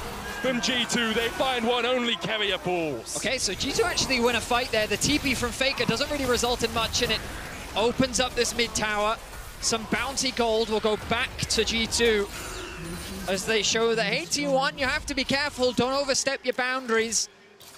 Because they get all the summoners out from Gumayusi. A nice flank TP from Broken Blade could have been the demise as G2 only find a single kill. Smack dab in the middle there. Faker doesn't join until realistically it's already too late. Nice knock up there again from Yike. And Guma gets taken out of this fight so early because first he goes berserk, then has to use the summoners just to stay alive. And then here, by the time Faker shows up, it's only really to try and get himself out. The fact that Zeus doesn't die is actually quite big. If Hansama ends up getting that kill as well, and maybe they can start getting him in a better position, could have been big as Guma. Gumayusi, no summoners on him. Chain of Corruption goes wide and Guma's just down. Caps TPing behind as well. Drake up in a minute and a half, still a while. But G2 now find another kill. And once again, the curse of being in the lead seems to be playing up in this game. An uncharacteristic mistake from Gumayusi, the staple of T1, finds himself overextended in mid lane. and is collapsed on by G2. Crucially, they give that shutdown over to Hans. FLICKR going in. Titanic Hydra, not enough. The shockwave onto FLICKR. Yike dashing away, but Ona's here and will happily accept that kill. Carrier with another Cosmic Binding. Hansama trying to close in from the side, but he knows that Ona's on his way. Camp's falling low, but will manage to fight another day. And just like that, T1 reaffirm their control. They remind G2 that this jungle does not belong to them. They find a pick onto Yike and go back to their winning ways. Owner on this Xin Zhao, exactly where he needs to be. Has looked, I think, by far the best on this. One of the big things that I was wondering about coming into the tournament is what is Owner going to play, given that the champion he has looked the best on over like the last year and a half, the Rel, has been taken out of the jungle. Xin Zhao clearly has been one of his main champions that he is able to have this mid-game impact on. That said, though, 2 TPs were invested there from G2, both to great effect. The gold lead, though, still 4K in favor, and the Hextech Soul specifically is one that I don't think you can afford to give soul points to. Zeus alone here. Doesn't have the ghost, has the Pathmaker. Steadfast Presence locked him up for a second. Broken Blade chasing in, Void Rush, Caps collapsing, Owner's on his way, but can Zeus survive for long enough? The all-out might not be enough as Caps lands a shockwave on 2, and now Owner with a bounty on his head in the middle of 3 members of G2. Caps flashes out of vision, and Owner has to flash away. Collapsing though, T1 come in. Guma Yushi there first. Yike dashes away from the chain of corruption. Owner falling low, but the piercing arrow from Guma Yushi never misses its mark. T1 find another. Guma doesn't miss those arrows, and that's pivotal because otherwise this could have been a disaster. Owner not dying could have, or rather Owner dying could have been a turning point. Zaze goes down. Now the question becomes, does T1 still get their way with this dragon? Setting up soul point here would be huge, and there was a lot invested to the top side by G2. FLICKR secures a tower in the bot lane and gets another 700 gold for himself. G2 just want to try and find a pick. T1 is setting up the map nicely with the push in mid and the push in bot, which means that Zeus losing his life here isn't the end of the world. But T1 say, we can actually fight this. The arrival of Owner thinks that, hey, I can turn this around. He commits as much as he can, but he almost loses his life. He's forced to flash away. The arrival of T1's bot lane is what turns the fight around. And look at this arrow from Guma Yushi. Nicely done. We find him landing these arrows crucially in so many fights. He finds another, brings himself to 3-1 and 2. Without the bounty going over, still see this huge level. Last time, Yike on the Rex side was a raid boss, unable to be taken down by anyone on T1. That's not the case here, and it looks like with Caps over the top side and not having the teleport available just yet, they are just going to give up the soul point. I understand for G2, but T1 going to be very happy about that. G2 in the hole right now. 2 items on Owner, 2 as well on Guma Yushi. He's building up towards that Manamune. FLICKR a little bit behind, but still ahead in terms of gold. He's just got Piecemeal, Seeker's Arm Guard, and a Void Staff on its way. Crypt Bloom complete for Caps. We'll be trying to get towards that Rabadons, but right now, T1 in the ascendancy, looking to take us to 5 games again. Yeah, it's a throwaway, Harold. It's a charge. Yeah, good enough. They get what they wanted. Damage is done.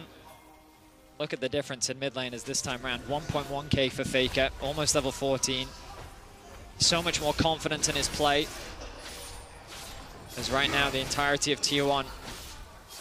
I mean, the way they've built these leads has just been through superior laning and smart map moves. They've had full control over the early objectives, and it felt like G2 have just had no options. This Kog'Maw pick came out as an answer to Varus, and it just hasn't worked out. Perhaps if they can scale for long enough, there's a world in which G2 can turn these fights around, but right now, it is fully T1's game to lose, to bring us to Silver Scrapes, to bring us to a Game 5. Quickly seen here. TP behind.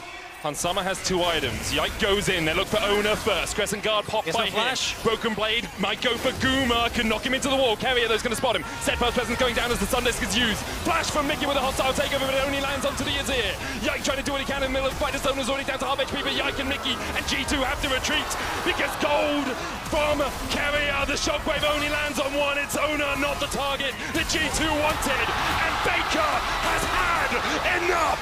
He slides G2 into the waiting moors of his team as T1 look to take us to match point. Oh, this is the classic T1. You think you're fine? The geometry of that fight with the Bard, the TPs, but in the end, at the very least, they're going to get the inhib, but knowing them, I'm feeling it, they're going to try and bring us to back-to-back Silver Scrapes. There is something inevitable about FLICKR. There is something indomitable about T1. Mickey comes up alive, 8 seconds on Hansama. No minion wave here for T1, but they have the might to try and help out. The wave about 5 seconds away. Hansama will respawn in time. T1 take the gate out and have a little patience.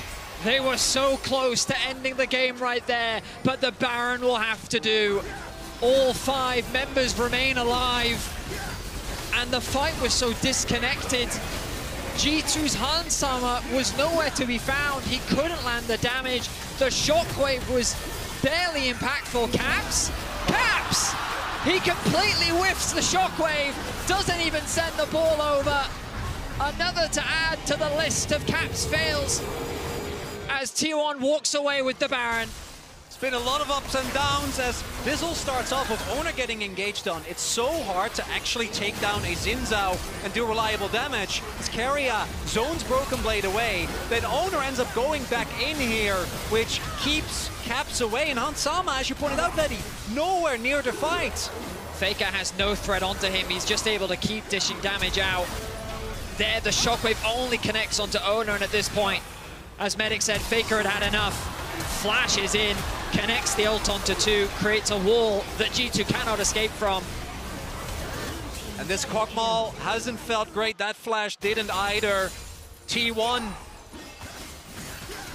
is quintessential. It's about to bring us to another Silver Scrapes, and man, what a treat it's been. And what a turnaround, an absolute stomp from start to finish from T1, reminding the world why they are so feared. They're continuing the siege. Good damage from Guma. Forces G2 back as they chip away at this tower. There have been 9 5-game series in MSI history. We might get 2 in a row. In fact, I think it's pretty much certain now as T1 push in for the top lane inhibitor. G2 have half a Nexus tower to try and defend. Broken Blade, steadfast presence will stop Owner's engage. Gumayushi down to half HP. Zeus pulled back with a handshake, but he's tanky enough. G2 looking for any last vestige of hope, sending up prayers, looking for a miracle. Broken Blade finds one perhaps as Owner's locked up. He flashes the wall. All they're going to do is buy a little time here. But time is swiftly running out. Kronos himself is playing for T1, and FLICKR goes in again. Stopwatches the tempered fate from Carrier. In fact, the Serema slide was not enough. The shockwave from G2 will do nothing as T1 assert their dominance on the series and take us to Silver Scrapes. 5 games, you wouldn't have it any other way. An international rivalry that hasn't delivered in a while, but is delivering today. Gumayushi said, no, I'm carrying this one. And off the back of his Varus, they bring us to game 5. T1, I think in this series, the first classic T1 game that any T1 fan will have seen countless times in the LCK. Dominance from start to finish, something they haven't really been able to find in this series up until this point. We'll see if they can continue that dominance in game 5. We're going to hand it over to the analyst desk to break down that game. Let's go again. We get another game 5 after we saw one yesterday as well. But will this one have a different ending? Will the underdog be able to finish the job today? Or will T1 shut the door? Because when you know T1 and when you know what they're good at and how they like to play and how they played in this series up until this point, you know that this feels so good because everything is working out. I think a huge amount of it is, like, as you say, T1 finding their stride. It's, hey, we're going to have lanes that we can try and play through, set up for Owner, keep Yike under control. And from that point, you're not seeing FLICKR fall behind. FLICKR suddenly coming alive with these plays that we know him for on the Azir, and Gumayushi on this Varus in a great matchup, able to dominate the entire game. This is the Guma carrier lane that we knew and we expected, and we got it in game 4. That was really well done. I think they recognized the lane was going to be strong, and they really bullied it and didn't give Hansama some breathing room. Yeah, G2, to give them a due though, did not want to go down without a fight. No. I think this was a bit of a mistake though. BB probably should have just focused on towards Owner to get him in. Han Sama not part of this fight, so you really needed a lot of core decisions to go in your favor here as G2, and even then right at the end, the shockwave just barely missing. It felt like it was just out of G2's reach, and T1 at this stage had already built up such a strong lead that FLICKR knows as long as he can make that sweep happen, they can sweep G2 with us. Yeah, and that ulti from Keria to keep them interested, to set up for that Azir ulti, this is the T1 that people know and love. Yeah, in those team fights also, you say it, G2 was very, very far behind. You felt like they really wanted to play forward. They tried to make it happen. They almost get a pick on Owner. Also kind of target selection from T1 in fights, how they run interference so that G2 can't pull off the correct damage that they need to put down, knowing that they're already behind. It was beautiful to see. Yeah, and I think a huge amount of it came down to the draft. I think the fact that we ended up having the control coming through for Gumayusi in that bot lane with targeting a huge amount of the AD carry pool to put onto a Kog'Maw for Han Sama that he didn't look particularly comfortable on. It meant that you had the control you needed from the bot side of the map. You then forced the Poppy into this weird position the top side. G2 have a composition that doesn't really get to engage, so you get to play out the map as you want because you don't really have to worry about G2 doing anything apart from these weird TP plays that they had to throw at them because they had nothing else they could really do. Yeah, this would have been a great game to actually get the swap off. That was something that you were expecting. That was something I was like, yeah, I can see it. I mean, there are lanes in which Cog can breathe. Like, there are a few lanes, but Varus isn't one of them. And it was tough, especially in times in which the Poppy was roaming, or at least the Renata was roaming. It made it so, okay, suddenly Bard can actually get in between turrets and force him off back to turret, or back to his fountain, and he really was just falling behind again and again. Yeah, this was already, I think, the play that broke the camel's back in 13 minutes. Exactly, and it's G2 taking skirmishes that they didn't need to. You have a Kog'Maw that would like to scale, an Orianna that would like to scale, and the only real damage that you have is going to come from your jungler and potentially a little bit from Caps. But even you can see in this fight, G2 already knew that it was a losing battle. They completely abandoned Han Sama and say, look, we can't save you in this one. Mickey can do his damnedest to try and at least get out. So they turn on to FLICKR. But as that, G2 have to overextend and T1 just sweep up, knowing they are stronger in the skirmish. And we got to be fair, we were following the mid lane matchup overall. You said a bit fraudulent from FLICKR in one of the previous games. This was a little bit fraudulent for Caps, maybe? That's a little bit. A little bit. It did feel as though it was snowballing off the points that you were making. Yeah. Once their bot lane was behind, they needed to send resources to try and get something back, and nothing was working. But yes, to the point that you're making, FLICKR's coming back. And now he has some momentum going into Game 5. He has a Game 5. T1 has a little bit of Game 5 trauma, of course, but this is an MSI where they want to show their best side.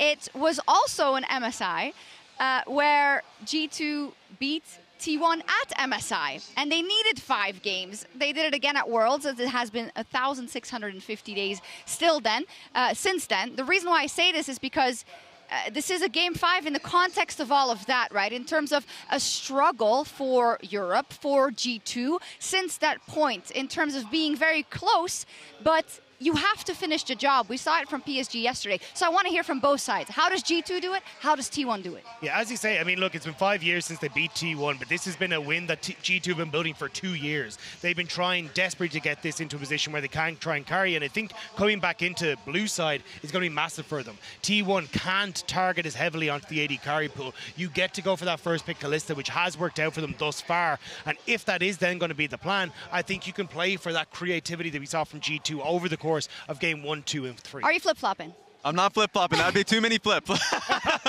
But I think my answer would just be to follow Mickey X, because throughout the series, what Mickey X has been doing really well has been working towards Caps and making fights just basically outnumbered. And as long as he gets to be followed by Keria, then thumbs up. Also, just don't cut out. This game also was in jeopardy just because of that mid lane fight that happened in 16 minutes, and then Varus getting caught. There's a lot of openings that G2 had when it should not have happened. No, and especially in that early game, straight off the bat, right? You saw it there, that Owner and T1's game plan, it was, okay, we also can't give Yike any advantage in these games. I think they're garnering a lot of respect for that jungler throughout this series, and rightly identifying that you cannot get him going because he will make things happen. Yeah, and that's why I think the beauty of that last draft from T1 is that they had all these winning lanes and pushing lanes that they could work through, because it just kept Yike out of the equation. And if you're able to do that again, I think that's where you're going to be able to try and focus. So I wouldn't be surprised to see a Xin Zhao coming through, high priority and some sort of pushing bot lane that they can try and play through. And maybe this is the game we get lane swaps, but I'd much rather we just stick to basics here for G2. I mean, is this where it now gets in their head and they think, okay, that bot lane might, Gumayushi's consistency overall, Keриa's playmaking potential. Do you feel like they're going to lane swap this time? I think they're just not going to go for the Kog'Maw. If they do go for it again, then I will lane swap. Okay. But I think they'll try and stick to lanes because it's been working so well for Broken Blade in particular. So just pick a stronger bot lane and then just try and match because T1 has been matching and it's been working well for G2. Oh, it has. It's match point. It's T1 that clawed their way back to silver scrapes. It's G2 who is attempting to roll back the years. 5 years, in fact. They needed a Game 5 at that MSI in 2019, but T1 is attempting to rewrite and overwrite that memory. We're going to silver scrapes. We'll get Game 5 right after this.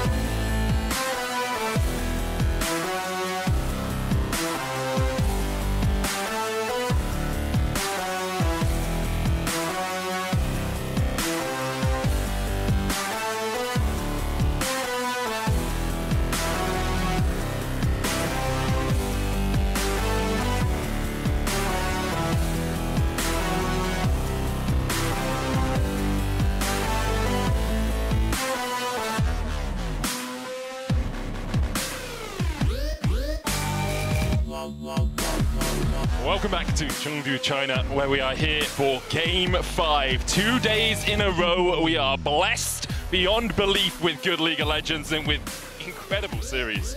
I'm Medic, this is Chronicler, over there's Veri, and we are honored to bring you through the final game of this series. We've had quite the banger series, gentlemen. I'm excited to see how things pan out. I haven't had confirmation, but I'm pretty sure G2's on the blue side, which means that things are going to be interesting because T1 found a pretty effective solution in game 1 in terms of prioritizing the Varus, giving away the Orianna and saying we can pick the Azir. I think that was massive when pairing that up alongside the Xin Zhao to give them early game control and just lane dominance. You have to imagine that Varus is going to be a higher priority for G2 this time round. And I question, how will G2 answer? Will they give Orianna to FLICKR and answer with Azir of their own? Or will instead they prioritize the Ori? Looking at the bans thus far, in the last game, Azir banned. Yeah, there's Azir, and I wouldn't be shocked if they end up actually prioritizing the Orianna. They probably will. They'll give over the Varus. But now it's Varus versus Kalista. I feel like G2 should go for the Varus, but they'll probably go for the Kalista. I gotta say, might be a novel idea, but what if you're struggling in your 2v2 bot? What if you lane swap? I mean, maybe they could do it. Because the thing for me is we keep talking about it, and this is what the series meta has gone down to, right? The mid lane matchup has been so pivotal. I feel like it's been very swingy as well. And when we think about, I was talking to you about this earlier, when you look at what FLICKR has played this year, they took both of them! They did both! Okay, so Kalista top of possibility, Kalista support, obviously with lethality, something we have seen from Keria before. But it was he that debuted Kalista support, no? It's gotta be. I don't think Koma's gonna be like, okay, Zeus, play Kalista top. I don't think we've gone that far yet. Said play Bane top, I'm just putting it out there. What does G2 even do now? You know, no joke, I'd love something like, oh no, they're lane swapping. It's the lane swap. It's the Lulu. Crack it out game 5. It's okay, we're marbles. Swapping. It's the swap. They're finally doing the swap. They've practiced for so long. In game 5, they're bringing the lane swap out. T1 have to recognize that this is happening. But here's the great subversion of expectations, Betty. You think it's happening. T1 go top lane. You're just in your normal lane again. But there's so many, what if they see it variations. Coming? No, but I think that even, like, you let G2 swap because you know that your siege is so much faster. You can get so many plates, you can funnel a much greater lead, even if they get out of the early laning phase. Ari for FLICKR! Oh my goodness! They wanted to make sure he gets something comfortable so that the pool can't be pinched even more, and it's going to lock in one of his all-time favorite champions. This is such an incredible amount of faith. Because I mentioned, I think FLICKR today mechanically just hasn't looked that good, and Ari is one of those champions that falls completely flat. T1 stands or falls by FLICKR, and the Ari has been a pretty popular pick into the Taliyah. At first sight, you might be like, but Ari has dashes, Taliyah counters dashes, but because of the amount of mobility you have with the triple ultimate, actually able to play around I was about to ask, will they ban Poppy again? Because it's Kalista Ari. I mean, they should have. G2 can now pick the Poppy. Typically, G2 would put the Lulu here. Yeah. You'd have the Demolition Rune is what they did domestically, and then they would move to a side lane and then, you know, do the whole split pushing thing. I mean, that's why they banned the Jarvan as well. Low mobility carries. Lane swap. Lane swapping. I mean, it's kind of split pushing, just, you know, a few steps removed. So they're just getting rid of all the dive from Ona. Very likely looking at a Xin Zhao now. Nocturne as well. Less exciting. Sejuani still does give you good threat on the back line and gives you a tank to stand in front of the Ari. Lee Sin. It's got to be. Like, I think that this game But if they do that, it's Poppy, bro. Well, I know, but it's Poppy anyway. That's the problem. Maybe you want to look and just lock in, say, the Cassante for topside. Otherwise, T1 must have an amazing plan. Ona's Lee Sin. This is the... Again, it's the freeze Poppy angle of all time. The only thing about the Poppy is, as a support, it doesn't give you that attack speed buff that something like a Lulu would do, so you do lose out. You could put a jungle. You put a jungle, and then I'm wondering what T1's response is going to be, because Zeus, it might end up being just one of his carries. T1 with a full carry composition would surprise me. And there's the Poppy! Oh! I love this from both teams. I mean, like, G2 just saying, okay, the thing we practiced and comfort, let's just go for it. T1 doing a very similar thing. When Yike debuted in the LEC, this was one of the early champions that he brought out. Cassante, no surprise from Zeus. Remember that I don't think Cassante's lost in the last 2 days. Big thing I don't here. think so either. Big thing here is that this time Zeus obviously, even knowing he's going to go into a lane swap, doesn't also go for the self-counter pick with the Poppy going towards the support role.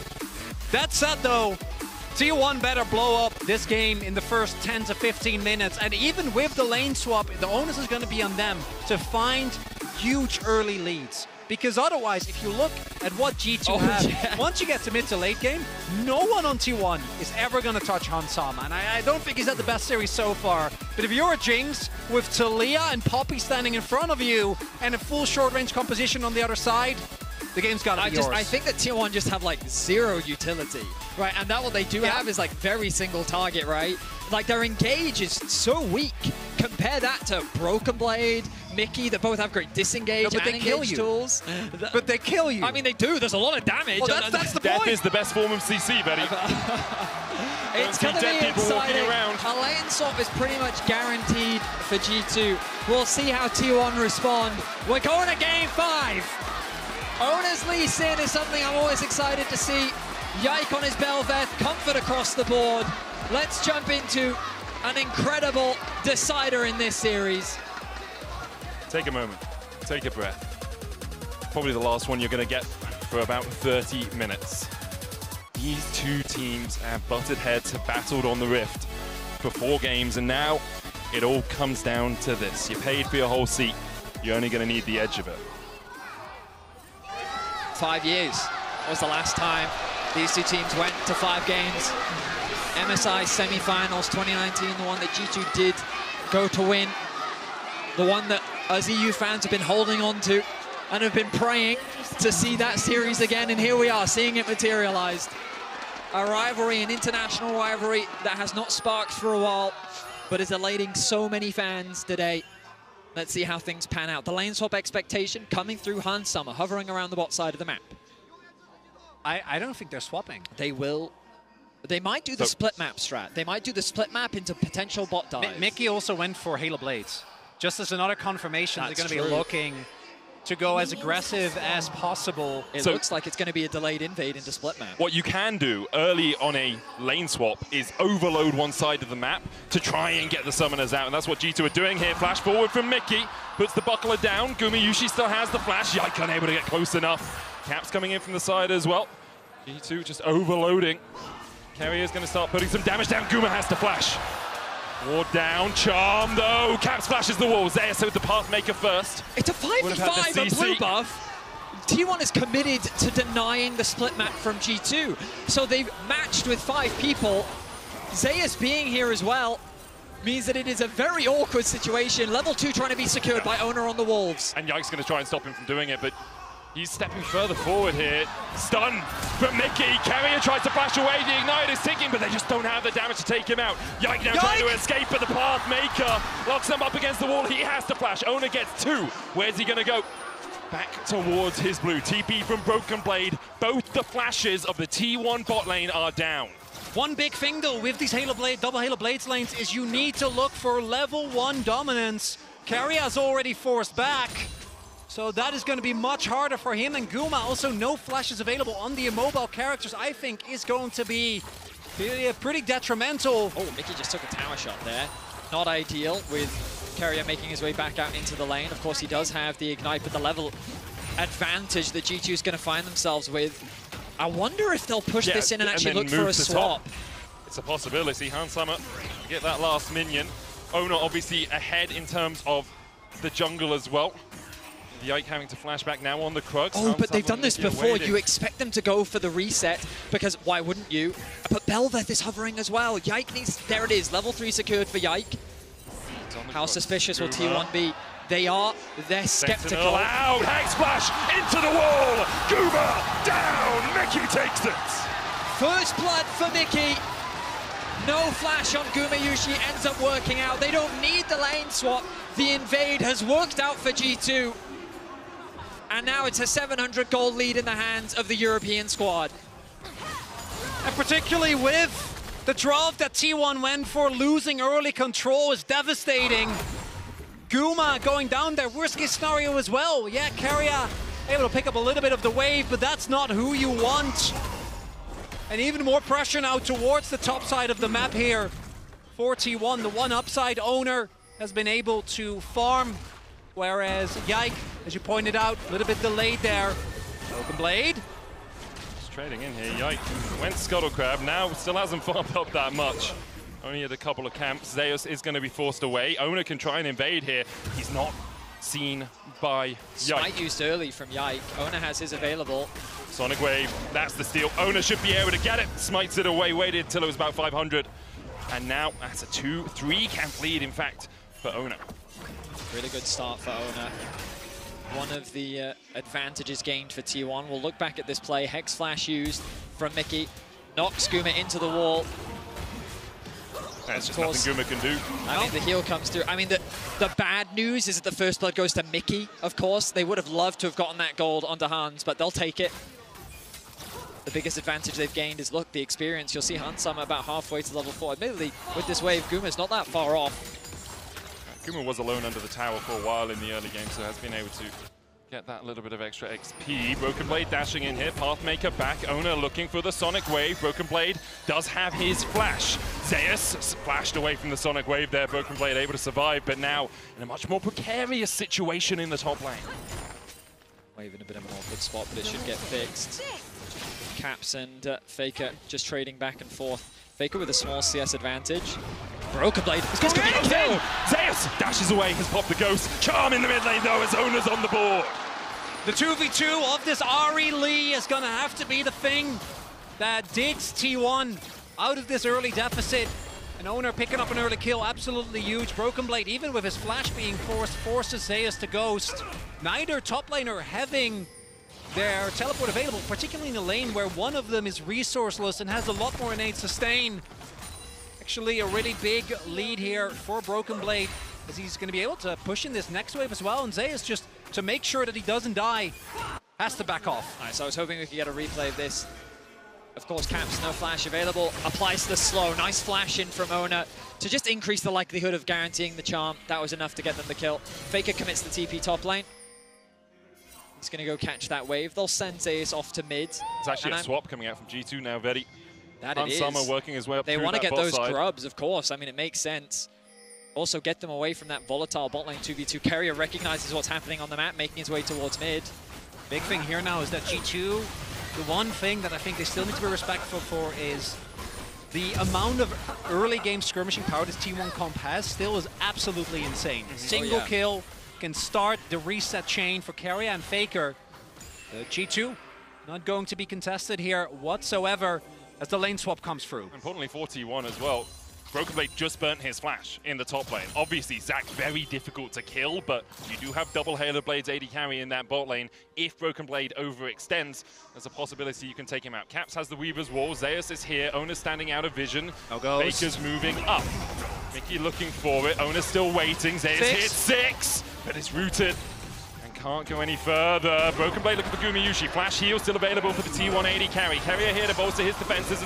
Let's bounce from Broken Blade. Just chunks out Gumayushi. Doesn't get a summoner. Zeus now a target. Pathmaker's forward. Gets the stun into a hammer shock against the wall. And Hansama is on the board. It's the Poppy again. Locks him down. Mickey denies him the opportunity to isolate a target and drag him through the wall to the waiting arms of Owner and FLICKR. And so many minions are going to be lost here. Caps is sacrificing a lot to set up his bot lane for success, but 1,000 is the goal lead for Hansama. We saw Guma and Carrier locking in this bot lane to win out on the 2v2. But what is happening? They're not getting it. They're not getting the strength of this Varus Kalista. They are being denied it as Guma a full level behind Hansama on this Jinx. And where are Gumayushi and Carrier on the map? Top lane. So where are Hansama and Mickey going? Bot lane. Immediately pathing away from it. There's no grubs for another 2.5 minutes. There's a Drake on this bottom side, and Hansama and Mickey will get pushed through that bot lane. Super Mega Death Rocket coming out here as well. Just to interrupt the backs. Just stop the backs. Carrier doesn't get to recall. Oh my god, absolutely brilliant. It's going to delay them so much. Cassante making a beeline back towards top lane. The TP is available for Broken Blade in a minute and a half. It's going to be unleashed. Hans is going to push this wave in as quickly as he can. The question for me is, do G2 want to try and go for an early Drake? They could just choose to sack it. They could say, we don't care, the grubs are our priority, as we want to make sure that we have more sieging power and more play towards these plays. Look, they're hovering. They're faking that they've gone back to base. Guma was skeptical earlier, still lost his life. Let's see if he falls for it again. Got to be more skeptical this time around, although I do think with no vision whatsoever. Oh no, he's walking back up. Yeah, he can just go in. Guma's there. Looking for the don't lock. Immediately double flash from Guma carrier. Mickey dashes away with a heroic charge. Ona's in the river. But that's exactly what G2 wanted. Obviously, a kill would have been good, but there's no summoners. No flashes for Guma and carrier. T1 do start up the Dragon here. Does look like that is going to go over. No sums is absolutely huge with the amount of dive that's available for G2. Trying to stay alive against Talia, against Belvev, against Zach. Going to be so much harder. One of the really big things is with this continuous swapping as well, this T1 comp is so reliant on early tempo and finding early skirmishes. So getting to an objective first, trying to force your opponent to then play into you, and then take them down with your spirit. Oh, this is beautiful from Zeus. Gets the all out, but broken blade with the left bounce can just heal up from that volatile matter. Elastic slingshot out. It's an ultimate for an ultimate. Zeus popped the ghost as well. Mickey looking for Guma, no flash. Chain of corruption into the zap. He's dead, says Chronicler, and G2 agrees. T1 is being read like a book. Guma having an incredible series up until this point, but now getting punished left and right by this Poppy that, again, we saw coming like 2 picks in. I mean, I'm agreeing with you, Chronicler. The Poppy felt like the obvious choice. And Mickey, he's having a stellar game on it once again. The pillar that is Gumayushi is crumbling under the pressure of Mickey's Poppy. And they're going to look to take another shot at the pillar. Steadfast presence knocked into the wall, and down goes Carrier. A killing spree for Hans Summer. 1.8k the gold leads. Yike needs to be careful though, because FLICKR and Ono on the collapse. Broken blade in the top lane. Spirit rush forward, FLICKR looking for the charm. Yike tries to dodge away, but he doesn't have another dash. There's the charm. Ona gets his second. This is the saving grace for T1, FLICKR and Ona. This mid-jungle duo, you mentioned it earlier, Chronicler. If they can keep finding these skirmishes, there is an angle back into this game.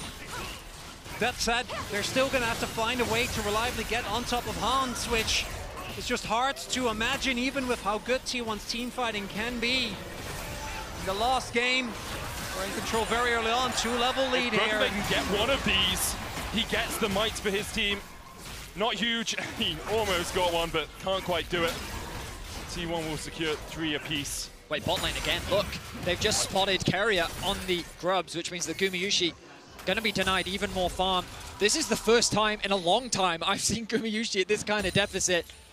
He's been the carry for this team so often through this split. Probably the best performing player, maybe alongside FLICKR, depending on who you ask, through 2024. But here he is 3 levels down on Caps as Mickey goes on to FLICKR. Hammer shot coming out. The chase continues with Mega Death Rocket. Not quite enough to kill off FLICKR, but that's the flash burn from the T1 mid laner. Still no flash on the Ahri. Going to take away a lot of the offensive capabilities, make it harder to make plays under the Talia as well. There's a possible bot lane dive, might be imminent here. FLICKR, this guy is back off though, and teleport's available, so I want to, maybe G2 should exercise some caution. Not just a Weaver's Wall into Guma dying here. Cap stepping forward, Weaver's Wall not used. Seismic shove enough. Bait's call will pull out Gumayushi. Mickey's running up towards the rest of T1. A kill over to T1, good reactions. G2 getting a little predictable there. FLICKR going in with the Spear Rush. Nice Charm, charm. Hans Summer cleanses it. Ona looking for the Sonic Wave. Hans Summer does have the flash. But away from the Tempest Cripple, Dragon's Rage, Sonic Wave, Chaos flashes away as well. As Ona's taken down to half HP. And T1 are looking for more. They can see blood in the water. Sonic Wave just wide from Ona. FLICKR and Ona make their presence known. Chronicler called out the TP, and it felt like the G2 just overcommitted to the play. Caps gets a nice knockback onto Gumayushi, but it wasn't quite enough. Thanks to the ultimate from Carrier bringing him to safety. I think Mickey's game plan was to just try and lure T1 away from the remaining G2 members so that they could escape, but T1 saying very loud, very clearly, we're not out of this game just yet. Biggest win there, I think, for T1 is the double summoners that were taken from Hans Sama. No flash, no cleanse. That's very true. On this Jinx, But at the same time, like looking at the setup, right now is not really where you need your Jinx to be the main character. Like yes, Hansama is fed, but the base damage of Poppy is still really, really high. You have a Bel'Veth who, while behind the Lee, still with the Kraken Slayer is going to be able to do a whole lot. And we've already seen how much damage Broken Blade can do on this Zac as well. And this is where Zac's just base numbers are so powerful. Yep. Obviously, he scales up with his health, with his opponent's health, but early doors, you just have so much raw power in your kit. It's a 2,000 gold lead right now for G2. Worth noting that Cap's suddenly back in the game, by the way. He was down like 20 CS, a full level. Now they're dead even. Not quite sure how he's been able to pull that one off, but even after all the early pressure, he's been able to find impact once again, keeping up with FLICKR wherever he can, playing safe in the mid lane as Yike hovers around the top side of the map. And Yike would really like to take this Rift Herald, get your true form early on. Gives you so much more power on the Bel'Veth. Mickey, oh, flash away by Gumayushi. I mean, he gets That's what he all wants. Mickey really wanted, as you say. Bel'Veth, though, still on the Rift Herald. Stretching strike across, and Guma has no flash, but he dodges away from the Elastic Slingshot, and now the TP's invested by Zeus as he wants to join the party. Weaver's Wall will separate T1 a little bit. T1 know as well, he can't give up the Rift Herald to a Bel'Veth, and this composition already is so reliant on getting early leads. If G2 get the Herald, one big punish tool is taken away as Caps. Ona going in, safeguards forward, dodges the seismic shove, misses the Sonic Wave, and Caps just dances away from everything in mid lane. Tower going down in the top lane. Rift Herald started, I think, by Mickey as well as G2 know that Ona's path down towards that bottom side. Incredible awareness from Caps. He was so suspicious after seeing Ona in the river. Remember that Caps earlier used the ultimate to lock off Gumayushi and Keria from escape, but once his TP came through, he also gained information on Ona in the river, and he was afraid of a potential dive. They avoid it, they secure the Herald, and while conceding the Dragon, they continue to funnel more gold into Hansama. One of the biggest pieces of criticism that was there for T1, particularly in, say, 2022, was the way that their draft would very often go towards what they like without taking really into account what their opponents were doing. And I feel like we're seeing some hints of that here as well. To add insult to injury, right now, the 2 Drake lead ends up being a Chemtech Soul, which definitely going to be the least amount of value that you could have as Mickey. Baker has no flash. I mean, this would be so greedy for Mickey to go for this play. Hans can't give it away, though. Looking for vision. Mickey steps forward. The auto's going to chase him. Look at the buckler go. It's zooming. Bonk! You went for conk, not bonk? I went bonk. I said bonk. Oh, I thought you said conk. That's because I went. I'm glad we were syncing up. Only took us 5 games. Hansama gonna secure another tower. So synced that we say exactly the same thing. That's you two. That's you two, okay? That's not on me. Oh man, I'm so happy right now. This series is completely delivered, and I'm not going to count T1 out just yet. FLICKR and Ona, I've seen this duo achieve incredible things before, and I think that they can do it in this game. Hans is in a great spot, but his flash is still on cooldown. FLICKR coming across here into the steadfast presence. The stun doesn't quite land as Yike dashes forward, dashes back.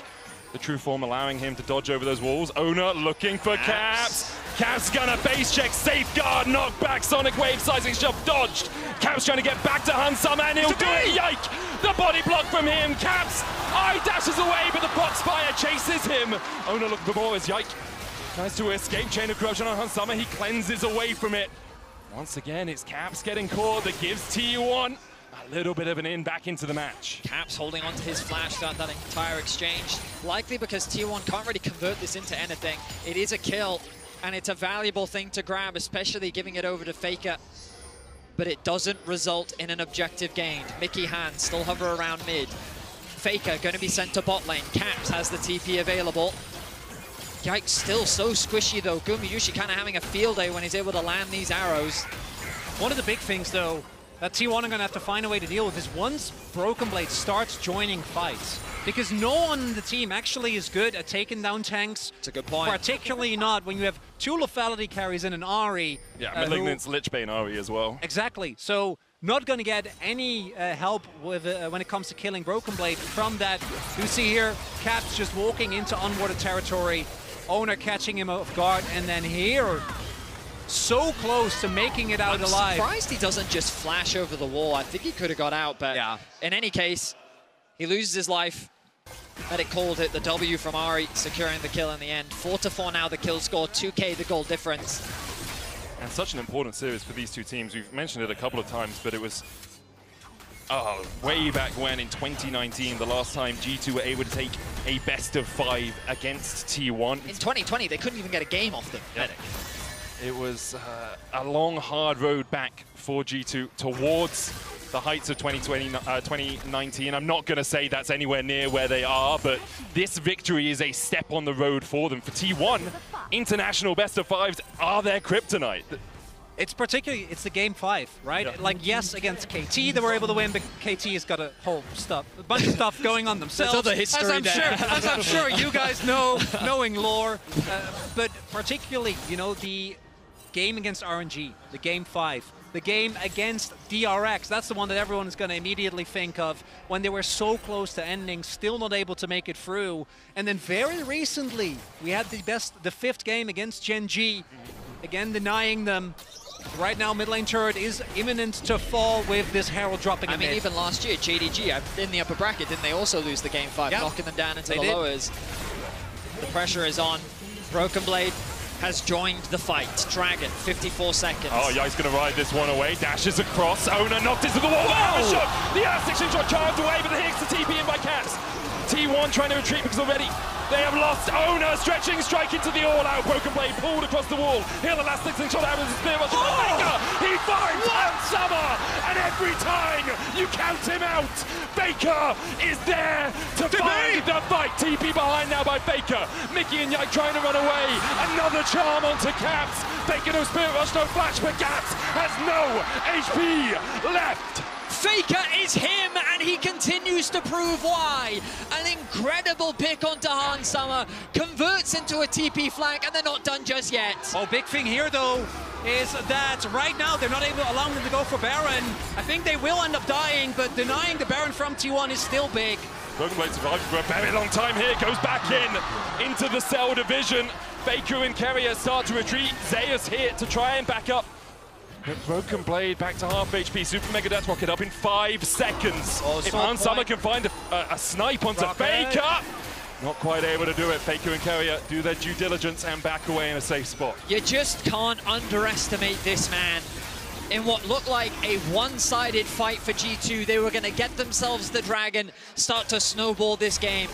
This is where it starts. Owner gets locked up by Mickey. A great initiation as the 3-person knockup into the follow-up from Broken Blade. But just keep your eyes on Faker in this play. Nice ulti from Zeus to drag away the front line. And then Faker, out of nowhere, with the control ward, finds that charm and flashes away. Beautiful, just beautiful from Faker. The man was having one of the worst series I've seen from him in recent years. And that pick, in of itself, not going to be enough. Still a gold lead for G2. But it's showcasing the backline threat that T1 have. If it gets messy, if it gets scrappy, I think big there as well is that while the initial knockup from Mickey, I think, found 3 people, the follow-up from Broken Blade only hit onto Owner, so they were able to take him down, but the backline was able to make their way back, and it forced G2 to further extend, or rather, they opted into further extending. That was a great play from Faker. The question is, can he keep finding those plays? Not because enough. we saw how difficult these fights are going to be with the engage from G2. And that circumstance was a bit of an overextension with which Faker was incredible at punishing. But can they do it again? Because it's going to be relying on Owner and Faker to keep finding these plays. Level 14 for the Ahri. The Medjais could very well come soon. He's got 6 stacks on his ring so far. And this game is delivering. Gumayushi has the edge of night. Chain of Corruption already used. Weaver's wall in by Caps. Guma flashes. Yike with the knock-up seismic shot. Bates call out. TP in now by T1 as they look to take the fight. Zeus locked up for a moment and Yike is deleted. Owner found the flag, but now he'll fall. Zeus on the backline onto Han Summer. Flash away. Mickey's trying to body block, but Zeus goes all out. Just this once. Faker dives into the backline. Caps next up for Zeus. And Faker's on a rampage. Caps just can't get through Zeus. He is not fed enough. And the flash away from Caps buys him a second, but that's all it's going to be. You can't buy class, and Faker's here to fight. And of all people, the person criticized most in Game 5s was Zeus, but his Cassante there drew so much attention, created so much space, and now T1 on a gold lead. But again, crucially, G2 pulled them away from the Baron. so the game stays even. And I know we're 23 minutes in, but I hope this one lasts much, much longer. The momentum has just completely shifted. They thought they'd caught Guma out. Caps even walls him off to force the flash, but this TP was so crucial. Carrier brings back his AD carry. G2 is now funneled into this choke point. A great kick from Ona results in an exchange of junglers, but Zeus finds his target. He locks down the AD carry, forces the flash out from Hansama, gets to Knocker, brings him back in range, and then FLICKR with his mobility finds access onto the backline. A great team fight from T1 once again. And the Fate's call. That was really what I think the one thing that G2 didn't calculate. Thought that they had the immobile AD carry. Wasn't enough of Zeus. Is he going to be in trouble? I don't think so. I think Mickey's just being a nuisance more than anything else. He is also Cassante, so I always overestimate how much damage that champion takes. Hansama decelerated in this game. Only Infinity Edge Crack can still complete on him. He is building up towards his next item, but FLICKR has 3. Banshees, Lichbane, and the Malignance. Zeus here, knocked back with the Seismic Shot, but you just see how little damage they do. Caps only has 2 items. Leandri's Seraph's not going to work his way through. I mean, this champion is just so strong. Level 14, he's about to hit level 15. No penetration items yet on the side of G2, which means that they are barely going to tickle him. Ari being sent off to a side lane. Level 16 going to be secured for FLICKR in a moment. The Dragon is spawning soon. He's just a little bit off it. But here comes the TP back to mid. He knows the collapse is happening. FLICKR will be fine. We talked a lot about how are T1 going to kill Broken Blade on this Zac. The flip side is also true. If Hans dies... Mickey looked up, and Mickey is down. Broken Blade's going to elastic slingshot out, but immediately pings to Baron. T1 know exactly what they want out of this situation. Mickey up in 25 seconds, but T1, it looks like, are just going to get this Baron uncontested. G2 playing through mid. Can they get there in time? FLICKR controlling the vision. They don't know where he is. They have to face check into him. There's the charm. Yike, Smite to get off the Banshee's Veil. Spirit Rush away by FLICKR. Baron down to a 10,000. Super Mega Death Rocket from G2. Mickey on his way. Ono on the flank. FLICKR still has 2 Spirit Rush charges as T1 continue to chip away at the Baron. It's down to 6,000. Spirit Rush forward. Charm. Zeus on that front line. Yike having to dash away. Broken Blade locked up and Tofu's back. Zeus down to half HP. FLICKR no Spirit Rush left. The Baron's still low as Ona's looking to smite it. He'll get it. But will Zeus fallen when the resets happen for G2? Onto the backline goes Mickey. Carrier's almost taking him out. Carrier almost falls himself. Ona dives in. Hansama just needs 1 to really open up. Ona goes down. G2 have lost 2 already though, and Zeus can dash back in. Hansama, only the cleanse, no flash. Can G2 do it from here? Cell division in by Broken Blade. The Baron already secured by T1, but G2 do not want them to get out without a fight. Weavers roll forward. FLICKR low on mana. Chain of Corruption, Edge of Night popped. Gumayushi almost falling, but is able to dodge away from the seismic shove. And T1 are on the wrong side of the map right now. Any TPs up, no one up for 30 seconds. Elastic slingshot forward, and Carrier will pull him out with a Fate's Call, but Carrier's down now. Guma next up for Broken Blade, who flashes away from the Piercing Arrow, and Guma goes down. FLICKR, no mana left on him. The TP behind as G2 begins to collapse. FLICKR, how the hell do you get out of this one? I don't think you do. Get some mana, he escapes the honey fruit, but T1 gets FLICKR out alive. And the man just walks it off, but G2 still take out all the Baron buffs. Wait, we're not over yet, because remember that the Dragon is still up. Caps commits the TP. Zeus is back in the fight. Yike is back out on the map, and the Dragon is still alive. This is sole point for T1. Oh no flash, but does have a smite. The Sonic Wave across the wall. G2 secured the Scuttle Crab. FLICKR on his way. Has a flash of his own. Flash charm, a possibility. Broken Blade takes the blast cone. Zeus trying to be that front line for Ona. FLICKR flanking. G2 unaware, but the Dragon secured by G2 now. Will they go for more? They've been greedy a couple of times this game. Instead, now they start to back away. FLICKR lying in wait. Box by, no charm. Broken Blade escapes. That's going to be the bounty picked up for G2 as well, off of the back of that Baron, even though it's almost a 1k negative Rebel Baron power play. And the key thing here this time around, yes, Zeus buys a lot of time. Yes, T1 get the Baron, but Hans Sama isn't threatened this time around. But just watch Ona. I feel like T1 is out at this point. An amazing ultimate here from Zeus to get away to safety. He goes over the rocks. But look at Ona here. He just goes back in. He stuns himself. He gives he gives G2 the ability to re-engage. And once those resets start to pop off, that is where G2 come alive in the fight. We have to get back to live, though. We got to get back to live. We saw this. They chased them for a while, guys. T1 pushing in, but that Baron obviously going to expire relatively soon. They lost 1,000 gold out of it. Good. It's a good chase by G2. Good job, Broken Blade. This is a nice flash. Well done. FLICKR tries to re-engage, but he just can't kill off Caps. And then obviously he takes the honey fruit to escape. Doesn't have the mana. By the end of it, though, this game is still basically exactly where we began at the start of the Baron Look at the play. vision bot lane and TP available for FLICKR. About to hit level 17. Hans needs to be extremely careful. Oh, the flanking angle. You're right, Vedi. I mean, I'm just keeping my eyes on bottom. The pings have happened. Yeah. This is FLICKR knows. Zeus no TP. Hans Sama does have flash cleanse. He has Mickey to back him up as well. Broken Blade, elastic slingshots away, and you feel like every moment on the edge of the abyss, on a precipice, a knife's edge for this game. Take a look. Attempted play there from T1. Has flash, stretching strike, face call. Big ultimate out. But he's brought away to safety. Dragon and Baron, 2.5 to 3 minutes away.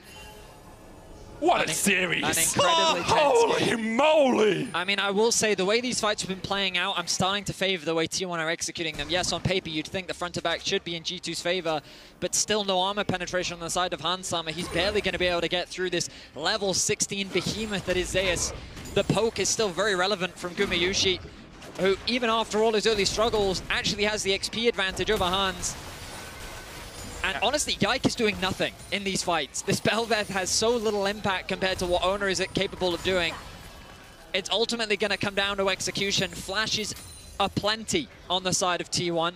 Same can be said for G2. Baron 2 minutes away as T1 set vision control up around the top side of the map. I think the important thing is when Hans Sama gets Lord Doms. If he gets it before the next fight, I think it entirely changes the landscape of the fight. He's now got a Zeal, though. No Lord Doms for Hans Sama. I guess the only armor really sitting on Zeus, but I feel you want to be able to make your way through that tank. Guma clearing the wave. Edge of Night giving him so much safety. You'd see as well, as soon as Keria gets his ult up again, he's much more willing to step forward. Really respecting the impact of this Zac, and that is one thing that I do think we're gonna now actually see, is that Broken Blade is free 1 and free, has his Jack Show's Spirit Visage and his Sunfire as well. FLICKR did actually upgrade his Magi's, but he's also not built, which I don't think he should build any form of magic penetration. I think he should be looking to kill the #1 target, which is Hans. Regardless of the outcome of this series, I'm just so grateful that both of these teams have showed both the highs and lows of what they are capable of. An incredible best of 5. 32 minutes in, we're getting closer to the end. A single fight could determine the outcome of the whole game. And do you remember 4 days ago when everyone was saying, oh, it's just 3-0s until the upper bracket? And that's what they said. Holy moly. I think we've never been happy to be wrong. You know, everyone wants to so see happy this. to be wrong. Everyone wants to see the competitive series. Yesterday, we were treated. I mean, and this one feels like dessert. LEC fans are on the precipice of feeling that hope once again. I mean, of the biggest victory for the LEC since 2019, I think. Yeah. But here we go. Baron returns to the Rift right now. G2 have mid control.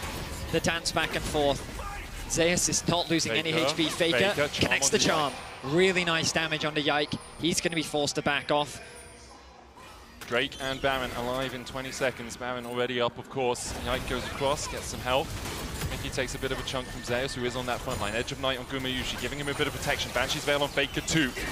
They don't know that FLICKR's there. Chain of Corruption just short. T1 trying to wrestle control of the mid lane to get into this river. No vision there for G2. Sonic Wave on Broken Blade spots him out. Caps trying to get the mid lane control once again. Owner going in, pulled back with a stretching strike, but Broken Blade more of a nuisance than anything. Caps down to half HP. Yike dashing forward. FLICKR doing the same. FLICKR goes in with the Spirit Monster Charm going short. As Yike lands the knockup, he gets stretching strike back, and FLICKR's locked against the wall. And FLICKR is down, buried beneath the earth. Can G2 find more. Hansama stepping forward, but look how low Yike is. T1 can still turn this fight back on its head. Zeus no flash, obviously he's running the ghost, but he does have Q3 right now as it landed onto Caps. Zeus going in, knocked back. Mickey dashes into the wall as Owner's locked up. Hansama dodging away from the Sonic Wave, and can he really open up? Not quite. Broken Blade's going to go into the cell division, the seismic shot just short. Broken Blade likely to fall here. Yike was trying to heal himself back up, but Broken Blade goes down. Another Q from Zeus. He finds his mark, and T1 march down the mid lane.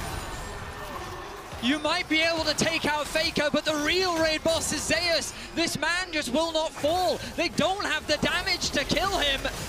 And as long as he stands strong, T1's team fighting is still alive. And that's the engage gone. No one on G2 can come close. As T1, FLICKR is about up. Yeah, they'll get a Camtech Drake, but that's not what you're going to be looking towards. Carrier, he's harassing FLICKR is there. FLICKR goes in, there's the charm, cleansed away by Hansama. The charm actually came out second. Even I was deceived as Hansama was. FLICKR showing exactly why he is the GOAT. The Baron is secured. Caps.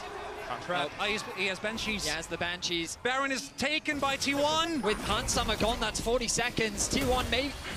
Okay, maybe an end is a little ambitious. The wave clear is still there from Caps. Only one minion here, the next wave on its way, about 5 seconds away. Carrier dashing forward. Gumiyushi has that lethality, but Manamoon alongside it. Weaver's Wall will stop the minion wave. 20 seconds on Hansama. T1 can still push in. The minions, they're having a little trip going to see the pandas, but they'll make their way out of the jungle and make their march down the mid lane. Hansama still 10 seconds away. T1 maybe just go for the inhibitor, but maybe even more. Can sense blood in the water, can close out the series. Yike was going for the flank, but can't find it. T1 back away before taking the inhib. I don't know if G2 have enough damage to get through Zeus in these extended fights. It is just a battle of the front lines, but it's Broken Blade who's falling first. FLICKR now with the death cap.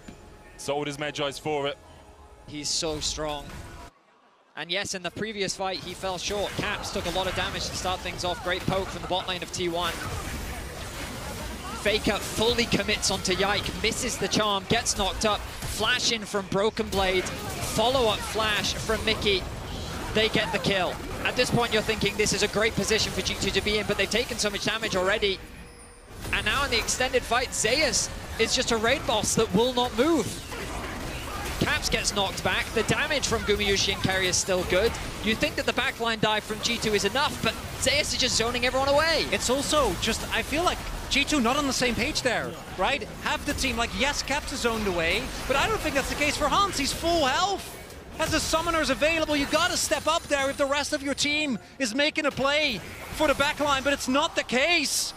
Rebel Baron power play now almost free K for T1, but they still don't have the inhib, and that's crucial. But if their backline can stay safe, I don't know if G2 can make it, especially because, again, there's no LDR. Yeah. G2 are going to try and collapse on Zeus, who was pushing him in. Seismic shove going out, but the all-out to dodge the CC from Zeus. His Cassante in these last 2 games has been a wonderful sight to see. T1 now use that pressure, push in the bot lane. They don't need the inhibs yet. The Weaver's Wall coming out. Carrier on the wrong side of it, but he's got the flash. Chain of Corruption going wide as T1 look to make their final advance into the base of G2. Zeus keeping Broken Blade at bay. Yike looking for an engage. Super Mega Death Rocket hits onto Gumiyushi, who does have flash. Carrier, remember, has just burnt his. FLICKR no flash either, but he's got that Banshee's Veil. He's got that veil of safety that G2 have been unable to penetrate. Now the inhibitor in the mid lane, T1's target. And G2 just can't get in. Zeus dashes forward, but that's double inhib to T1. Oh, and double inhib. That's so hard to come back from because this is going to chain into what probably will be a Camtech Soul. 41 is Mickey! Mickey charmed up! Mickey put in the dirt, 6 feet under. Maybe short to be followed by G2. The seismic shove on Owner, but the Chain of Corruption lands onto Caps, and a stopwatch can only buy you a second to stop and watch your team be ruined by T1. This far and no further. This close and no closer. For G2, this was the day they almost beat T1. For T1, it's just another Friday.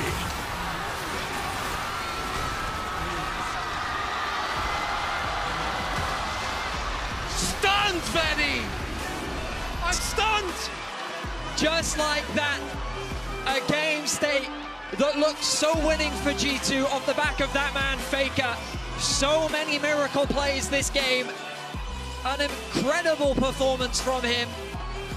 Zeus, the man in the top lane to help back him up with that Cassante.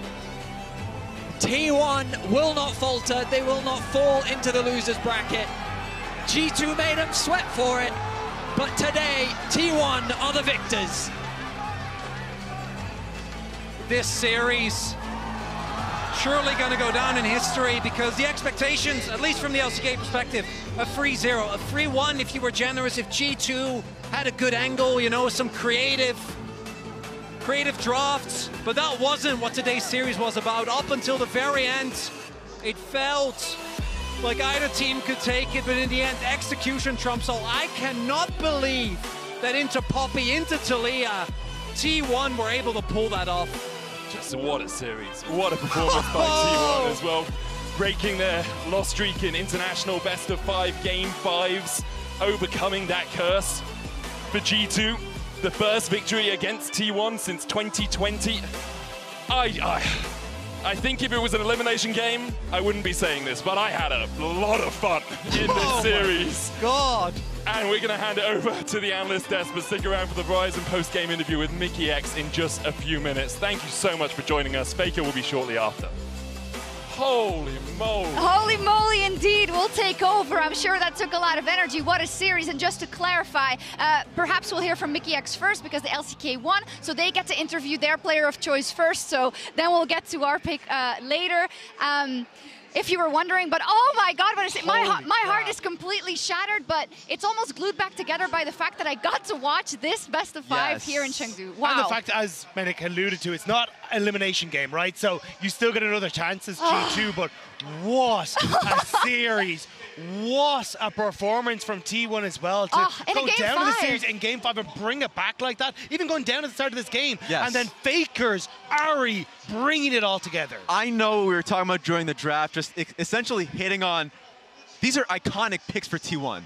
All of them across the board, but compositionally, really hard to deal with what G2 has. But man, they just turned it on. FLICKR was him today. He was doing the stretches after. I saw a smile. I don't know if you guys caught it, but I would be happy with that because it's also so great, I guess, from T1's perspective because you're in the first round of the bracket stage.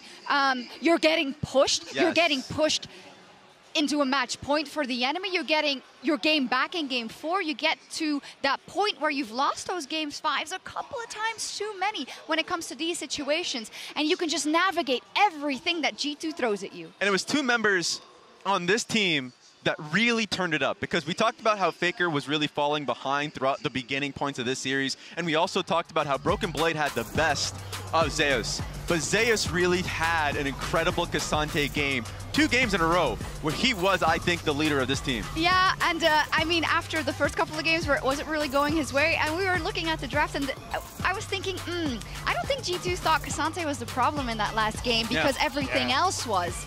And then you let it through. And it's not that it's, even if it's not a huge problem, it's still a big problem with the ability to take someone out of the fight, with the ability to withstand so much in that Baron pit. Yeah. I think there are, look, we're going to call a spade. I think we needed the earlier LDR. We heard the casters talk about it as well, coming through for Hans Sama. He could not hurt this Cassante. As soon as the Randuins came in, it was nothing. Oh, this is wrong. We need to add 1 day, actually. But yeah, one day we will get to rub that board off. But look, I think... Oh, no. The big thing... Yeah, what the hell? They had that plan. But, did they? Yeah, I think that coming back into it, Cassante was definitely a problem. They had no real way to deal with it because Talia is not going to be able to do it. And honestly, the Bel'Veth didn't really do a huge amount against it either. No. You needed to find something for it. You hated the Bel'Veth, I know, and you hated Hans Sama's build. Yeah, the LDR needed to come through. It needed to desperately. I mean, you started off this game as a 3-kill Jinx and dealt 18k damage. You nearly dealt as much as Zac. Like, that is an issue. And the problem was not with Hans Sama's positioning, not that he wasn't auto-attacking, it was that the auto-attacks were doing nothing. So I really wanted to see it come through earlier, and I think that play with how well Zeus put himself in front of Hans Sama, denied him access to fights, was really what came back to bite G2. Yeah, and I mean, I think Mickey had an incredible early game to expand that lead because, to the point, I didn't like the Bel'Veth, the level 1 didn't work, so he was just trying to recuperate at least some experience, even getting his own blue buff stolen from him. So it's like, it's all into the 3-kill Jinx, and they were accelerating. It was sad to see the build, but also T1 had insane moments. I still remember that tier 2 mid-lane turret play in which he got that Ahri ulti and charm onto his Jinx and turned this game over. We'll crown our player of the series after our very first interview of the 2 we're going to get. We have Mickey standing by with Lore for the first of our Verizon post-game interviews.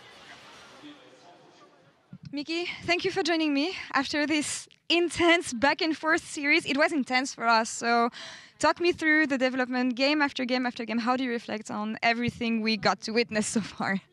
Yeah, I guess we started off kind of slow. I think early games were actually not bad, but then I think a lot of it came down to team fights. I think we got team fought 2 of the games, which we lost, even though I think our comp was pretty solid overall. So yeah, props to them, but I felt like we were getting pretty good advantages on the map, so that's why even though we lost, it still didn't feel that bad compared to last year, where whenever we lost, we just got outclassed on the map, team fights everywhere. At least this time around, I felt like it was only team fights, or mostly team fights. And yeah, I think drafts were also like pretty interesting. I got to play some Poppy. That was fun. I'm glad that you mentioned drafts because you showed a lot of stuff. Hopefully you have more tricks up your sleeve. But what were your understanding of T1 to have this kind of drafts prepared? Because you got a time to analyze them. I felt like they play a lot of like aggressive bot laners. So we kind of tried to avoid that. I think they got like a very aggressive one in the last game. And we were not really sure what to pick. We never tried really Poppy versus it, but I was just like, and Poppy's good in the game. I'll try Halo Blades because Halo Blades, like, I tried it before in solo queue, it looked good. And it kind of worked out. We were like kind of one-shotting them and we got some good leads and then we kind of started swapping. So the game was looking pretty good. I think we just loved that game. We started overchasing and then it turned out pretty bad overall. You mentioned the Poppy game. You played amazing, Mickey. Honestly, throughout this series, what was your confidence level? Well, after the first game was pretty low. Actually, no. Yeah, the first game was like a bit rough. I was like, played kind of bad. And the second game I started 0-4 and I was like, oh my god, I'm so fucking bad. Oh, my bad. But then it started getting better, but my E's were not hitting. And then the Poppy game, the third game, I was like, okay, nice. Like my Poppy was actually good. Like even though I messed up again, like level 2, where we died 2 for 1. Mm-hmm. After that, I started actually doing some good plays and good picks. So after that, my confidence was back. And then game 4, what did I play? Renata. That game was a bit hard, I guess. But we still felt like we had a good idea of, or like good momentum going to next game because we're blue side again, and it's like a bit easier. And also the draft was like, I mean, we were like a bit wondering like if they're actually gonna pick Varus Kalista because like they take both, and I'm like, oh, what 8 gear do we have? Yeah, Jinx Kalista, Jinx Poppy looked fine. But yeah, overall, I mean, confidence is like all right, I guess. We could have sure won the series, so it doesn't feel too bad. But yeah, it feels bad that we also lost when it was like kind of a free win. So I see smiles, so I like it, especially moving forward to the next series against PSG. What did you think of the what did you think of the series they played yesterday, and yeah, expectations moving forward to the next PSG? Yeah. Yeah, I mean they looked kind of good. Like I think not many people expected them to actually take it to 5 games. So we have to be well prepared and hope they don't take us to 5 games. But yeah, feeling pretty confident going into it. And I think if we play like similar to today, we should probably win. But I'm sure we can do much better as well, and then not make it even close. Sure, a lot of learnings from that series, hopefully. Mickey, thank you so much for this interview.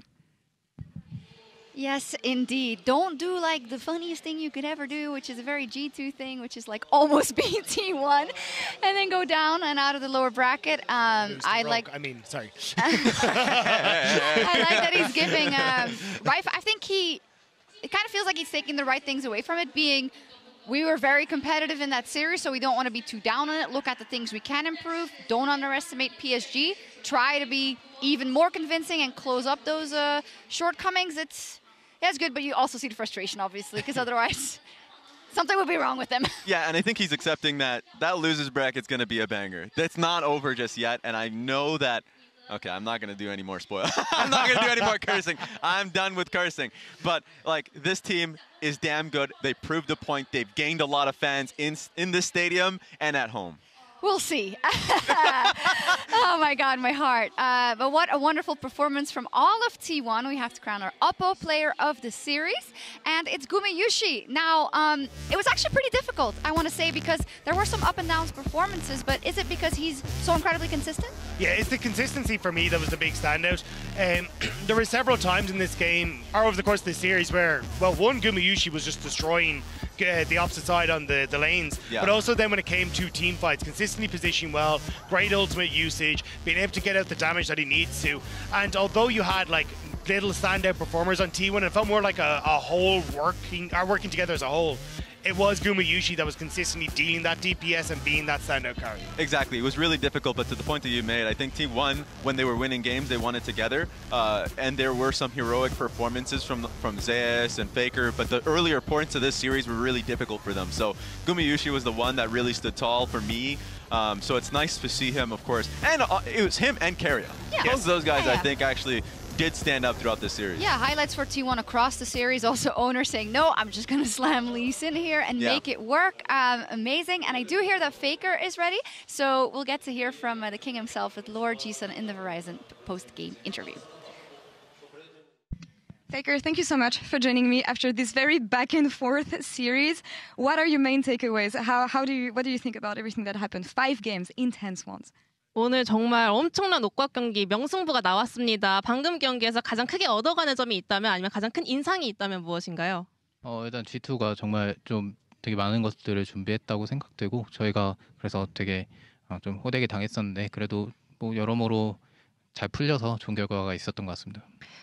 I could immediately tell G2 prepared so much for the series, and early on in the series, we kind of got punished by it. But later on, everything worked out fine, so we were able to, get the win in the end. Could you give me some specifics as to what you could have done better as a team? 오늘 팀적으로 그러면 이 부분은 우리가 조금 더 잘했을 수 있겠다 싶은 구체적인 그런 순간이 있었을까요? 일단 초반 전술에 대한 대처가 조금 미흡했던 것 같고 또 G2의 플레이 스타일에 대한 그런 연구가 조금 더 잘 되었어야 됐다고 생각이 들고요. 그리고 무엇보다도 좀 인게임에서 실수가 잦았던 게 컸던 것 같습니다. I want to point out 3 stuff. First up, I think our reaction to the early game strategy from G2 was a little poor, and also I think our read on G2's kind of play style in general was also not on point. I think we should have done a better kind of research on that. And lastly, there were a lot of mistakes in general. I feel like G2 versus T1 is becoming an international classic. What do you think when you know that you're going to face off against G2? What does this matchup mean to you? 이제 T1, G2전은 정말 언제나 조금 명승부가 나오는 게 보장된 그런 이제 매치업 같은데요. 이렇게 상대방이 G2라는 거를 알게 되면 어떤 경기를 좀 기대하시게 되나요? 사실 뭐 G2와 만난 지도 되게 오래됐기 때문에 그런 플레이 스타일이 좀 달라지지 않았을까 생각했는데 확실히 예전에 만났을 때랑 되게 비슷한 면이 보여가지고 좀 놀랐고 이번 경기도 마찬가지로 좋은 시리즈였다고 생각합니다. I mean, because it's been so long since he actually last faced G2 in an international tournament, so I was expecting them to be a little different in terms of play style, but I was surprised to see a lot of similarities in the past, so it was also amazing, and I think we were able to showcase a very entertaining and great series together. Entertaining, for sure. A bit more about you. This year you got reunited with Koma. You guys have been used to working together.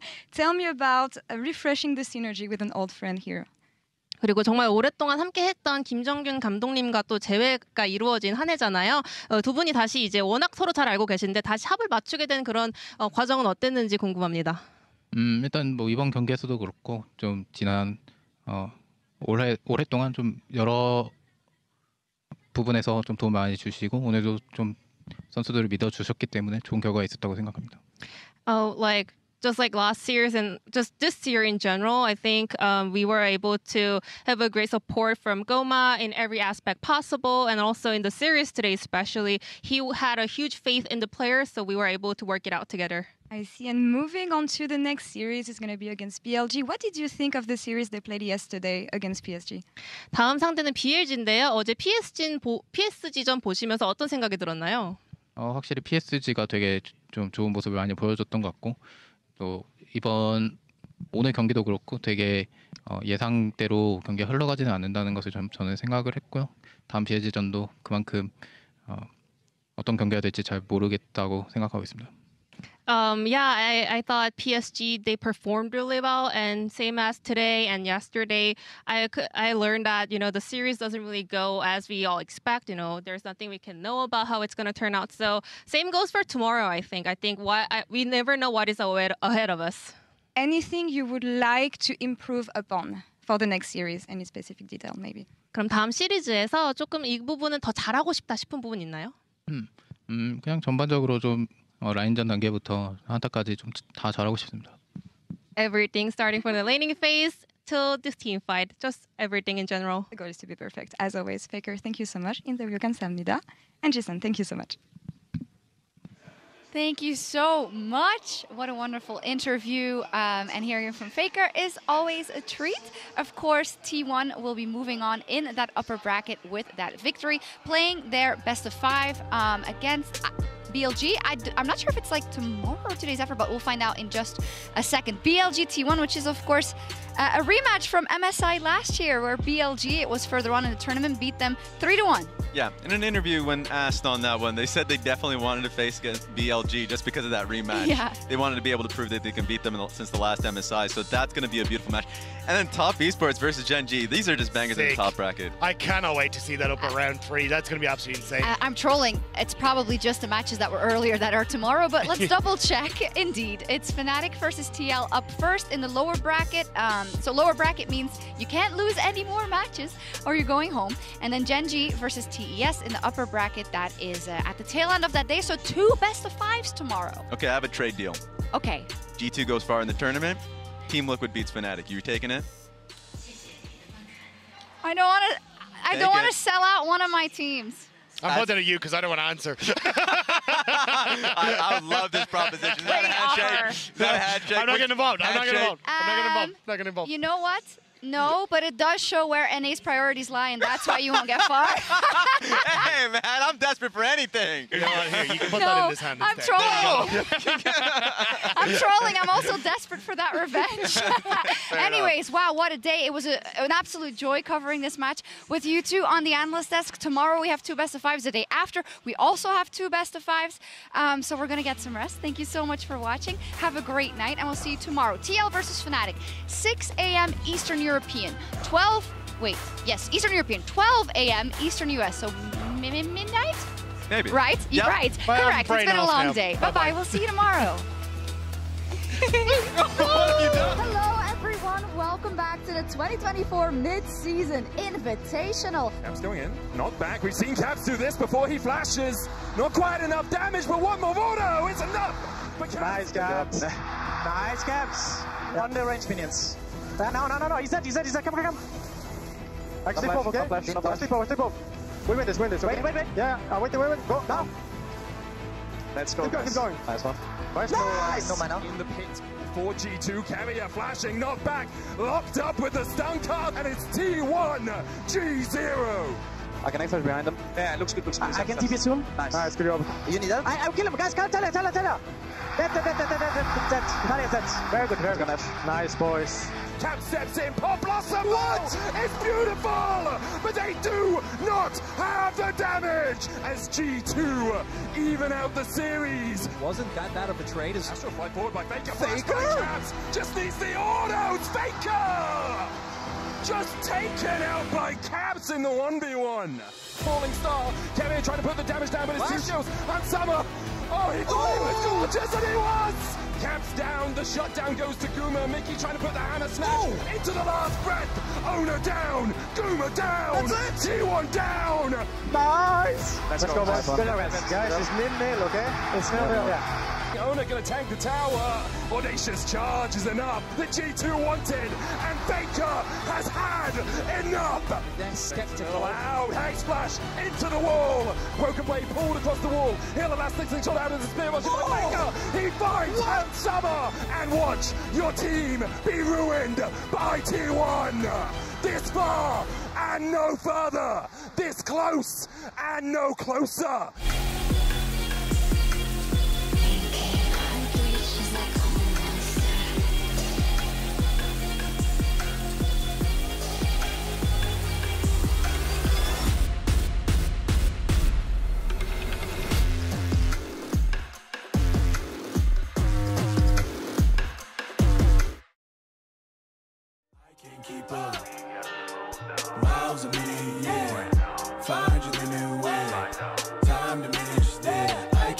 for. Miles a minute, yeah. Find your limit when time diminish a minute. Don't trip. I'm looking at a massive risk. Balancing the past I live.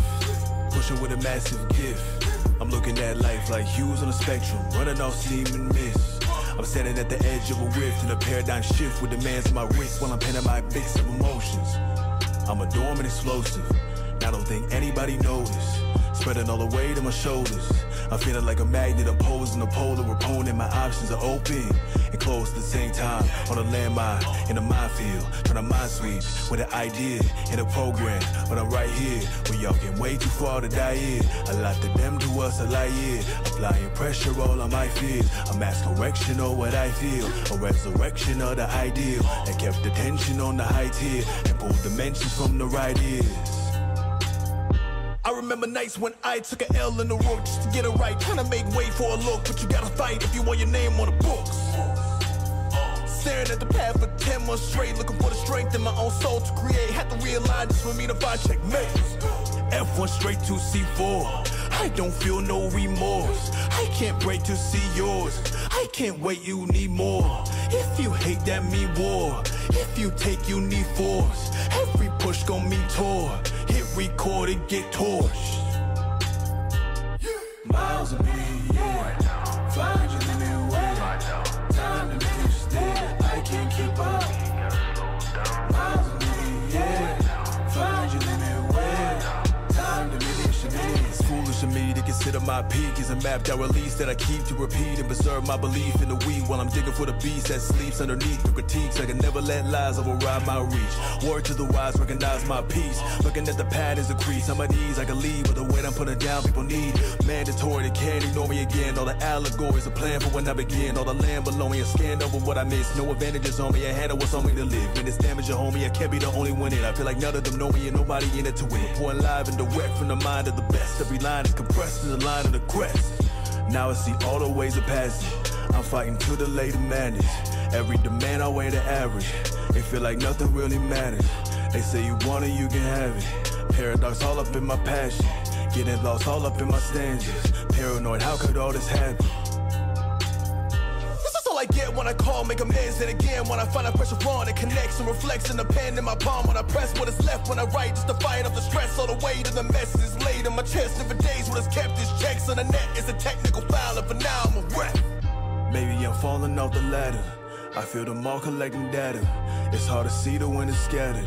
I think the key is to attack it. I think we in a different bracket. Burning eternally, this is a start, an emergency. I don't know where the fan is. Maybe I'll never manage. We gotta slow down. Right now. Find out. We gotta slow down.